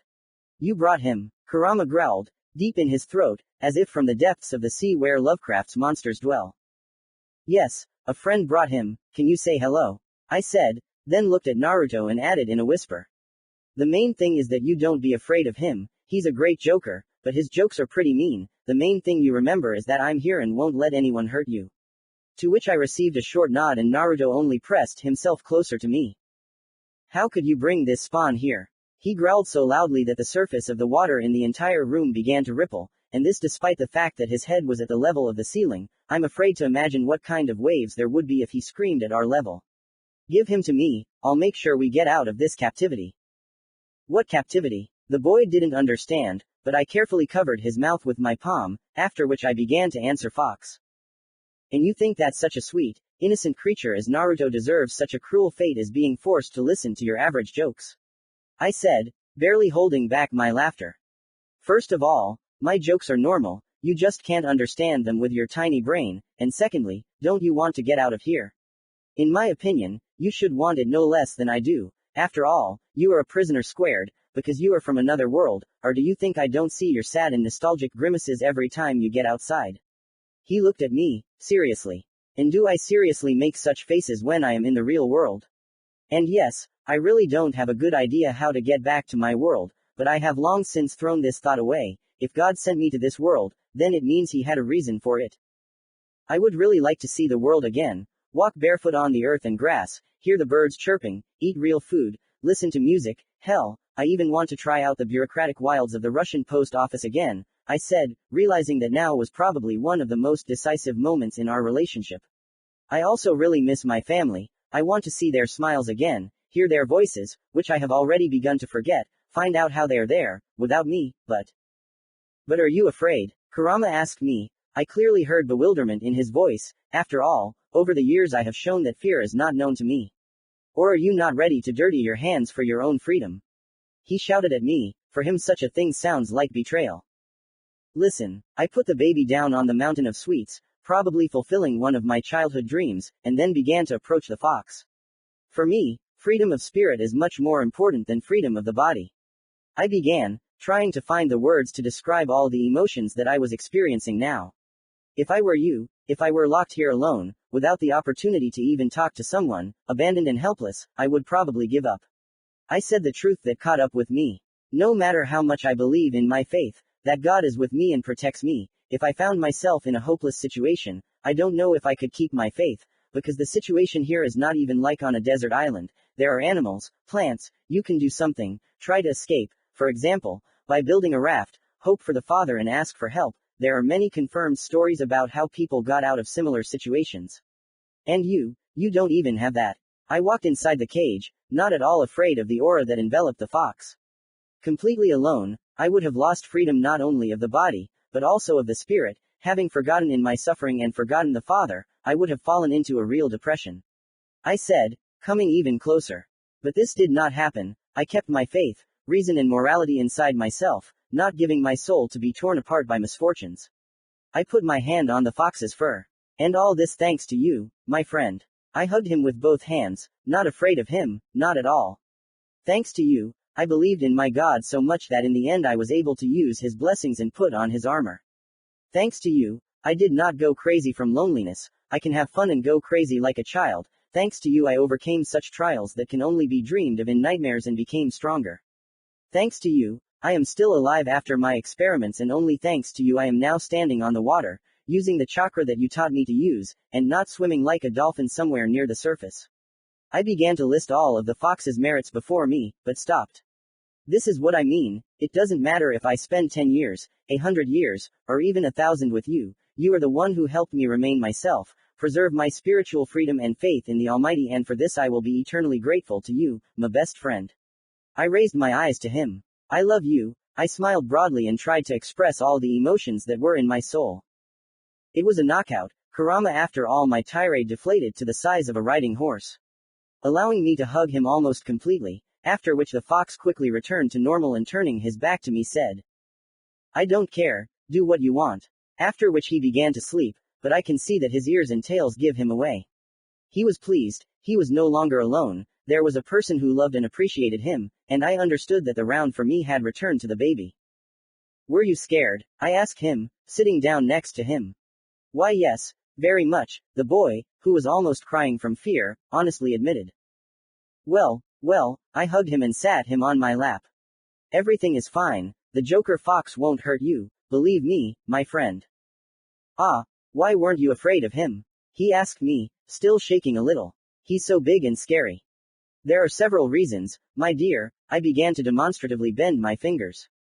First, I lived with him for many years and have already become accustomed to his appearance and influence. Second, he is my friend and I cannot allow myself to be afraid of someone who is dear to me. Third, we have already sorted out our relationship with our fists many times, so I am not afraid of him in terms of a fight. No, I understand that if he decided to fight me to the fullest, with the desire to kill, then my chances are not that great, but he himself does not want this. Why? Asked the boy, wrapped in my rags, which for some reason had not deteriorated in 5 years, nor even gotten dirty. For the same reasons that I told you earlier. 0_0. We have a bit of a strange relationship, but I don't think either of us wants to end it. Shut up. The fox shouts, after which water splashes in our direction. I just laugh at such behavior of the fox, who is embarrassed to the ears. I am sure that if he were not already red-haired, he would have become like this. Well, Naruto, I said, becoming a little more serious, there are some things we need to discuss. About what? He didn't understand me. Perhaps I'll start from afar. I began to think about how best to dump a whole layer of information on him. You see, I'm not from your world, not at all. I came from another world, different from yours, where there is no chakra, but there is a story about one mustachioed boy. I poked him in the nose. I'm talking about you, Naruto. I said, from which he shone like a small sun. In this story, you have a long way to go, which I would like to make easier for you, understand? It seems so, but I'm not sure. You'll understand someday later. Fine. This path is difficult and dangerous and to pass it you need help. I will gladly help you, but I will not be able to give you everything that you need, for someone who bears the name Uzumaki. In terms of Naruto, I scratched my head, realizing how much I would have to chew on. There is a clan Uzumaki, but there are few of you left, very few, and you are the only Uzumaki in the entire village, essentially the prince and future head of the clan. From such words, the boy's eyes almost sparkled. This is incredibly cool. He jumped out of my arms and started jumping with joyful notes. I smiled, how I missed such a human presence. That's certainly true, but in order for you to be strong to protect your family, you need knowledge, which I am not able to give you even if I wanted to, but there is another way. And what kind? Naruto asked me. Kurama also moved his ears, listening to our conversation. And here everything depends on our mutual friend. I approached the fox. I'll tell you honestly, I want to believe in you, that for our common good you won't interfere with us, but I can't decide anything without you, my friend. What do you want from me? He asked me, turning to me. I want to release Minato and Kushina, but I can't do that without unlocking the seal. I said, looking at my friend seriously. You want freedom and I respect that, but... What are you talking about? He interrupted me. Theirs was not in print either, the fourth or his red-haired wife. What? And the fact that you are here instead of them. What do you mean? I don't understand. When the fourth one sealed me, he didn't have enough strength to completely seal me. But in that story, Minato sealed half of you in himself, I don't remember which part, but still, after which he successfully died and sent your energy to travel around this world, leaving half of you in Naruto. That's not quite true, said the fox, sitting down more comfortably and patting the water, inviting me to sit down as well. He did do it, only he didn't take one specific part of me, the yin or yang component, he took half of each of these parts. Essentially depriving me of half of my strength, in both components, but I'm restoring them and I think another couple of years and I'll be back in my old condition. Okay. That's very good, I began to think actively. The enemies think that Naruto only has half of your forces, which will surprise them greatly when they fight us, and since that same half went for a walk somewhere, they won't pay too much attention to us. But that doesn't explain why Minato isn't in the seal. Because he took the spiritual part of me, I managed to weaken him, because of this he gave his soul to Shinigami so that he could seal me in Naruto, after which he used someone else's soul to strengthen the seal, that is, you. But you had half the strength, how did you manage to weaken him? I just kept my hatred in the remaining part of me that was in the fourth, and it affected the sealing, and it had a negative effect on the child. What? I shouted sharply and turned to Naruto, trying to detect at least some deviations, but I couldn't find anything. What are you talking about? Don't worry about it, it's all over. After a while of silence, he said, he's hiding something. But why? Let's get back to your question, because of what I said earlier, you can understand, Minato is not here. Okay. I paused for a long time, literally destroying the plan I had built in my head. What about Kushina? She was supposed to stay. It should have been, he said, looking at the seal. She really was there, Or rather, she is there now, but I cannot call what is there that very woman in whom I languished for many years. What? I didn't understand anything again. She should have stayed. Stop, why do I feel like you're not telling me something? The fox sighed. You see, while you didn't have chakra, everything was fine, you were on different levels of the seal and didn't influence each other in any way. But then, when your chakra awakened, you began an unconscious confrontation. But I don't feel anything, resistance, any kind of barrier that would come from the press. How? Her chakra, as you say, is programmed, at the moment the seal is broken, to activate and create a clone that would correct all the mistakes. Now, it is not even a person who could resist, so you are gradually bending it, or do you think that progress from a newborn to a genin in just a couple of years is possible for someone other than Uzumaki? Given that you essentially do not replenish it in the usual way, but forcibly pour it into the body, which is completely unnatural and does not allow you to fully stimulate its growth. You naturally absorb it. So far this only applies to chakra and your physical condition, which is exactly what makes you turn from the guy the first saw 6 years ago into who you are now. Isn't this the result of training? And that too, but rather self-hypnosis, you and your soul, respectively, simply cannot believe that you can run, jump, fight, swing all day long, barely eat and still remain full, and when the chakra awakened, then there were problems from a woman who is herself a trained kunoichi, and such an influence on your body is not surprising at all, and your growth, you yourself wanted it, strove for it, and your chakra with your soul reacted as expected, and all those difficulties that happened, here are already quite real mistakes. So if you repeat this in reality, then you can quite realistically do what you need, the whole problem will be in the end result. Here you grew by 10 centimeters, in reality the result will be much less, because here you adjusted everything to your desires. I understand, it's a bit offensive of course, but it will pass, but we can call Kushina, right now, so that she can write down everything she knows, teach us, etc. It won't work, there is already an imbalance between you and her, since you have been actively eating her in recent years, a very strong channel has formed from her to you, which will prevent the programmed chakra from fulfilling its task. Like a virus in the code, I dropped my head into my palms. And nothing can be done. It is possible, if you die, for example, then that very channel will be torn and as a result she will be able to incarnate, since the seal will be torn by your absence. That is, I have to die for Kushina to appear here. I understood the situation, but it's possible. Don't even think about it, he interrupted my thoughts. I've been running through various lists of things that can be done in my head, but it all comes down to your soul being, if not destroyed, then split into many pieces, so there are no other options. That's sad, I answered sadly, realizing that in essence I can say I'm killing this woman, well, rather finishing her off, because I killed that Kurama, and I'm only finishing off her remains, but it didn't make things any better. Don't kill. I said one of the commandments and I failed miserably. Well, consider that you didn't kill anyone. Chakra is not the person himself, but only a part of him, like the heart, or the liver. He tried to cheer me up. Here you have the embodiment of hatred. But these two things have no spiritual component, and what is life if not spirit? I was silent. I really felt bad. Forgive me, Father.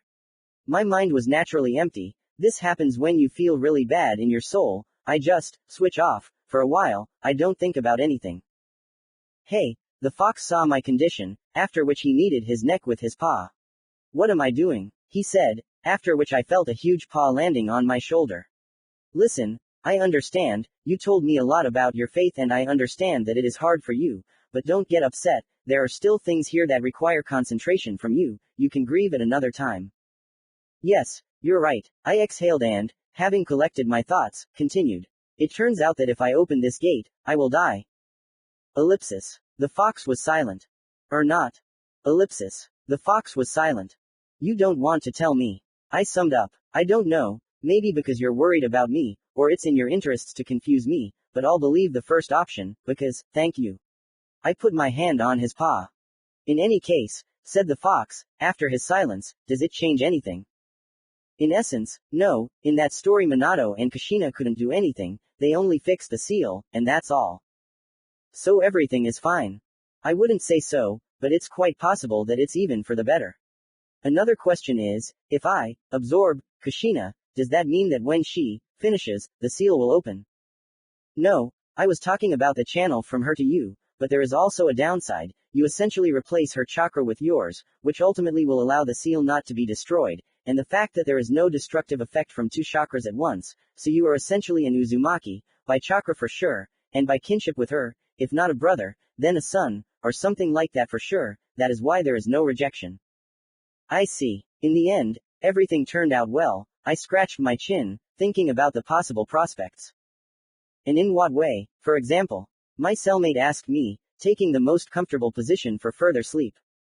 You replenish your strength, I receive knowledge from Uzumaki and will not die in the process. He, in the end, will get a teacher who will not allow his clan to wither away.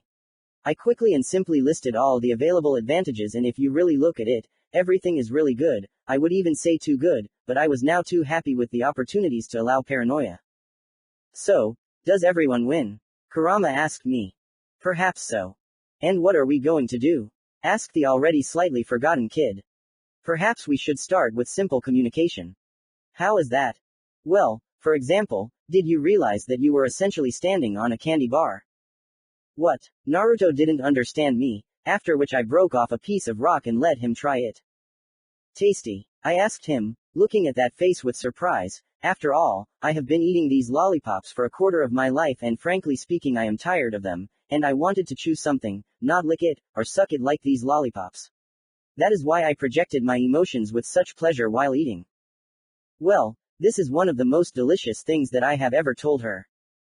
It's just not very comfortable to sleep on this thing. As if you were sleeping at all. The fox barked in our direction. Shut up, it's your own fault. After all, it's you who awakens me every time we fight. Yes, justify yourself. I bet the boy will be of the same opinion as me. After all, you haven't slept for 4 days already. What? Naruto himself was indignant. Brother, why aren't you sleeping? And his cheeks were puffed out in displeasure. Just the cutest thing. Now go to bed quickly, I'll personally make sure you fall asleep. Ah ha ha ha. The fox laughed, but somehow, feigned. Oh, it doesn't matter, I'm really too tired of all this. Yawning loudly from such thoughts, I allowed Naruto to lay me down on what was there, and the baby himself settled on my chest, first watching me as well, and then joining in the nap for the company, asking before that. Brother, will you be with me? The little boy, for whom the last couple of hours had been really hard, asked me in his sleep. Yes, I yawned, almost falling asleep. I'll be there, we'll always beat the faces of the enemies together. I said, after which I finally allowed myself to be carried away to the kingdom of Morpheus. After all, if Naruto wakes up, he'll just return to his body, and I'll just sleep here. Naruto, wake up, you'll miss breakfast. Some kid, about 8 years old by the look of him, was shouting in my ear. He was excited. At first I didn't even realize that I was seeing a person in front of me, and not some kind of obsession. What? I said in bewilderment, my voice. What's wrong with it? Yes, I'm telling you, we have meat, you'll miss out on all the best stuff and your portion will be eaten without you. The boy shouted, after which he ran to the dining room, where a line of equally hungry orphans had probably already formed. At the same time, I was looking around the room, and my gaze fell on a mirror standing there for some reason, and I saw myself in the reflection. What the hell? Commentary on part 13 less than 0,0 greater than hugs. Thanks for reading. By the way, here are links to my other works, I think you will find them interesting. Part 14. I honestly tried not to panic, tried to inhale air through my nose and exhale through my mouth. But the whole problem was that I clearly understood that it was not even me who was breathing, but Naruto's body, which I somehow ended up in. It caused a real dissonance. It's just that at one moment you are in your body, you are aware of yourself, you understand how your body feels, and here, absolutely everything that I could feel was different from the old me. The size of the body and limbs is different, the voice is different, even the heartbeat, which I got used to feeling over the long time I spent in that space, was faster. Do all the time travelers, when they find themselves in someone else's body, feel the same sensations? But usually they are either already adults, who are not particularly different from each other in body, or are completely children, and are subject to a lesser, wow, and AAA effect than I am. So with every second I was getting closer and closer to just exploding with a fountain of emotions. My breathing was out of order. I tried to open my mouth to breathe better, but instead of just opening my mouth, or opening it too wide, it was as if my jaw muscles had seized up, and my mouth had taken an incredibly stretched and narrow position, as if I was saying the letter U, and had opened my mouth sharply. I tried to close my jaw with my hands, but my hands were shaking from excitement, and soon I realized that my whole body was shaking. Scary thoughts began to creep into my head. What's wrong with Naruto? Did I kill him? How did I end up here? The remnants of my mind that had not yet given into panic told me that I had to let out all my emotions so as not to burst like a balloon from trying to contain them. So I got up from my crib, almost falling from the fact that I was pulled to the side. Fortunately, I stayed on my bed. I looked around. I was surrounded by the same beds, just like in the barracks I was in. After that, I stood up on my feet. I was still shaking. I tried to order myself to calm down, but my knees were shaking harder than those of a shy teenager trying to ask the love of his life out on a date. I tried to jump in place. As a result, I ended up on the floor, unable to cope with maintaining balance upon landing. I began to pound my hands on the wooden floor, almost biting into the boards and squeezing my fingers to such an extent that I felt young blood appear on my hands. But it didn't help, so I decided to go another way. I need to throw out all my emotions, and here I couldn't do it. I tried to get up, and this time, shaking, I managed to stand on my own 2 feet and go to the window. I was on the first floor, so even if I fall flat, I'll get a bruise at most. So I opened the window, blowing in the fresh forest smell. I realized that it had rained last night. This was supported by the dew that lay in neat droplets on the grass. I gathered my courage and pushed myself out of the window. A miscalculation. An unfamiliar body played a cruel joke in the perception of reality, and instead of successfully falling at least on all fours, I fell to the ground, having previously hit my face on a stick or a log lying on the ground. Are there any criteria for how to distinguish a stick lying on the ground from a log lying on the ground? I'm afraid I'll have to go to breakfast with a bruise on my forehead. Rising to my feet, I realized that the pain from the fall and contact with the branch had cooled my mind, and now I could walk with a wooden, but quite confident gait. So, let's begin. First, I whispered to myself in my native language. Surprisingly, it sounded a little strange, but I did not attach any importance to it. I am here, and where is here? I asked myself, after which, restraining myself from hitting my forehead with my palm, which caused a new portion of pain, from the bruise that had apparently turned blue, I continued, well, of course, in the world of Naruto, even more. Now I am Naruto. Questions about how I got here can be asked later, but now I, in all likelihood, should go to the canteen. If the words of that guy, although what guy, a kid, are true, then today is a good day. I should put difficult questions on the back burner. The most important thing now is to fill up. Nodding to myself, I headed to the dining room, gradually getting used to this body. Thanks to the fact that I literally scanned this area for years, I know the layout of the building like the back of my hand, or how to say such a phrase in this situation. The fingers of the current body. Or maybe, the fingers of my consciousness. It doesn't matter. Nervous, I knew the layout of the building and where to go. True, I stuck to the wall, but it's certainly better than trying to walk on my own 2 feet in such a situation. I got to the canteen without any problems, and, strangely enough, I was not the last one in the canteen, although I was sure that everything would be the other way around. Taking a tray and waiting for my turn, which in theory should come in about 10 minutes, I began to think about the necessary things one by one. In order not to injure myself and not to cause another panic attack, I deliberately omitted the most pressing questions from my consciousness, as if putting them on a distant shelf. You need to focus on the current state of affairs, and when everything becomes great, get lost somewhere far away and give free rein to your feelings there. The first thing I decided to do was to test my favorite chakra sensations. I must say, I was very disappointed. My usual 73 meters in diameter, thanks to which I could calmly feel what was happening at the other end of the building, mercilessly shrank to a clear 4 meters, in which I felt everything about as clearly as when I emitted my chakra. I was generally afraid that my sensations would shrink to 1 or 2 meters like Naruto had, that is, me, we'll put it off. But it seems that everything worked out somehow. And it's not even that my sensitivity, aka the feedback signal, has become worse, it's all about control, or, to put it in more technical but no less understandable terms, the primary signal, which, compared to what I felt, has become many times, if not dozens of times worse. Previously, manipulations with chakra felt like I was simply pouring water into a glass. The water seemed to take the right shape of the glass by itself, but now it's as if I had to fill this very cup with dry clay, and no matter how you approach it, it's still difficult. You'll separate pieces and put them in the glass. It will take a huge amount of time, which shinobi generally don't have, or you forcefully and without looking at how much you've grabbed, tear out a piece of clay and still, no matter what you do, hope that it will work as it should and there will be either a shortage or an excess, which is equally bad. But there is a good side. Thanks to such a large volume of chakra, I am theoretically able to sense the territory for hundreds of meters around without any problems. The problem of control remains, which, thanks to the efforts of my neighbor the fox and genetics, I am, if not in a complete, unenlightened and unprecedented size hole, then definitely in a deep minus. Oh, and one more piece of news, compared to how the baby's reserve felt before and now, I can say with 100% accuracy, his, that is, mine, let's put that thought aside, has increased its reserve. It wouldn't be scary if it were simple arithmetic. His reserve, plus mine, is about 10 to 15% more, but no, the reserve has become more, consider a third, which I can't find an explanation for, at least for now. That is, my current reserve is about the same as that of local specialized operatives, Tokuburtsu Jonin, which is good news. Although, I think, theoretically, raising your control to an acceptable level is a much more feasible task. After all, this body had a bias towards the physical component, and I have the brain of a person who has lived for a quarter of a century. So, in theory, everything could have somehow tried to level out, which is why such an increase occurred. But that's not the point now. While I was experimenting, it was my turn. I got my portion of food, then beamed at the cook, then shouted, "Good morning."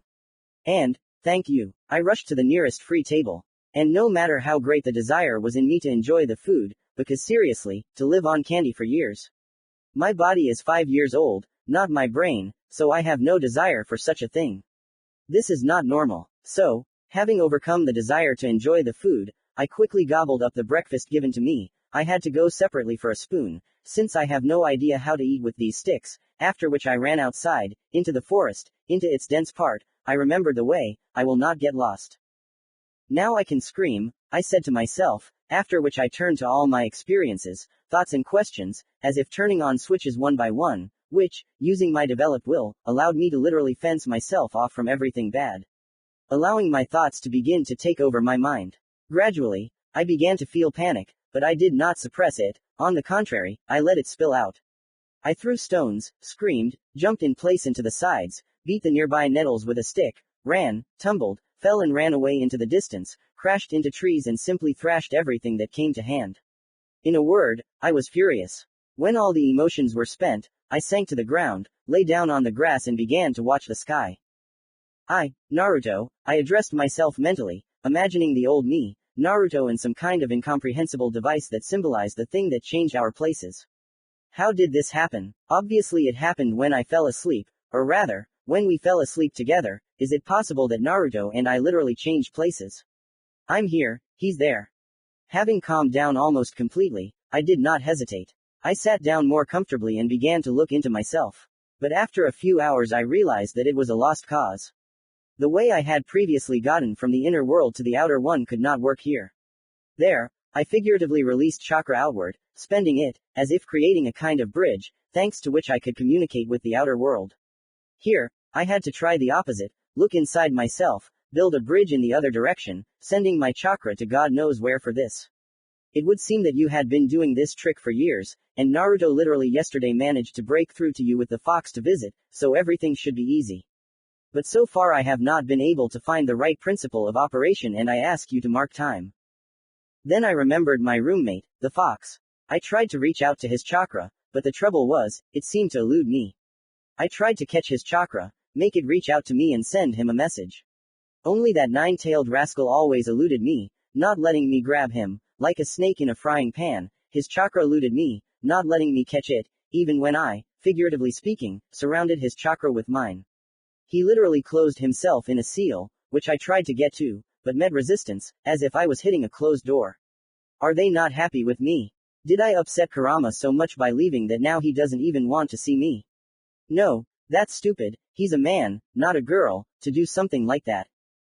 Anyway, after 5 whole hours of non-stop meditation, trying to interact with my chakra, Kurama's chakra, trying to break through the seal and a lot more, I decided that I'd had enough for now. I could sit like this all day, and I was already hungry, and starvation doesn't help the brain work at all. So I tried to go back, but there was one problem. I don't remember how I ended up here. No, don't get me wrong, I didn't get lost because I forgot the way. It's just that during my emotional outbursts, I couldn't hold back and ran wherever I could, rolled on the grass, slid down hills, in other words, went crazy like a young guy should. That's why I went in a direction I didn't understand, probably a good few hundred meters. Walking by the sun is not an option. The dense forest prevents me from properly assessing the position of the sun once, twice. I don't even know how much time has passed since I started to splash out my emotions, at least 6 hours for sure. When I had breakfast it was early morning, but I don't remember whether it was 6 in the morning or 8, and now it's summer, so I won't understand anything until I wait another 15 minutes, without taking my eyes off the sun. Then, apparently out of desperation, I simply decided to climb a tree. There is no better companion for a lost person than a high place.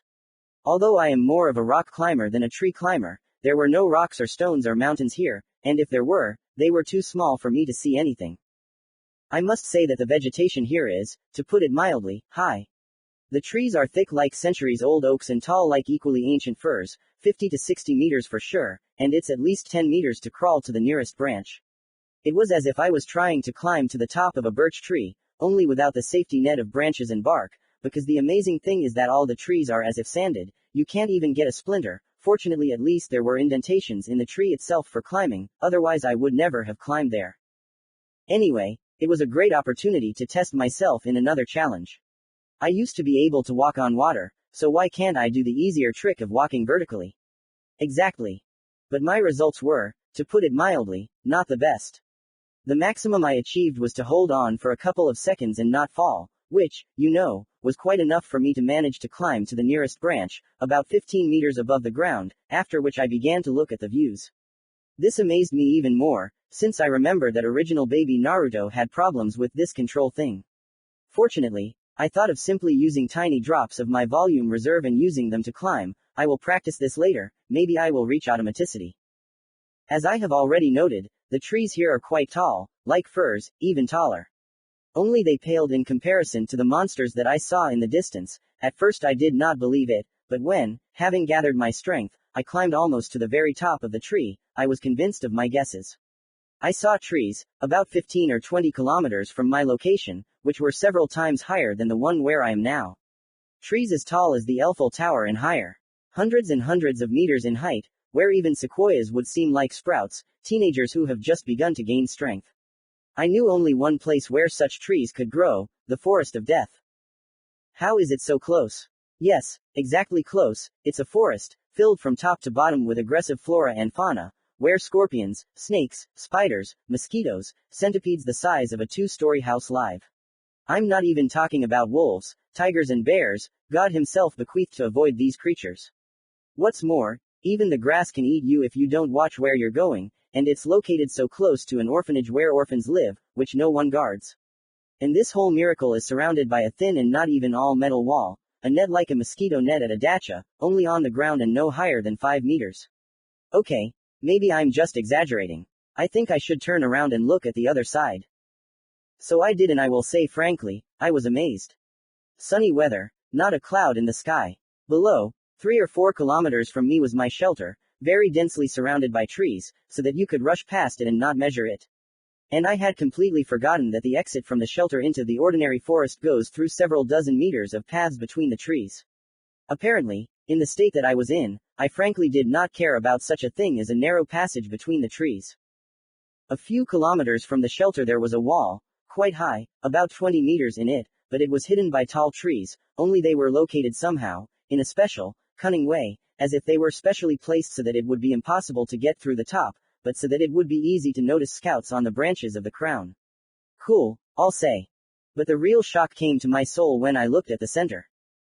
Tens, hundreds, thousands of cottage-type houses were located below, connected by a web of roads that created the appearance of typical square blocks. The main street, which was empty and led only to one red building, which was higher than all the others, and on it there was a plaque with a local word that meant fire. As far as I remember, this was the residence of the local ruler.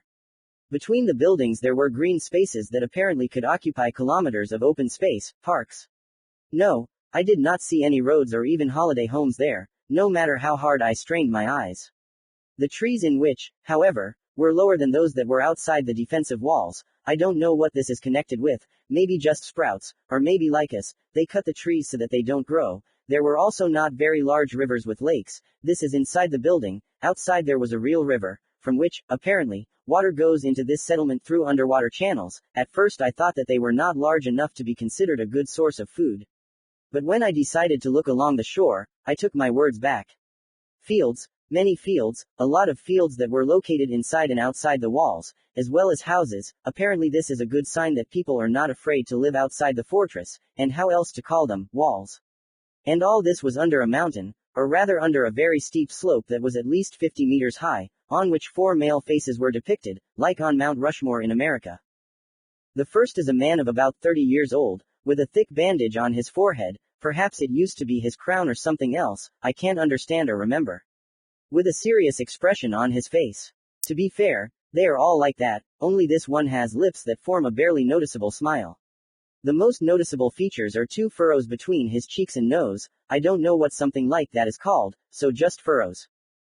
Second, the face of a man of about the same age, with a helmet covering his forehead, cheeks and neck, but leaving his spiky hair completely exposed. What good it did I have no idea, maybe he just wanted to stand out. The only thing that stood out about this man were 3 tattoos, or scars, on his face, but they were so neat and identical that I can't call them anything other than tattoos, 1 in the middle of his chin, 2 on his cheekbones, on each side of his face. The third person is an old man, about 40, maybe even 50 years old, with a goatee and hair no less spiky than the second. The fourth person, similar in features to the second, but younger and more angular. About 20 years old by appearance, the youngest of those present. Has long and at the same time spiky hair. Is it in the genetic code of the locals to be like hedgehogs? I didn't immediately understand who they were, but when I did, I almost fell out of a giant tree. Because these 4 people are the rulers of this place.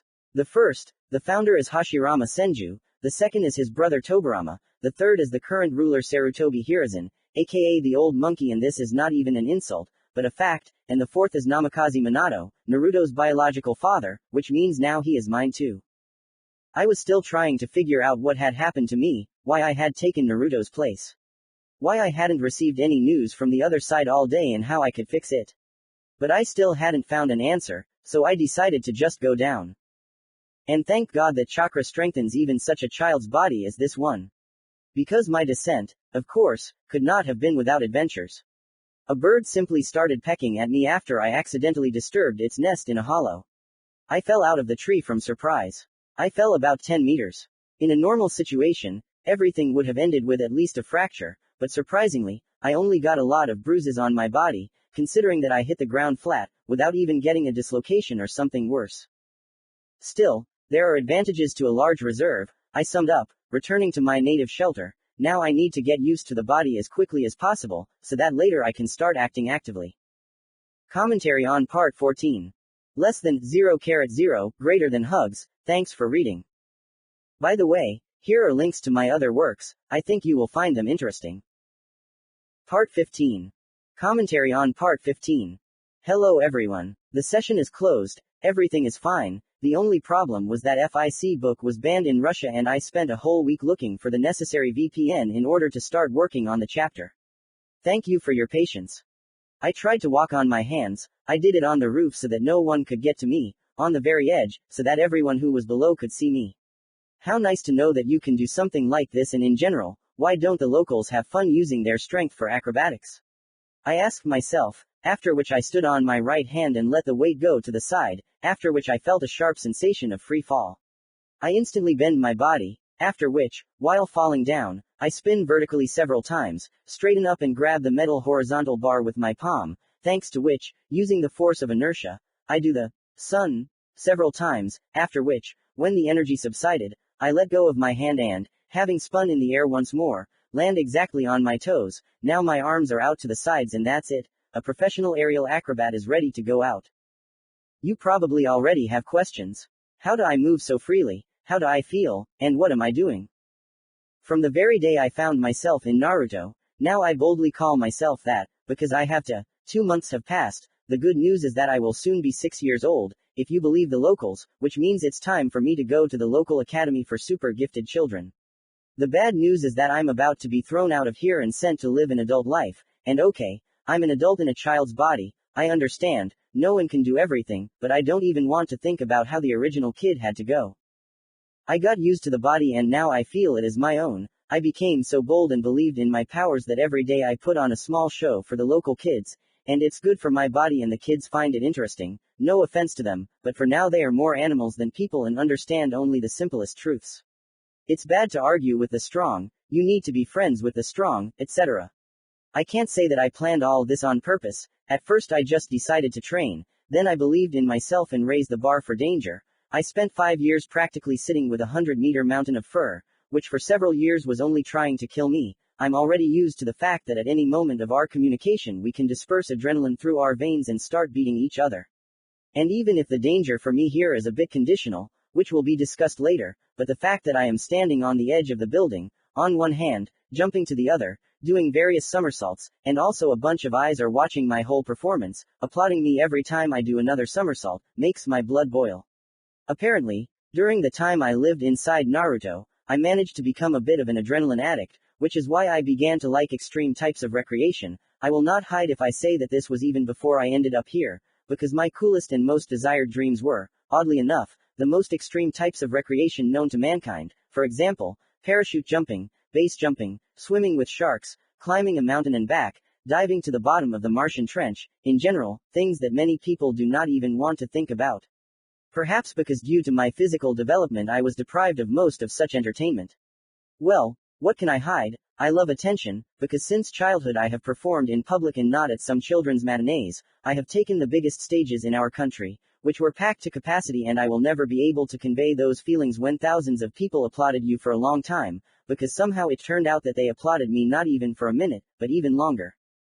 But why am I only talking about myself? When I started showing the wonders of acrobatics, the children looked at it with shining eyes and asked them to teach me, and later, when they tried it themselves, they began to show respect for my abilities, considering that I did not boast about these achievements, and you know, all these somersaults, jumps and somersaults are not an easy exercise for small children. Naturally, I trained the kids so that they could achieve the same results. So far only the most talented have managed to repeat the handstand on the edge and the cartwheel on the same edge, the sun, while the rest only walk on their hands and not very confidently. Unfortunately, there were those whose lives I had to save several times because they were the very best, for whom the sea is knee-deep and mountains are shoulder-deep, and as a result, my reputation unexpectedly jumped for the locals. Yes, I got used to the body, but not to the fact that I am here now. 21 days, that's how long it takes a person to adjust to any environment, but I can't quite get used to the fact that I am essentially alone here. No matter how much I refer to the fact that I have developed good relationships with children, nannies, even animals, but I have essentially lost my true friend, Kurama, who is able to understand my jokes, support them, whom I understand, with whom we have experienced a lot, with whom I could at least discuss something without fear of being overheard. And now, I can't even ask for help, neither moral nor physical. No one can reconcile me to the thoughts that the boy I see in the mirror, whom I knew personally, whom I mentored and helped in difficult moments of life, will no longer smile his smile, that he will never make his dreams and aspirations come true, will not find love, will not have children. It was enough for me to be an invisible helper, a mentor, a brother for him. It would be enough for me to be the one who sees all this, and not the one who will make it all come true. Of course, in my soul there is still fuel for the hope that he is there, inside, in the same place where I was once, but I cannot but confirm or refute my thoughts. At first, when I decided to check my body after sleep, it happened on the day I first found myself here. I felt a real shock. The reserve from yesterday, that was when I fell from the tree, grew by several percent. It seemed like nothing terrible, but earlier, after a much more exhausting day for Naruto, when he managed to completely spend his reserve, it increased by some tenths, if not hundredths of a percent, and here immediately by several percent per day. At first I was scared, because a sharp increase in the chakra reserve should always bring with it a decrease in control, which I have bad anyway. And so it happened. However, everything was not as hard as I expected, and now I have returned to the previous level of control, even outgrown it, in the chakra, despite the high values, obeyed me a little easier than before. Let it still be far from ideal, but now I can simply suppress quality with quantity, because my reserve has now become a quarter more than it was. This is from the one that has sharply increased, so it is safe to say that in 2 weeks it has become more than half as impressive. And now it has become even more, thanks to the training, which a little later, which everyone and their dog has felt, and this is already much more stressful. Fortunately, now my reserve does not grow spasmodically, so everything seems to be fine. At least now I do not feel that by increasing my reserve I am destroying my control. But everything that happened to the reserve was insignificant, compared to what was going on in my head. During the first week, I had dreams where I saw everything from Naruto's point of view, fleetingly for literally a couple of hours, but clearly, as if it happened to me. What is this connected with? Most likely, the seal is somehow to blame, but my knowledge in this field is relatively zero, so I am not able to figure out the mechanism itself, although I have several theories. The first theory. Naruto and I literally switched places and the same process is happening to me as to him. Like, he used to see my memory, but because he was a child, he couldn't understand the meaning of dreams, comprehend them, project them onto his life, etc., just dreams. The second theory. Naruto is also inside the seal, but he sends me dreams consciously, just like I send him my thoughts. Maybe it's easier to communicate this way, but I'm not sure. And why dreams? It's easier to send a weak message, to say that he's here, then I wouldn't worry. The third and saddest theory is that it's Naruto's residual memories, that I suppressed him and now I'm processing him like some kind of resource. I was very worried and prayed to the Father for hours to prevent such scenarios here, that this boy, who had become very dear to me, would remain alive, that I would not commit a terrible sin, murder, not even of a body, but of a soul, that the Lord would forgive me for being here. I simply hoped that he remained alive, and in the following days I thought a lot about the situation. If I knew what this would lead to, if I had another chance, I don't know what I would do. I would like him to live longer, but what if this process is irreversible and I'm essentially just postponing this moment? And if so, at what point would I take his place? When he first falls in love. When he finds someone who believes in him. When he is accepted. Maybe when he has children. When he fulfills his dreams. Even if he were an old man on his last legs, I would not want to take his place. The death of the body, in my opinion, is a necessary process, and by taking his place on his deathbed I would not be doing him a favor. I was ready for the fact that I would become expendable, a master who would pass on his faith, his thoughts, love and skill to his student.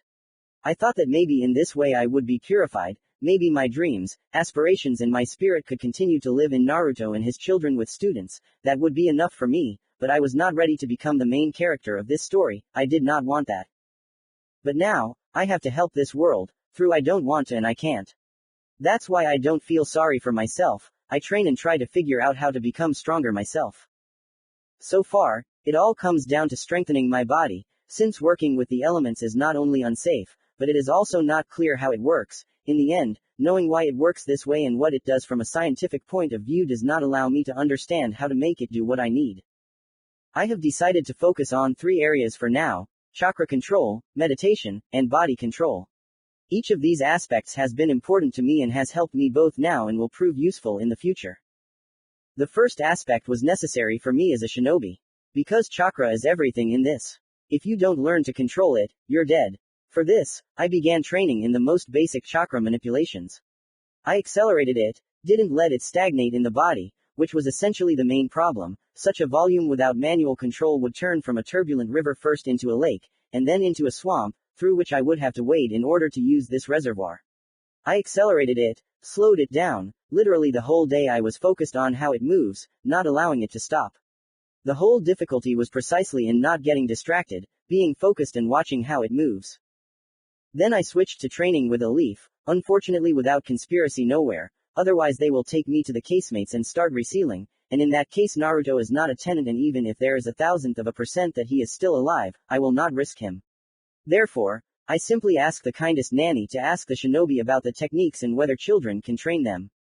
The shinobi said that in fact, the sooner, the better, but most of us simply do not have enough chakra to use these exercises normally, but he shook his head and told her about training the leaf. The nanny, by the way, was a civilian, so she had no idea about any ninja magic enhancing super training.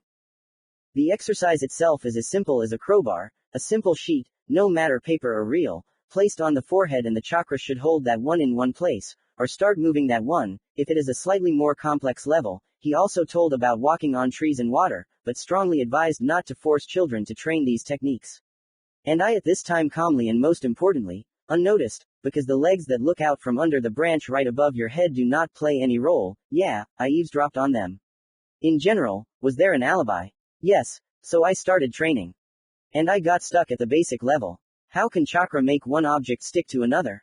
At first I blamed gravity, saying that chakra creates enough force to counteract the force of gravity and so on, but then why doesn't anyone fly like that?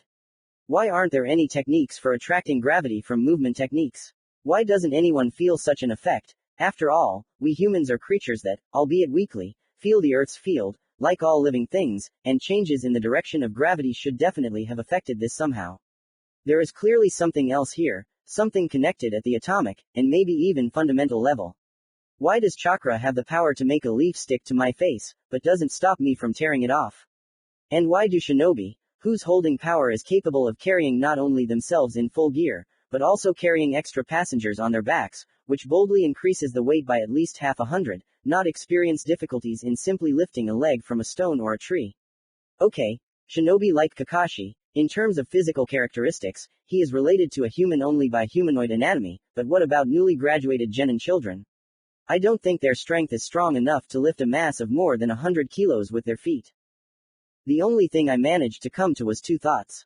First, chakra compresses the space between a person and a surface so much that even air and elementary particles are not left there, creating an absolute vacuum, which should have enough strength to not only help hold a shinobi on a vertical surface, but also makes the atoms of the surfaces attract each other at the atomic level, which also enhances the ability to hold. The second thought came to me from Kurama's words that each shinobi is essentially capable of mastering any element and even their combination. For example, magnetism. Does this mean that each shinobi has, albeit almost zero, abilities in each direction? Then maybe these same abilities are enough to manipulate electromagnetic fields at a distance of a couple of millimeters, or nanometers, which is enough to attach to the ceiling like Spider-Man. Surprisingly, these theories really helped me cope with the task that stood before me easier. It would seem that such a thing could not help me in anything, but no. Einstein was right when he said that imagination is power. I really managed to imagine how the chakra should work, and to my surprise everything turned out much better. At least I no longer racked my brains with how it should work. Another important factor that began to help me in my training happened literally on the same day. When I was training again, but was so tired that I decided to distract myself with my own thoughts, already anticipating how the leaf would fall, I did not even look at what would happen and went inside myself, but after a couple of minutes I realized that I was continuing to hold it on my hand, without making any special effort for this. It would seem, what is so surprising here? You just reached the necessary point of control, or the chakra got used to the same actions. The same thing happens with experienced athletes when they do not think about what they are doing, but do it. Yes, but there is one fact here. I tried to command the chakra, measured out the required amount of chakra. Well, I tried, but sometimes the result was completely different from what I was striving for. I tried, as they say, by trial and error to find the optimal amount of chakra for this task, but here it turned out like this, unconsciously, albeit with active imagination and desire, I was able to do what I could not do before.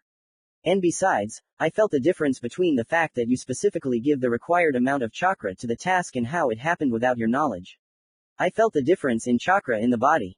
Previously, it was a mass that I simply directed to the desired point, which did not bring much success.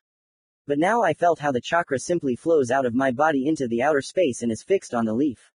The constant stream of chakra that flows through my channels was as if sawed off with a plane, and its further path was passed by a chakra of a smaller volume than it was literally a moment ago, though in the stomach everything was replenished and went anew, so consider there were no losses. I felt all this and understood one thing. I did not put the required amount of chakra in at random. Not having learned from experience, I let it hold the leaf itself and just continued to do what I wanted from it, again imagining how everything should happen. It was as if I looked inside myself with a new look. I understood that chakra should not release one charge of energy and hope that everything will be as it should. It should be a constant flow, to which I should give freedom.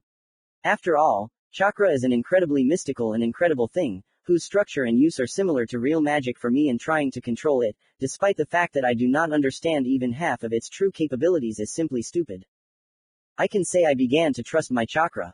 I perceived it as they taught me here, a tool for achieving goals, but in essence, chakra is not a tool, it is a part of me, so why not treat it with due love, like a hand, for example? So I decided that I would trust this mystical power more, like in Star Wars, not control, but freedom and mutual understanding.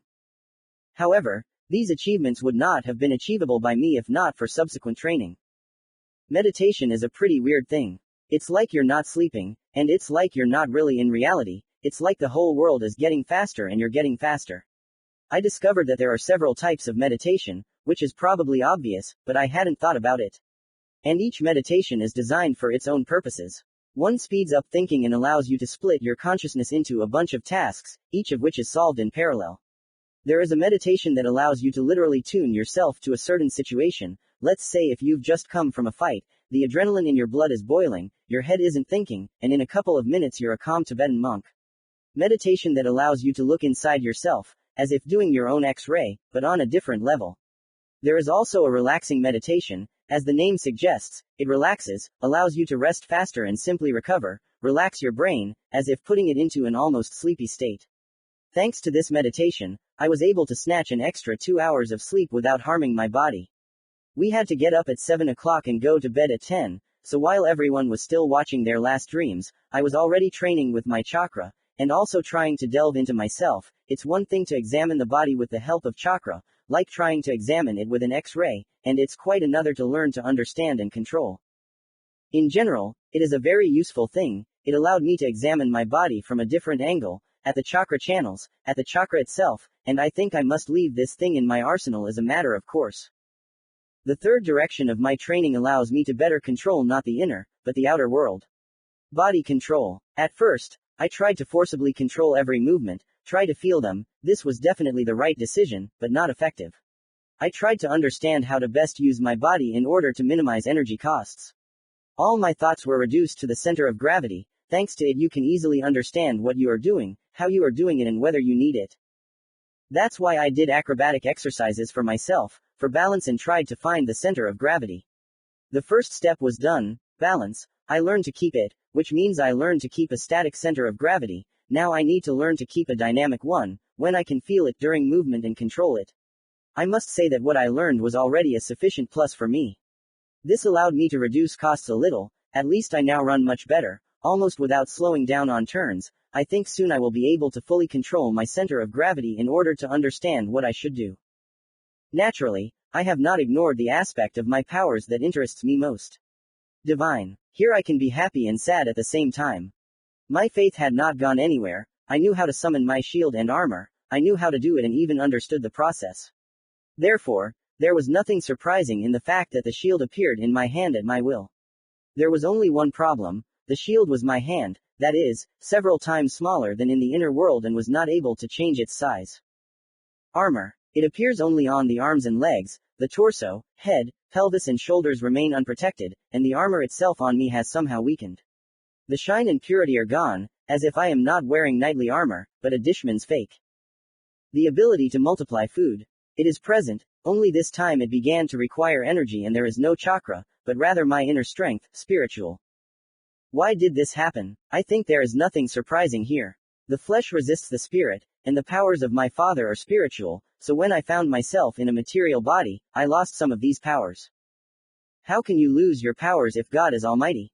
And what if I'm in another world? Literally in another dimension, where there's almost nothing like Christianity.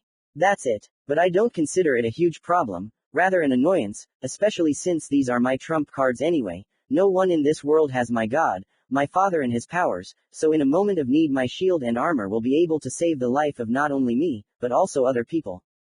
In any case, tonight I will try to slip into the forest, and from there into the city. I hope to see something interesting. Commentary on Part 15. Less than 0,0, greater than hugs. Thanks for reading. By the way, here are links to my other works. I think you will find them interesting. Part 16. I had been planning my escape to the city for a long time. I needed it for several reasons. First, I wanted to scout out the area, see where everything was in advance, so that I wouldn't get lost in this city in the future.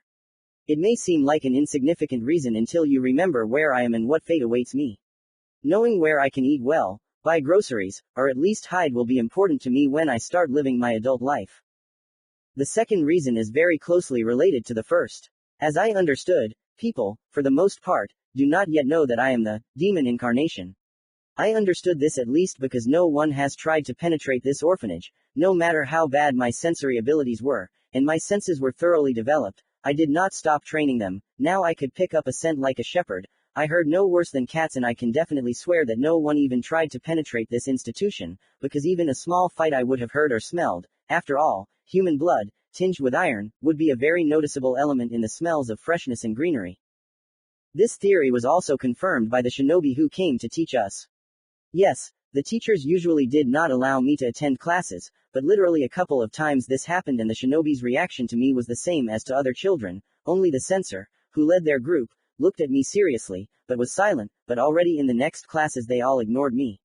This meant that the shinobi of the Chunin and Genin level did not know about my existence. Which for me already meant that for now, at least for now, there was no total propaganda about my person around the population. First impressions, have you heard? I want to try to wait out tonight, and then make friends with the locals, preferably with those who sell food and essentials. In that case, I can at least not suffer with food, which was a problem for the original Naruto. And if I'm lucky, they will start to defend me in conscientious battles with other residents of Konoha.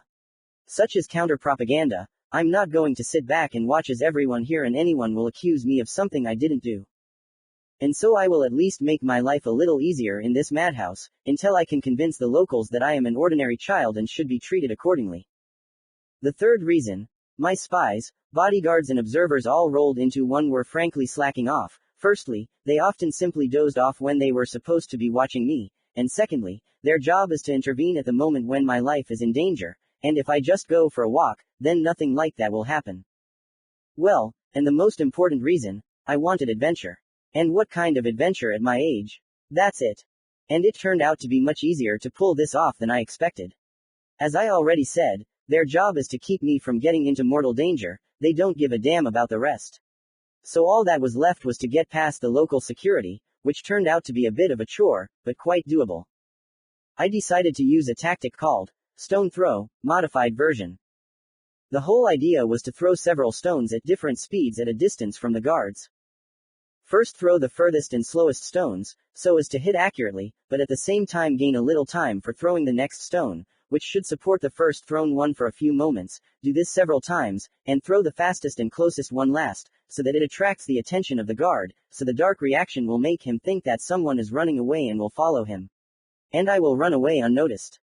As practice has shown, my method was completely inconvenient. I imagined that it would be possible to make quick throws, which one after another would imitate the cacophony of running. It turned out to be easier not to reinvent the wheel and do everything the other way around. First, a drawn-out first, and then quick subsequent strikes. Then the sound looks more harmonious and the illusion that someone first screwed up, and then ragged with all his might. That's what I did. I threw one stone high and did the same with the second, changing its amplitude so that it fell a little later than the first, and I threw the remaining three with such speed and force that they overlapped each other perfectly, creating the illusion of escape. After which I, having broken away from a low start, took off in a pair above the ground, as if my life depended on it. And it gave a result. The guard ran far enough to lose my trail, and I found myself in the forest, from where, from memory, I decided to run to the city itself, which for now is officially called a village. It was now well past midnight, but I felt more than cheerful, wide awake. Running away to Konoha, I asked myself again and again, why the hell did I do this? To which I answered just as easily, because. Because I was tired of being in one place. Because I didn't want to repeat my friend's fate. Because I finally wanted to see this place up close. And much, much more. Having reached the village itself, I could easily make a verdict: unstylized, chaotic and boring architecture. I do not claim to be an architect or a designer, not even close. But even I, a person who is not very familiar with such a field as building construction and their design, could see some problems. First, chaos. There is no feeling that people during construction coordinated with the administration or even just knowledgeable people about how the house would look and how it would fit into the surroundings. Everyone builds as best they can and what they want. I saw square houses with flat roofs, and if in my past world such houses looked expensive, were beautifully made and had a lot of perks, like large windows and several floors, then these houses fit the definition of box. One entrance, a couple of windows, a pipeline and that's it. There is not even a normal roof. The only thing they served was dormitories, large, tasteless, capable of accommodating dozens, if not hundreds of people. It would seem, well, okay, a dormitory and a dormitory, it should still be normal in this case. No, it is not. The walls of the dormitory are not made of bricks, or at least wood, but as if they were raised from under the ground in one single layer and covered from above.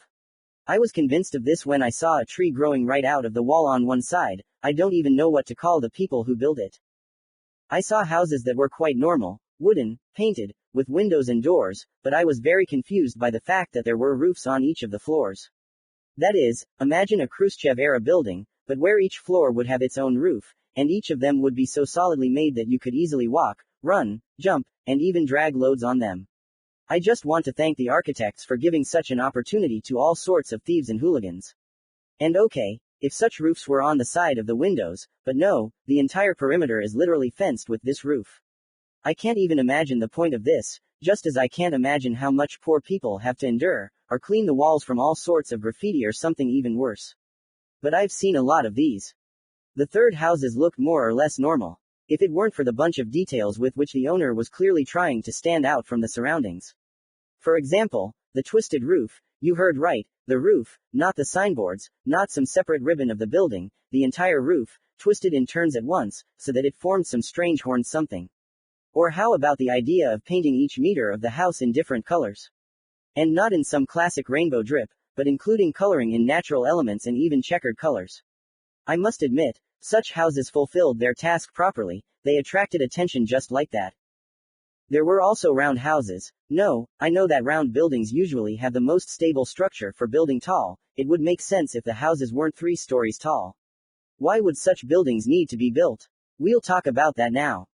The second huge minus of this city is its population.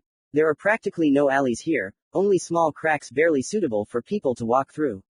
Some houses literally block all the space for the neighboring building, and the only way to somehow squeeze your house into such a space is to cut corners and increase the height. The next minus that I managed to notice. These are the materials from which the houses are made. Solid stone, tree planks, and that's it. I didn't notice even a spit of a master in creating houses here. There is no concrete, brick, reinforced concrete and other things necessary for building a strong house. As if they did it on their knee and consider it normal. That's all that concerns the main part of the city. The central streets were normal, although I wouldn't like to express all the pain to the architects and designers of these buildings. But where my soul really rejoiced was in the clan quarters. It was easy to tell them apart. Fenced-in territory, large distances between houses, identical or at least similar architecture, and clan signs everywhere, so as not to make a mistake. Here the creative person inside me finally calmed down and began to give way to the rest of my personality pieces. The nature here was good, everyone had their own little garden or seedlings on the balcony. The water was tasty, as if I was drinking from a well, fresh air, and surprisingly, the streets were clean.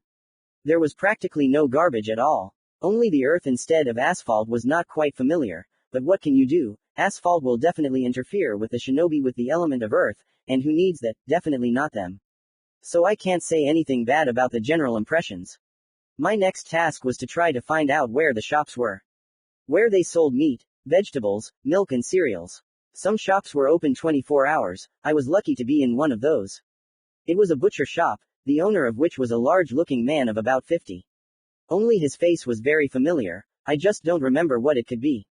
I managed to find out that he was clanless, but his family owns large food stalls and shops all over Konoha. If my thoughts are confirmed, then I am very lucky. I tried to establish a relationship with this man, just talk to him. I asked him about his life, about his profession, what he liked, and delved into the most interesting topics. I won't lie, I played along a little, just slightly exaggerating my emotions. I was interested in listening to this man. He talked about his missions, about the fact that he was a retired shinobi, about how he got a shop and how he does his job. The story about the retired shinobi attracted me the most. In short, if a shinobi decides that it is time for him to retire, or he is no longer physically capable of continuing to carry out missions, or if he has family problems, for example, she died, there is no one to take care of the child except the father. Then the shinobi, if he wants, can write that he is going into the reserves. That is, for the most part he is a civilian, but in case of something, he will have to return to service to protect his own, so there are a few more features, such as the fact that such a shinobi can decide for himself where to go, to the front, or to protect the village itself, and a few more points that had nothing to do with me and will not have. Having gone through the legal apparatus of the shinobi in his worldly life must keep the secrets that he earned during his service. He also had to pay some compensation to the village. If you are a genin, then it is quite symbolic, but the higher your rank, the more expensive your inaction is for the village and, accordingly, the more expensive the compensation. That night the man had several customers and I volunteered to help him, saying that it would be payment for his great stories. So we sat there until dawn, but when the man started having customers, he asked me to leave so as not to disturb anyone. I did so, But before that I decided to take a little walk inside the building. The man allowed me and gave me the key to the toilet.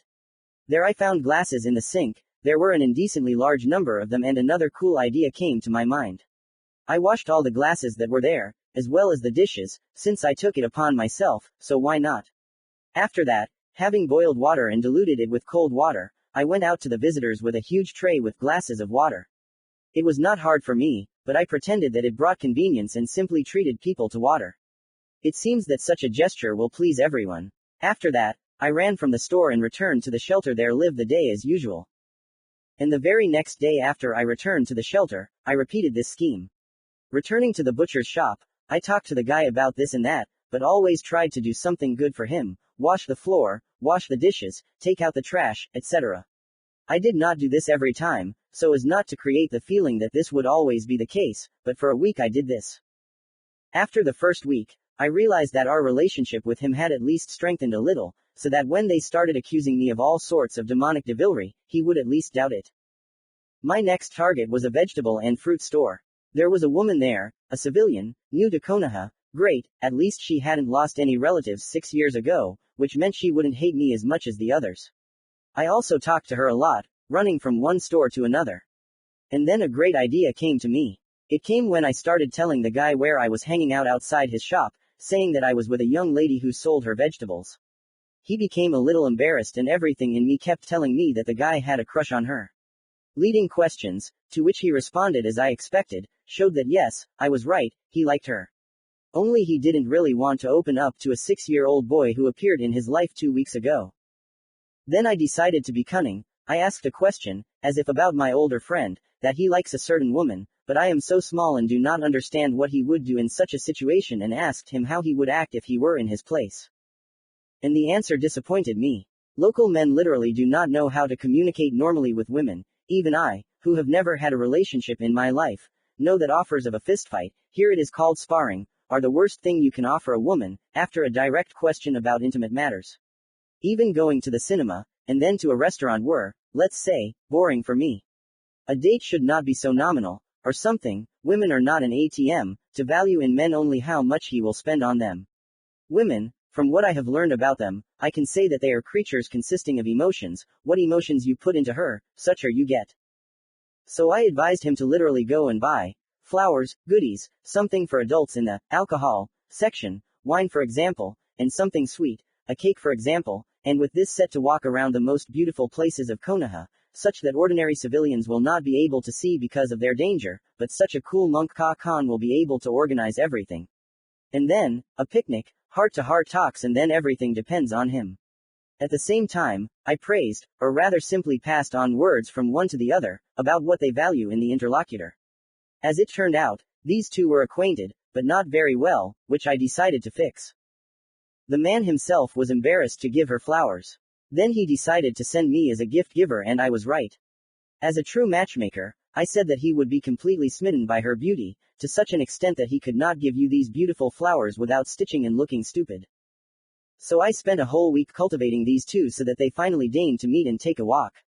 They both looked like embarrassed teenagers, and each of them was already well over 20, but my actions were more than successful and their meeting ended with a kiss. I almost fell over laughing when I saw the funny faces the guy made at the moment of their kiss. By God, if I had a camera, I would put them in photo frames and leave them for posterity as a reminder. So the mission to get closer turned out to be more than successful. And it seems I got some pluses for myself too. As a thank you, they always gave me something to eat. Wonderful. But don't think that I only dealt with these two. After the first week in meeting the butcher and the greengrocer, I realized that one night was not enough to establish contacts. So I decided not to return to the shelter. No, or rather I did, but only after a few days, so that they would know that I had not died. Although some of them, by God, wished that I would never return. My endurance was tested to the limit and, as it turned out, not sleeping for 2 days and maintaining a clear mind was entirely within my power. After that comes drowsiness and everything else. At this time, I decided to meet the blacksmith, the seller of various cereals and bread products, the dressmaker, and even the librarians. Each of them had their own small problems that I helped solve. The blacksmith spent a lot of time over the anvil and the furnace and simply wanted to drink, but did not want to stop working. Then I came up with a personal hydration pack for him from a bucket, a discarded rubber tube, I found it in the trash, more on that later, and a rope, a thing that allows you to drink and not stop doing your work. The blacksmith liked it and thanked me by giving me a set of throwing iron and a bag for it. Solid. It was a thing, like a small wooden box, inside it were various kinds of throwing tools, divided into sections. 6 kunai, which lay in a pyramid in one of the compartments, were made well, at least I did not find any flaws. I thought he would slip me something already broken, but no, everything was beautiful, smooth, strong, even cut Soviet sausage. A dozen throwing stars, shurikens, were laid out in 4 rows of 3 columns in another compartment. And a little below there was a real fishing line, very thin, but strong, ideal for a trap for animals. The cereal seller was an old man and he just needed help carrying heavy things. For me even bags twice my size were not a problem, so I actively helped my grandfather with physical work. In return, he fed me fresh bread and candy. I seemed to remind him of his grandson. The dressmaker turned out to be a compassionate woman and sewed me clothes for free.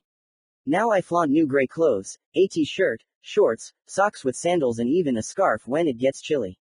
I could not remain without an answer. During this time, I managed to notice that almost nowhere in the whole of Konoha there are no benches, only in the parks, and there are few of them.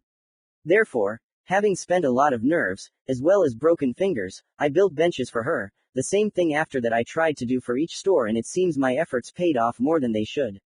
I found the nails and hammer in the same place as the rubber tube, in the trash. Well, or rather the nails, the hammer I made myself, and suitable iron and wood, which I with titanic efforts gave the desired shape using brute force and Russian, maybe. I swear she was ready to cry when she saw me with bandaged hands setting up a bench for her. She said that even her own son didn't take care of her like that. I took on the role of a shoulder to cry on, after which I began furnishing all of Konoha with benches of my own making. Sometimes I carried them on my back from the forest and my base, more on that later, to the city. Only then I realized that it would be easier to carry not the whole bench at once, but to drag the necessary materials to a suitable place and build there. Only by that time I quickly ran out of nails, so I had to turn to the blacksmith. I couldn't give him anything special, but I could exchange the meat given by the butcher and the candy from the cereal seller for nails. When I offered him this, the blacksmith took a deep breath and said to himself something like, "Giving nails to an orphan for his food, I won't stoop to that." He wanted to say this to himself, but my hearing was sharp enough to just miss it. So after a while I received as many as 5 kilograms of nails, which was completely enough to complete my mission. In this way I met Mr. Carpenter. He saw my efforts and the tools I had, cursed me out loud, then made a bench himself and asked who I was working with and studying with. When he answered that I had no one, he was so surprised that he almost opened his mouth. At first he thought that I was some kind of apprentice of one of the carpenters, whom the master left alone with the work, and, seeing my creations, it became his professional duty to correct my mistakes. If I had not really been a child, I would have been adding new curses to my vocabulary at those moments, although I must admit, this man was good and I even remembered a couple of his phrases, not on purpose, it just happened that way, they were too expressive. Having helped and pointed out the mistakes, he said that if I decide to do something similar again, it would be better to come to him and find out everything from a professional. He also pointed out to me several inconveniences in my own house, which I built in the forest, more about that a little later. The librarians were a married couple, though they had a falling out and were taking it out on everyone who came to them. I acted as a negotiator and a third party who would look at their problems with a new perspective. As it turned out, she wanted a child, and he was afraid of the responsibility of being a father. It turned out that he simply considered himself frivolous, a clown, not suitable for the role of a normal parent. But then I explained to him that no matter what kind of man you are, a child always cheats on you, that's in short, but then I made such a speech that I even shocked myself, but as a result, the married couple restored their relationship and said that they were expecting a child in the near future.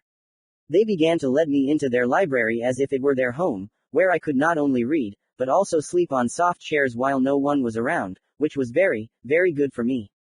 They also taught me the local writing. After all, for now I can only speak their language, but not read or write. Which is also a very important step in my development. This is how I established contact with the locals. Now about how I simply lived here. If you generalize it all down to one word, it will be survival, and if you generalize it down to 2, it will be survival of a homeless person. Literally. I had nothing when I first came to Konoha, no weapons for self-defense if anything happened, no food or shelter. I had to dodge. First I walked around all of Konoha and found several interesting places that could bring me at least a little profit, or life. The first place was a garbage dump. As it turned out, such places exist even in such a clean world as this one. But it was to my advantage. True, there was not so much mechanical as biological waste, from which they later make compost, and I think you understand what they do with it.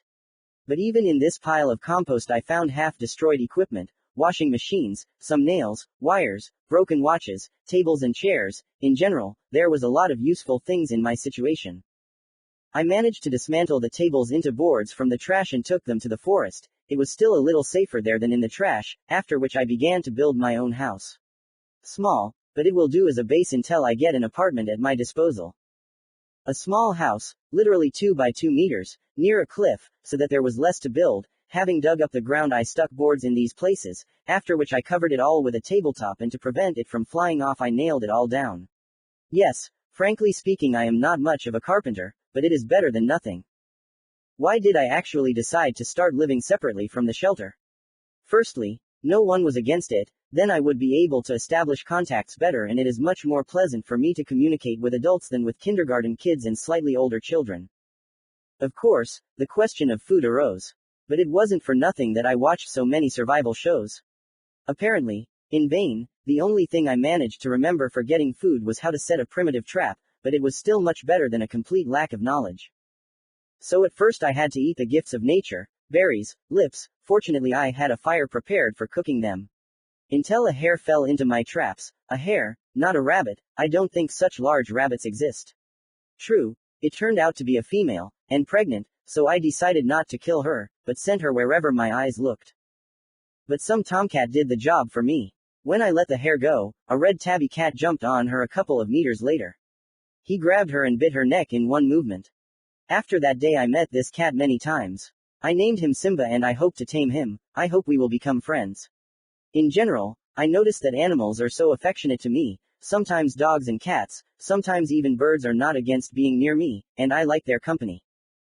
But food still had to be obtained, so having set up all sorts of traps around the area I obtained food for myself. This time I tried to make a trap that would immediately kill the animal, and not leave it to suffer, or there to wait for me until I break its neck or something. Fortunately, everything worked out as it should, and all that was left for me was to cut up the rabbit carcasses with my knife and cook the meat, and I gave their skins to the tanner. He gave me a little, but I hoped that this was enough. As it turned out, this was more than enough to live on. After helping them, the sellers gave me a good discount, and even that little bit was enough for me to buy something. Coupled with gifts from the butcher, the vegetable and cereal seller, I could eat quite well and not worry about going hungry. All this time, naturally, I was not only helping people, I was also developing myself, training, trying to improve my coordination and center of gravity. The only thing I came to from something new was a new type of training. I simply blindfolded myself and tried to run and jump blindly along an obstacle course, which I also built from all sorts of trash that swayed from side to side from my jumps and I had to dodge it. It was interesting and I can still feel the result. Instead of relying only on vision, as usual, I began to rely on hearing and other senses. This was before, but it was just enhanced senses, so to speak, in a passive form, and this is their active state, which I am going to strike to perfection. There were also control trainings, as well as meditation and physical exercises, but to them were also added trainings with weapons. I threw kunai and shurikens, practiced how to hold them. In general I tried to become as strong as possible. Otherwise, the next 2 months of my life were simple. I trained, prayed and thanked God, helped people and received help in return. But only one such day, one of the teachers came straight to me and asked me to go back to fill out paperwork. I agreed, and a couple of hours later, I and all my small belongings were led to the place that I will call home for the next couple of years, and tomorrow I will have to apply for admission to the Shinobi Academy. Well, God bless you. Part 17. I'm speechless, I said, looking around my new home.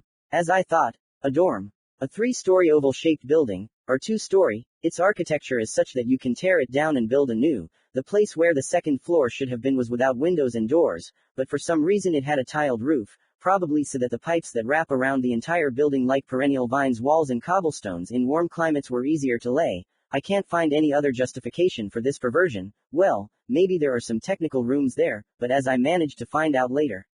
This is not so, but more on that later.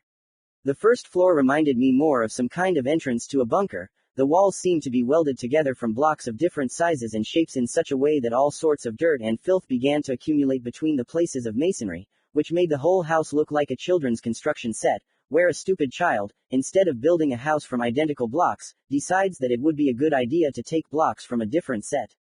The entrance was generally convex and had no door at all. Instead, there was one large staircase leading up, which seemed to divide the entire building into internal floors, of which I counted as many as 5, a reception area, also a guardhouse, then utility rooms, and the remaining 3 were residential, and the last floor was the exit to the roof, where my apartment was located. Luckily, my entire apartment occupied this very 3rd floor. They handed me the keys, an envelope with my money, and then immediately left, without any explanation of how everything works here, or any check to see if anything works here at all, just head over heels. It's okay, I'm sure everything inside isn't that bad, I said, opening the wooden door. Dirty gray walls, well, at least even, you can't find a completely intact wall, without a chip or a crack. The floor creaks loudly and even bends under me, creating the feeling that if an adult walked in here, he would definitely fall to the next floor. Apparently, there hasn't been a proper renovation here for a long time. As far as I understood, it was a kitchen, a window, a table 2 by 1 meter, 1 chair, a trash can with a lid, a sink, not even closed, a bare light bulb hanging on small wires, at least not exposed, a fan with a string, apparently it is responsible for switching on. A wide refrigerator, with as many as 3 doors, why only, it is not clear, 2 cabinets and a table stove. On it I saw a frying pan and a saucepan filled with other kitchen utensils, like plates and cutlery. Next was a door. Opening it, I went out into the corridor. As expected, the first thing I met were the doors on the sides of the entrance. Opening the left door, I saw my bathroom. At least there was a whole bathtub here, as well as a toilet with a sink and a mirror above it. There was nothing else here. The right door surprised me. Another corridor. Why it was needed I have no idea. There is literally nothing here, except for a shoe rack. Is this some kind of hallway? Until I clean up here, I will not take off my shoes. Therefore, in this state, I went to my room. It was the size of a kitchen, 2 nightstands, a bed and a bedside table. That's all the wealth of my room. Having quickly put my things on the shelves, I started looking for a mop, or at least a rag, but as luck would have it, there was nothing I needed here. Not even a banal broom with a dustpan. Having exhaled, I decided to go to the store, having first checked how much money I had. 10,000 rye, 2 dozen coupons and some kind of list. Since I would have to go to the academy in just a month or 2, the amount was mainly allocated for this. They even left me a shopping list, the same piece of paper that was in the envelope, so that I would know exactly what I could buy. In my past world, many 6-year-old children could barely read by syllables, that is if their parents did some work with them, but I saw from the orphanage that at least half of my comrades in misfortune could not even read, let alone count. Although, chakra makes the brain develop faster, maybe the children here really are more independent than I initially thought. In any case, I have to check the shopping list and figure out what I can actually spend money on. Shoes, open-toe sandals, pair, 3,280 rye. There is no need now, since I have the shoes that kind grandmother made for me. We should not have any active activities now, so the shoes should not wear out, I hope, but just in case I will put aside half of the required amount. Next month I will do the same. If necessary, I will buy. Now I have other needs. A small scroll, a piece, 500 ryo, length 1.5 meters, width 15 centimeters, as far as I understand. This is the local equivalent of a notebook. How are these scrolls better than classic sheets? Nothing. They are more expensive and not so convenient. I saw in the office they sold ordinary sheets, a little smaller than album ones. If you compare the sizes, then the benefit of buying several dozen or even hundreds of sheets exceeds the purchase of any scroll, even a large one. It seems to cost 1,000. Many times. The only justification I see for this is that young shinobi from childhood get used to writing on scrolls, because they are most often used for various FUNN techniques, otherwise it only harms the pocket. A medium scroll, one piece, is 800 rye, length 2 meters, width 25 centimeters. Writing accessories, set, 350 ryo, includes a slate pencil, 2 brushes, several types of ink, including chakra conducting. I didn't understand why I needed to buy 2 types of writing accessories. I knew that the locals were used to writing with paints and brushes, and if I were to restore my clan, the ability to write and draw with paint would be vital for me, but how I wanted to believe that they wouldn't force us to fill meters of sheets with paint. Standard combat pouch, PCs, 1260 ryo, leather bag with a fastening strap. It contains 10 shurikens, 20 explosive seals, 5 smoke bombs, 12 meters of metal fishing line. Then you can buy additional components. Their total cost without the bag itself is about 1,000 ryo. I won't even argue here, a necessary thing, but essentially incredibly expensive, which is of course to be expected from a backpack. A t-shirt made of chakra conducting fishing line, a thing, 1640 ryo, a useful thing, as I found out, it passively trains the upper body, and if you power it with chakra, it will be able to save you from a stray kunai throw, or soften the blow of some bully. I don't think that such purchases are usually written for orphans, and considering who I am and how much chakra comes from me passively, it is not surprising why they added it. If there were also pants, a hood with gloves in it would be perfect. But as I understand it, they are not made on the mass market.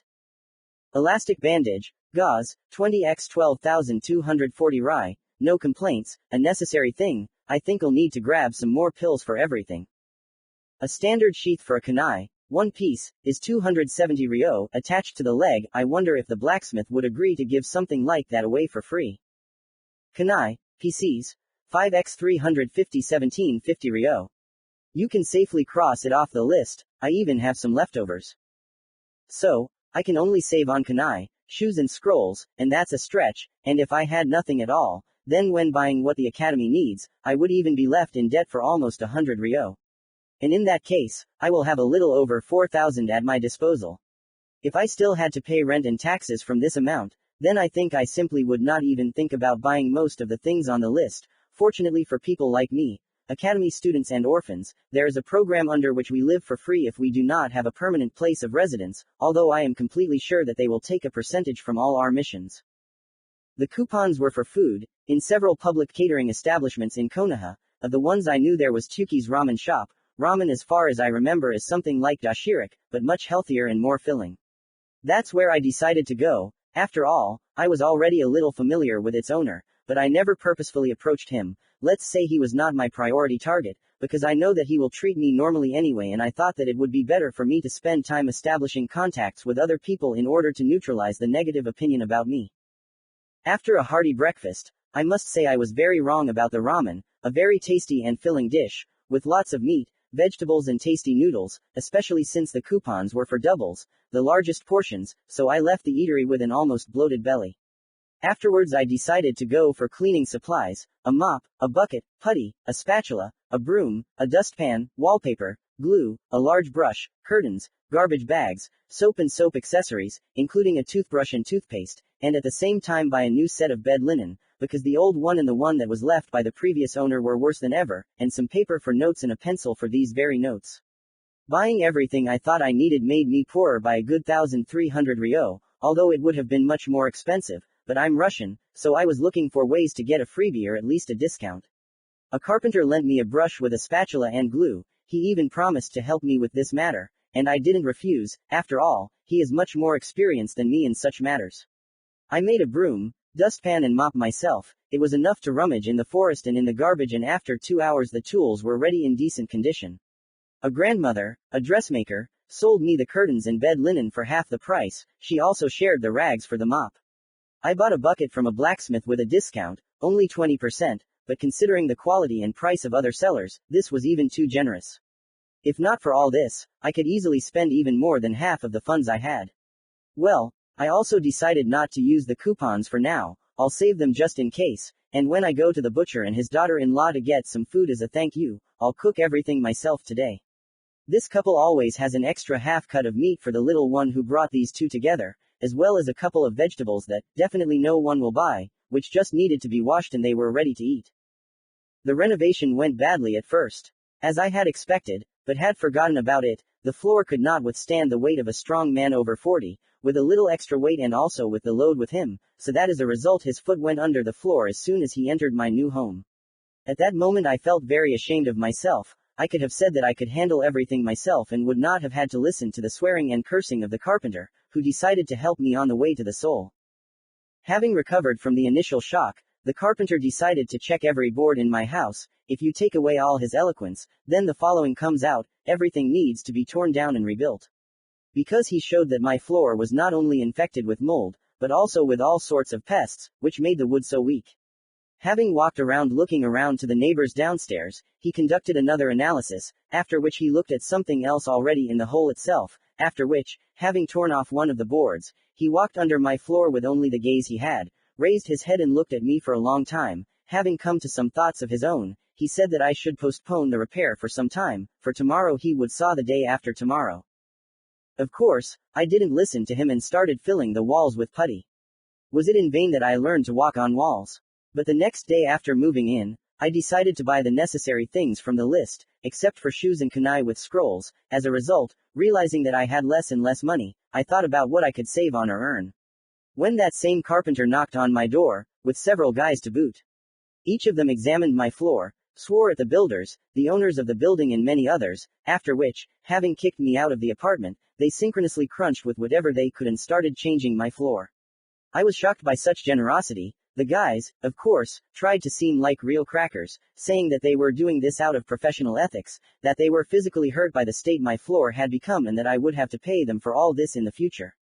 But I had time to look at the cost of carpenters' services. It's not the first day we've been dating, and also how much it costs to replace an old floor. The price they presented me with was frankly symbolic, only a few thousand, for a complete replacement of parquet flooring of an area of a little over 30 meters.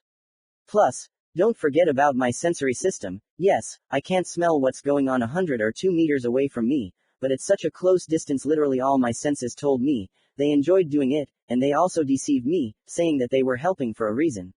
They are kind people, even if they like to swear, and they teach a lesson to a small child. You have to pay for everything, so I am grateful to them. And then came the oilcloth wallpapering and cleaning, which I successfully completed. I decided to celebrate this matter at the famous Ichiraku Ramen, where I was given tickets. And sometimes my observation amazes me, but when I looked closely at the cook's face, my jaw almost reached the center of the earth when I saw a butcher behind the counter. But as it turned out, it was not him, but his brother, Tuki. They had a pretty funny system here. It turns out like this. In Konoha, in addition to all sorts of militant clans that go into the field to carry out missions for the war, intelligence and informants, there are entire trading and professional clans, not necessarily always from the shinobi, but not in this case, each of which is engaged in their own industry in our city-state. The Tuki clan, whose name I can translate as loyalty, or trust, is just one of them. They are a cooking clan that arrived here only a little later than Senju and Uchiha, at first as ordinary hired workers, free shinobi who did not belong to any clan, but then they grew and became an integral part of Konoha. And they were responsible for the social relaxation of the shinobi, so that they at least inside the village were not afraid to go to cafes, afraid that they would be poisoned there and so on. After all, times were not calm then, all sorts of things happened. At that time, the Akamaiki had not yet arrived with their restaurants, and the Tuki clan was firmly entrenched in the food industry. And the Akamaiki are not completely specialized in food, and are an active participant in the internal and external affairs of our village. So no one will try to displace the Tuki clan. I was even more surprised by the fact that Tuki, like many of his clansmen, is essentially an eternal genin, or chunin. After all, they graduate from the academy, receive the rank of genin, and immediately sit down to run the family business, and their further training falls on the shoulders of the clan. This mainly applies to those like Tuki, those who have something to inherit from their ancestors, while those who have nothing like that, take and rise in ranks. Fortunately, although this is not a very strong clan, it has knowledge, received, bought, found, stolen, created or won over decades of service, so that growing to chunin was a piece of cake for them. After which they earned money for their business, after which they retired and engaged in civilian affairs. I listened to him with my mouth open. It turns out that there are dozens, if not hundreds of such peaceful clans in Konoha. As it turned out, and each of these clans has its own vote in the clan council, a local governing body that makes decisions democratically. I thought there were only about 24 of them, but it turns out that very few do not reach 100. Another moment when my knowledge was refuted, I asked Tuki about clans of one person. So he told me that there were few clans consisting literally of one person, even citing as an example the famous Hatake Kakashi, a student of the 4th Hokage, my father, who monitored my mother's pregnancy, but for some reason forgot about my existence and simply does not participate in my life. Okay, I scold him purely out of spite. I understand everything. He is the current head of his clan and concurrently its only active member among the shinobi. However, even he had several forges under his command, although I would call them manufactories, in which several dozen people work, each of whom, although essentially civilian, is a member of the Hatake clan and bears this surname.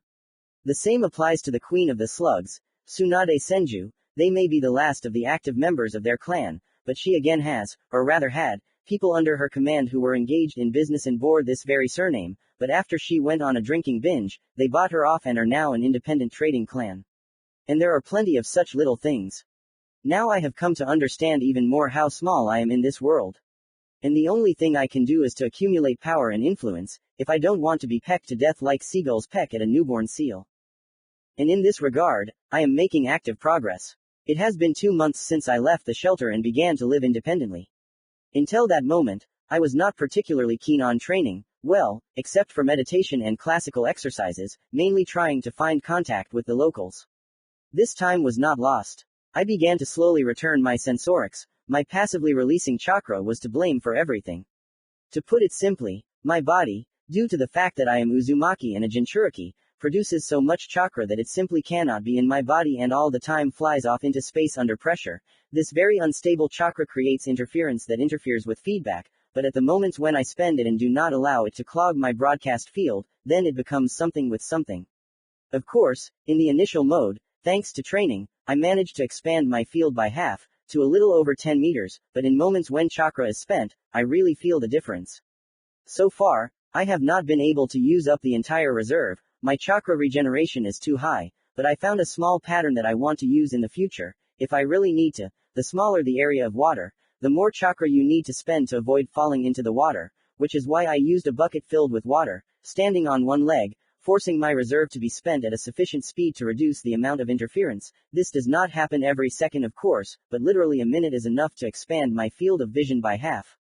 And after an hour, after which my leg asked me to cut it off so it wouldn't suffer, I could proudly provide you with a field of view a whole kilometer in diameter. After a couple of seconds of research, my head was already buzzing, too sharply, too much for an unprepared brain.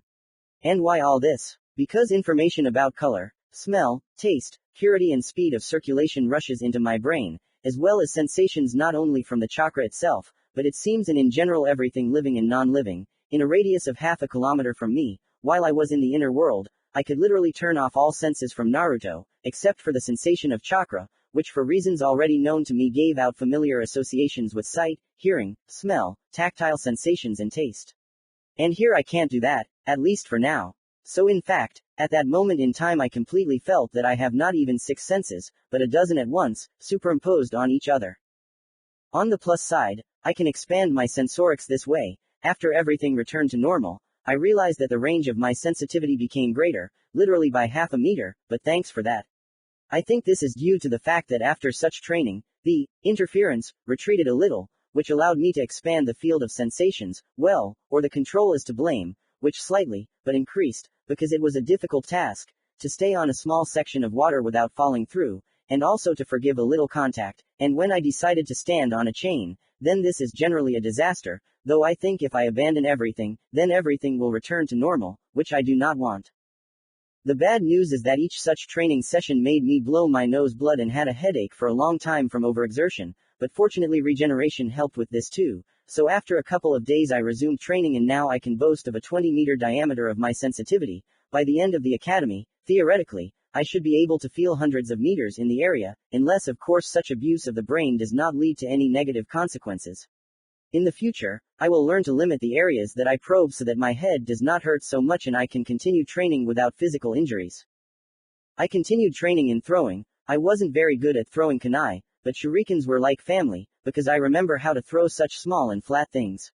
I didn't miss physical training. Finally I began to feel the center of gravity. I can't explain it normally, because in many moments it feels as if outside the body, that is, I understand in which direction the energy goes and in which direction I move, which allows me to move better. I began to train punches, filled my fists and not only by hitting wood. It was painful, but regeneration did not notice small wounds at all. I think this is due to the increased reserve. When I compared him last time, he was at the level of the upper limit of my feelings of Chunin, but I was wrong. Those Chunin who came to us turned out to be slightly better than average. Their commander was above average, but in my feelings, he was not in the top among the best wearers I met in a couple of months, so I got carried away, called my reserve equal to a weak Tokubetsu Jonin, the upper limit of a Chunin. That was the result before. But now, when I discovered for myself a training that can drain my reserve, it began to grow by leaps and bounds, and now I can easily catch up with a good half of the tokubetsu in our village. And control, from such training did not lag, it has definitely become better than it was just a couple of months ago. It's a completely different matter with communication with people. Before, they treated me coolly, which is quite normal for adults in relation to a child, and sometimes shinobi got on my nerves, but still, not everyone knows who the fox's guardian really is. But now I began to feel completely different sensations. People were becoming more and more furious at the sight of me. They clearly did not show it, some continued to think, but their eyes were piercing and cold. Some lost their temper over trifles and were even ready to use their hands. These were mostly people I did not know very well. Apparently, old schemers began to make their plans for me, trying to fence me off from the outside world, to lower me into the darkness of human contempt and hatred, so that some people, so carefully provided by the state, would become beacons, saviors for me. But their plans failed. Apparently their subordinates did not dare to write to their superiors. Probably in the reports there was something like, the object is walking around the village, trying to communicate with the residents. I would not be surprised at all. So, even though the people I knew had strong doubts, I did not feel hatred in them, which means my plan worked. Thank God for that. This pleased me the most. Even my adventures on the street did not bring me as much pleasure. What kind of adventures? Well, my plan already had a point about helping if someone got into trouble. So I did it. Fortunately or unfortunately, I didn't meet any of the characters I met, and I wasn't really looking for them. All my help was mainly about saving from hooligans, and helping with carrying things. I had already prepared that carrying things twice my weight isn't particularly difficult for me. So I think this also played a significant role in the fact that the locals didn't try to pounce on me like dogs on a cat. What else? Well, I finally bought everything I needed from the list and even more, shoes for growth and clothes. I generally didn't care about fashion and the weather. The chakra, to my great surprise, warmed me well, so in the forest on the coldest nights I was fine, just a little chilly, and on the hottest days, my head was just a little hot. So I decided to buy clothes for growth, nothing particularly outstanding, but my favorite purchase was a thin striped shirt. Where in this world did such things come from? But time passed and the time for entrance exams arrived. I found the academy, not right away, as it turned out there was more than one of them, where a bunch of children gathered, of different ages and apparently castes. In fact, I recognized quite a lot of iconic characters. I paid most attention to the second main character of the series, as well as the best friend and rival of the original Naruto, Sasuke. Here I should stop a little. For all the time that I lived here I realized that people here are mostly mestizos of the Caucasian and Mongoloid races, but there were also, so to speak, purebreds, representatives of such races. For example, I look like a European, while Sasuke was an Asian of blue blood, black narrow eyes and hair, very light, I would even say pale skin, a narrow, elongated face. It is too early to say what he will grow up to be, but considering how girls hung on him in the original, I think he will grow up cute. A man in red and white robes came out on stage, with a huge Hokage hat with the inscription, "Fire," on it. He was an old man, probably about 60 years old. His face was a bit reminiscent of an old monkey, mainly with his wide but short nose with a mole. A narrow face, a little skinny, narrow eyes, age spots on the left cheekbone and a white goatee. This was our current Hokage, Sarutobi Hiruzen. Sarutobi, by the way, translates as monkey, or a tributary of a monkey, which is probably where the nickname comes from. He told us about our future, that we would learn to be shinobi. He talked a lot about the will of fire and loyalty to the village. In any case, like any student, I did not listen to what he was talking about, but only looked around, looking at the reactions of other students. He ended his speech with words, the essence of which was that first we would have to prove our ability to become shinobi. Then they took us to a separate classroom, away from all the other classes, and started testing us. First they looked at the size of the reserve. They used a simple crystal ball that changed color when touched. Red was the best result and I got it incredibly easily.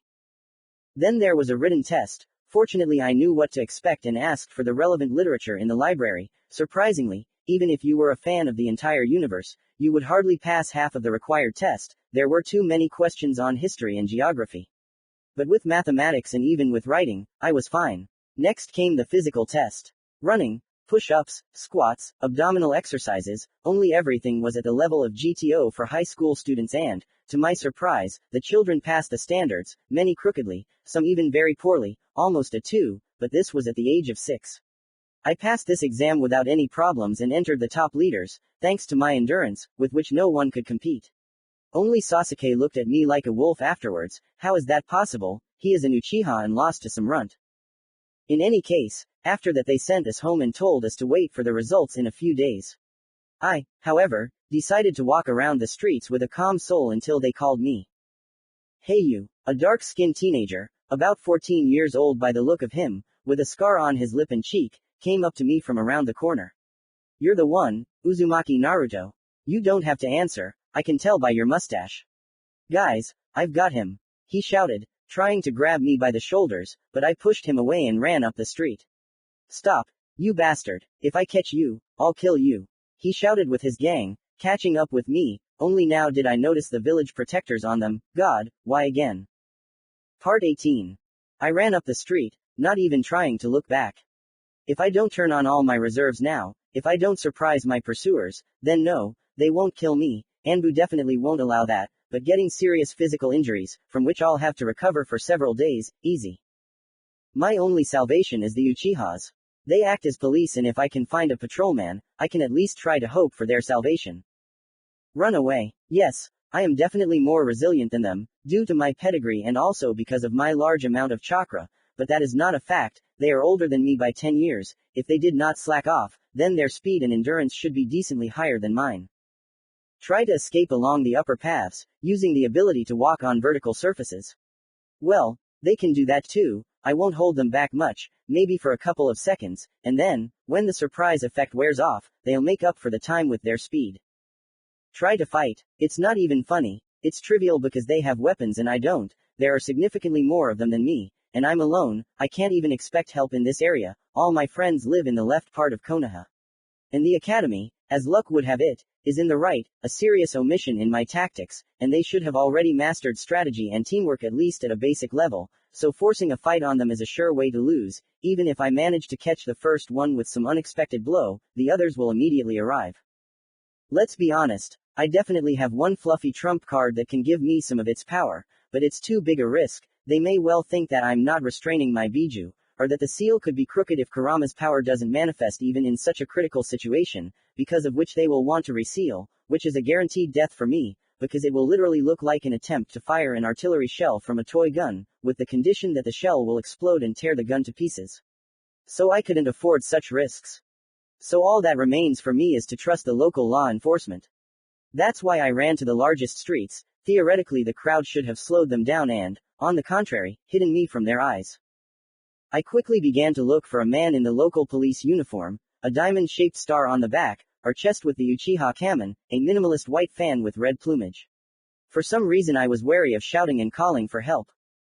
Unfortunately, my expectations were practically not met. Yes, one guy continued to run after me along the street, not paying attention to passers-by, knocking them down with his large carcass, but his two partners, as I noticed, were moving along the upper tracks, as if surrounding me. My only advantage at the moment was that I was in a city where there were a lot of civilians. There were no other ways to harm me except to come close. They would throw something from a cold weapon, or some equipment. They would harm civilians, and for this, the pursuers themselves could be imprisoned. After a minute of chasing, I finally managed to see the person I needed, a man in his early 30s, asking something from a seller. "Uncle policeman," I shouted to him, running closer, after which I literally turned around on the go and pointed at one of the pursuers. The law enforcement officer himself definitely saw his other comrades, who were running openly along the roofs. They ran after me, swore that they would kill me, they even took out kunai. I didn't even have to pretend anything. I was really nervous now and could easily start shouting, because these guys managed to almost catch up with me in less than a minute, despite the fact that I gave it my all and used chakra, and I don't want to know how many times they will want to introduce their fists to my face. Uchiha, as I thought, first illuminated me with his attention. His eyes lingered for a split second on my cheeks, on which 3 scar whiskers were adorned, and then turned his gaze to the youth, clearly seeing something in their faces. "Follow me immediately," he said, after which his eyes lit up red for a moment, showing everyone who could see him the treasure of his clan, the Sharingan. The almost black iris of the eyes turned bright scarlet, and closer to the conditional middle between the remaining black pupil and the borders of the new iris, forming an imaginary equilateral triangle, at the same distance from each other, fastened with a thin, black line were 3 commas, each of which looked at the conditional corner of this triangle. After which this miracle of genetics returned his eyes to their original state and added, I remember you, there is no point in running away. These words seemed to become a support for me, because I felt a surge of strength, after which these same 3 culprits lined up in front of the policeman, he turned on the Sharingan and the guys began to talk complete nonsense. At first they tried to get out of it by saying that I was the younger brother of one of them. To their advantage, I turned out to be really vaguely similar to the third of their brothers, a skinny blonde with green eyes, but our similarities ended with the hair color. I think it's enough to say that I had a typical European appearance, while that blonde looked like a Mongol, only his hair was not typical, and the color of his eyes, but in Konoha, and what's more, in this world in terms of genetics everything was so mixed that it was quite possible to meet a mixture of all the types of appearance known to me here. Then they wanted to say that I stole their money from the mission and they were chasing me. But after checking my pockets, we all came to the conclusion that I was as poor as a church mouse, because I didn't take any money with me today, there was simply no need. And also that I literally don't have a single place where I could hide money. So they failed with this excuse too. I was more interested in the Uchiha himself. It will not be a secret, but the Uchihas have their Sharingan, as well as the Uchihas themselves, they can read a person's lies, by motor skills and other things. Isn't it immediately obvious that they are lying? Or maybe this is their procedure. Like, to crush morally and they gave themselves up. Or maybe it is in order to not write a report. The Uchihas get along well with local illusions, genjutsu, maybe then they come to report to their superiors not with a written report, but with a video. It is also possible, although I still have a lot of other possible options, each of which may turn out to be true, there is also a good chance that all the reasons are correct and they do what they do simply because of a bunch of conveniences. 10 minutes later, these 3, with shaking hands and sweaty faces, finally admitted that they really wanted to beat me up, but not kill me. To avenge the mothers who died from the fox's attack. It's worth describing how much effort I had to put in to keep my hand from hitting my face, in the well-known, hand-to-face, gesture, so that in order to suppress this desire I had to close my eyes for a couple of seconds. When I opened them, I saw 2 red eyes a couple of centimeters from my face, each of which seemed to penetrate into my very soul. Now that they have given their testimony, I am waiting for your version of events. He said, I honestly, without hiding anything, said that when I was leaving the academy I ran into a dark-skinned guy, he shouted to his guys and they started chasing me. That I had not done anything bad and was not going to do anything. And I also politely asked my police comrade to move his face away. He did as I asked. He said that he should take the guys to the station, and told me to get away and stay out of sight. Naturally, I sighed with relief, after which I wandered home, but having decided that I had enough adventures for today, I decided to take a walk around the park. It is quite a picturesque and beautiful place, in my memory there were relatively few of them. No, don't get me wrong, I love parks and I love walking around them too, it's just that there, in that life, everything was mechanized, the smell of car exhausts, the noise of engines and many architectural structures did not allow me to fully enjoy my favorite part of the parks, nature. I would be lying if I said that there were few large parks in my life where there was only nature, but here it really reached a new level. Architectural nature. That's how I can describe the local beauty. Yes, maybe the locals weren't knowledgeable in how to build houses, but I can't blame any of them for that. Everything is systematic. You can see how everything was born here, how people planted these trees with their own hands and how in the future these trees themselves turned into a miracle of beauty. The leaves of different flowers drew cute and slightly bizarre pictures, each of which was separated from the previous trees, which in a dense formation formed arches above the tops of the people passing here. In a word, beauty. But such places still did not occupy the main part of the park, even though they were located in the center. The rest of the territory is a simple park, with planted trees, ponds and benches. And so, walking through this park, I see them. 2 children, in a furious ball, rolled around like street cats along a deserted street. One Sasuke I already knew, with a broken lip and nose, holding another child by the chest. Blue-black hair, pale skin, the same aristocratic face as his opponent, but with slightly different proportions, literally like looking at a Japanese with an oval face, which Sasuke himself has in a Korean, with a more square face, like the second. If you do not know the differences, you will not tell the difference. But the biggest difference between them were the eyes, one almost completely black, the other absolutely white, like fallen snow, ceramics, or pearls. Everything was spoiled only by the appearance of a pretty dented face, all in bruises, blood streaming from the nose. In general, it is clear who will lose the fight. Verdict. Hyuga, and of them I only know two of our age. Cousins, Hinata, who in the future was supposed to become the wife of the original Naruto, a pretty sweet lady in my opinion, but I won't specifically hit on her, and she's too timid for my liking. And Neji, her older cousin, who, due to the death of his father, who gave himself to the enemies instead of his brother, became that cynical person who believes that there is some kind of fate and nothing can be done about it. How a person lives now, that's how he will remain until the end. Probably he thinks that the Kage are the strongest shinobi in this world, who have had their privileges and abilities since birth, or, I can't even think of what could have reinforced this idea so much. A very stupid statement, considering who his partner and teacher are, people who can be considered almost disabled from the world of shinobi, because they can show nothing but close combat, although they are some of the strongest fighters in their generations. Naturally, I think it's someone else, because it's impossible to meet one of them here, and secondly, even if it was one of them, Sasuke wouldn't have been able to just beat them up, because the first one has to have security, and he wouldn't have fought with a girl, and the second one is a senior student at the academy, and is considered a genius in his clan, like Sasuke, and at close range their clan is much better than the Uchiha, so I suspect that it's just some idiot from their clan who angered Sasuke.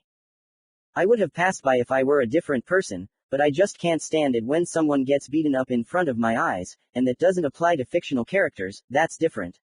But seeing blood coming out of all the cracks on a small, albeit furious face was physically painful to my heart. So I decided to intervene. Hey, both of you, stop! I shouted, approaching them. For the sake of solidity, I also decided to pick up a branch from the ground, which was almost as big as my hand. I wasn't going to fight with the kids, but I could give my words some solidity. Get out! The Uchiha sitting on top of his opponent barked at me, after which he received a well-deserved blow with an open palm to the chest, giving the lying man the opportunity to get out from under the hold.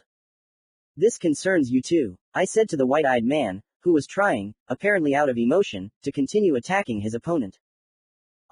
He tried to object, but only cringed, after which he calmly decided to walk around me, but I stopped him. What did you fight about? I asked, standing between them. It doesn't matter, the little crow cried. I bumped into him, tried to apologize, and this one. He said in a very embarrassed voice, does Hugh really have a lot more embarrassed people than I thought? There was no need to push. Sasuke continued to push his line. Okay, who drew blood first? I asked. I, by chance, was the first to react. He said, still embarrassed, pausing between words. Okay, I think now you both need to calm down, you can't go home in this state. My yukata, the white-eyed man shouted, seeing how the blood from his face smoothly flowed onto his clothes.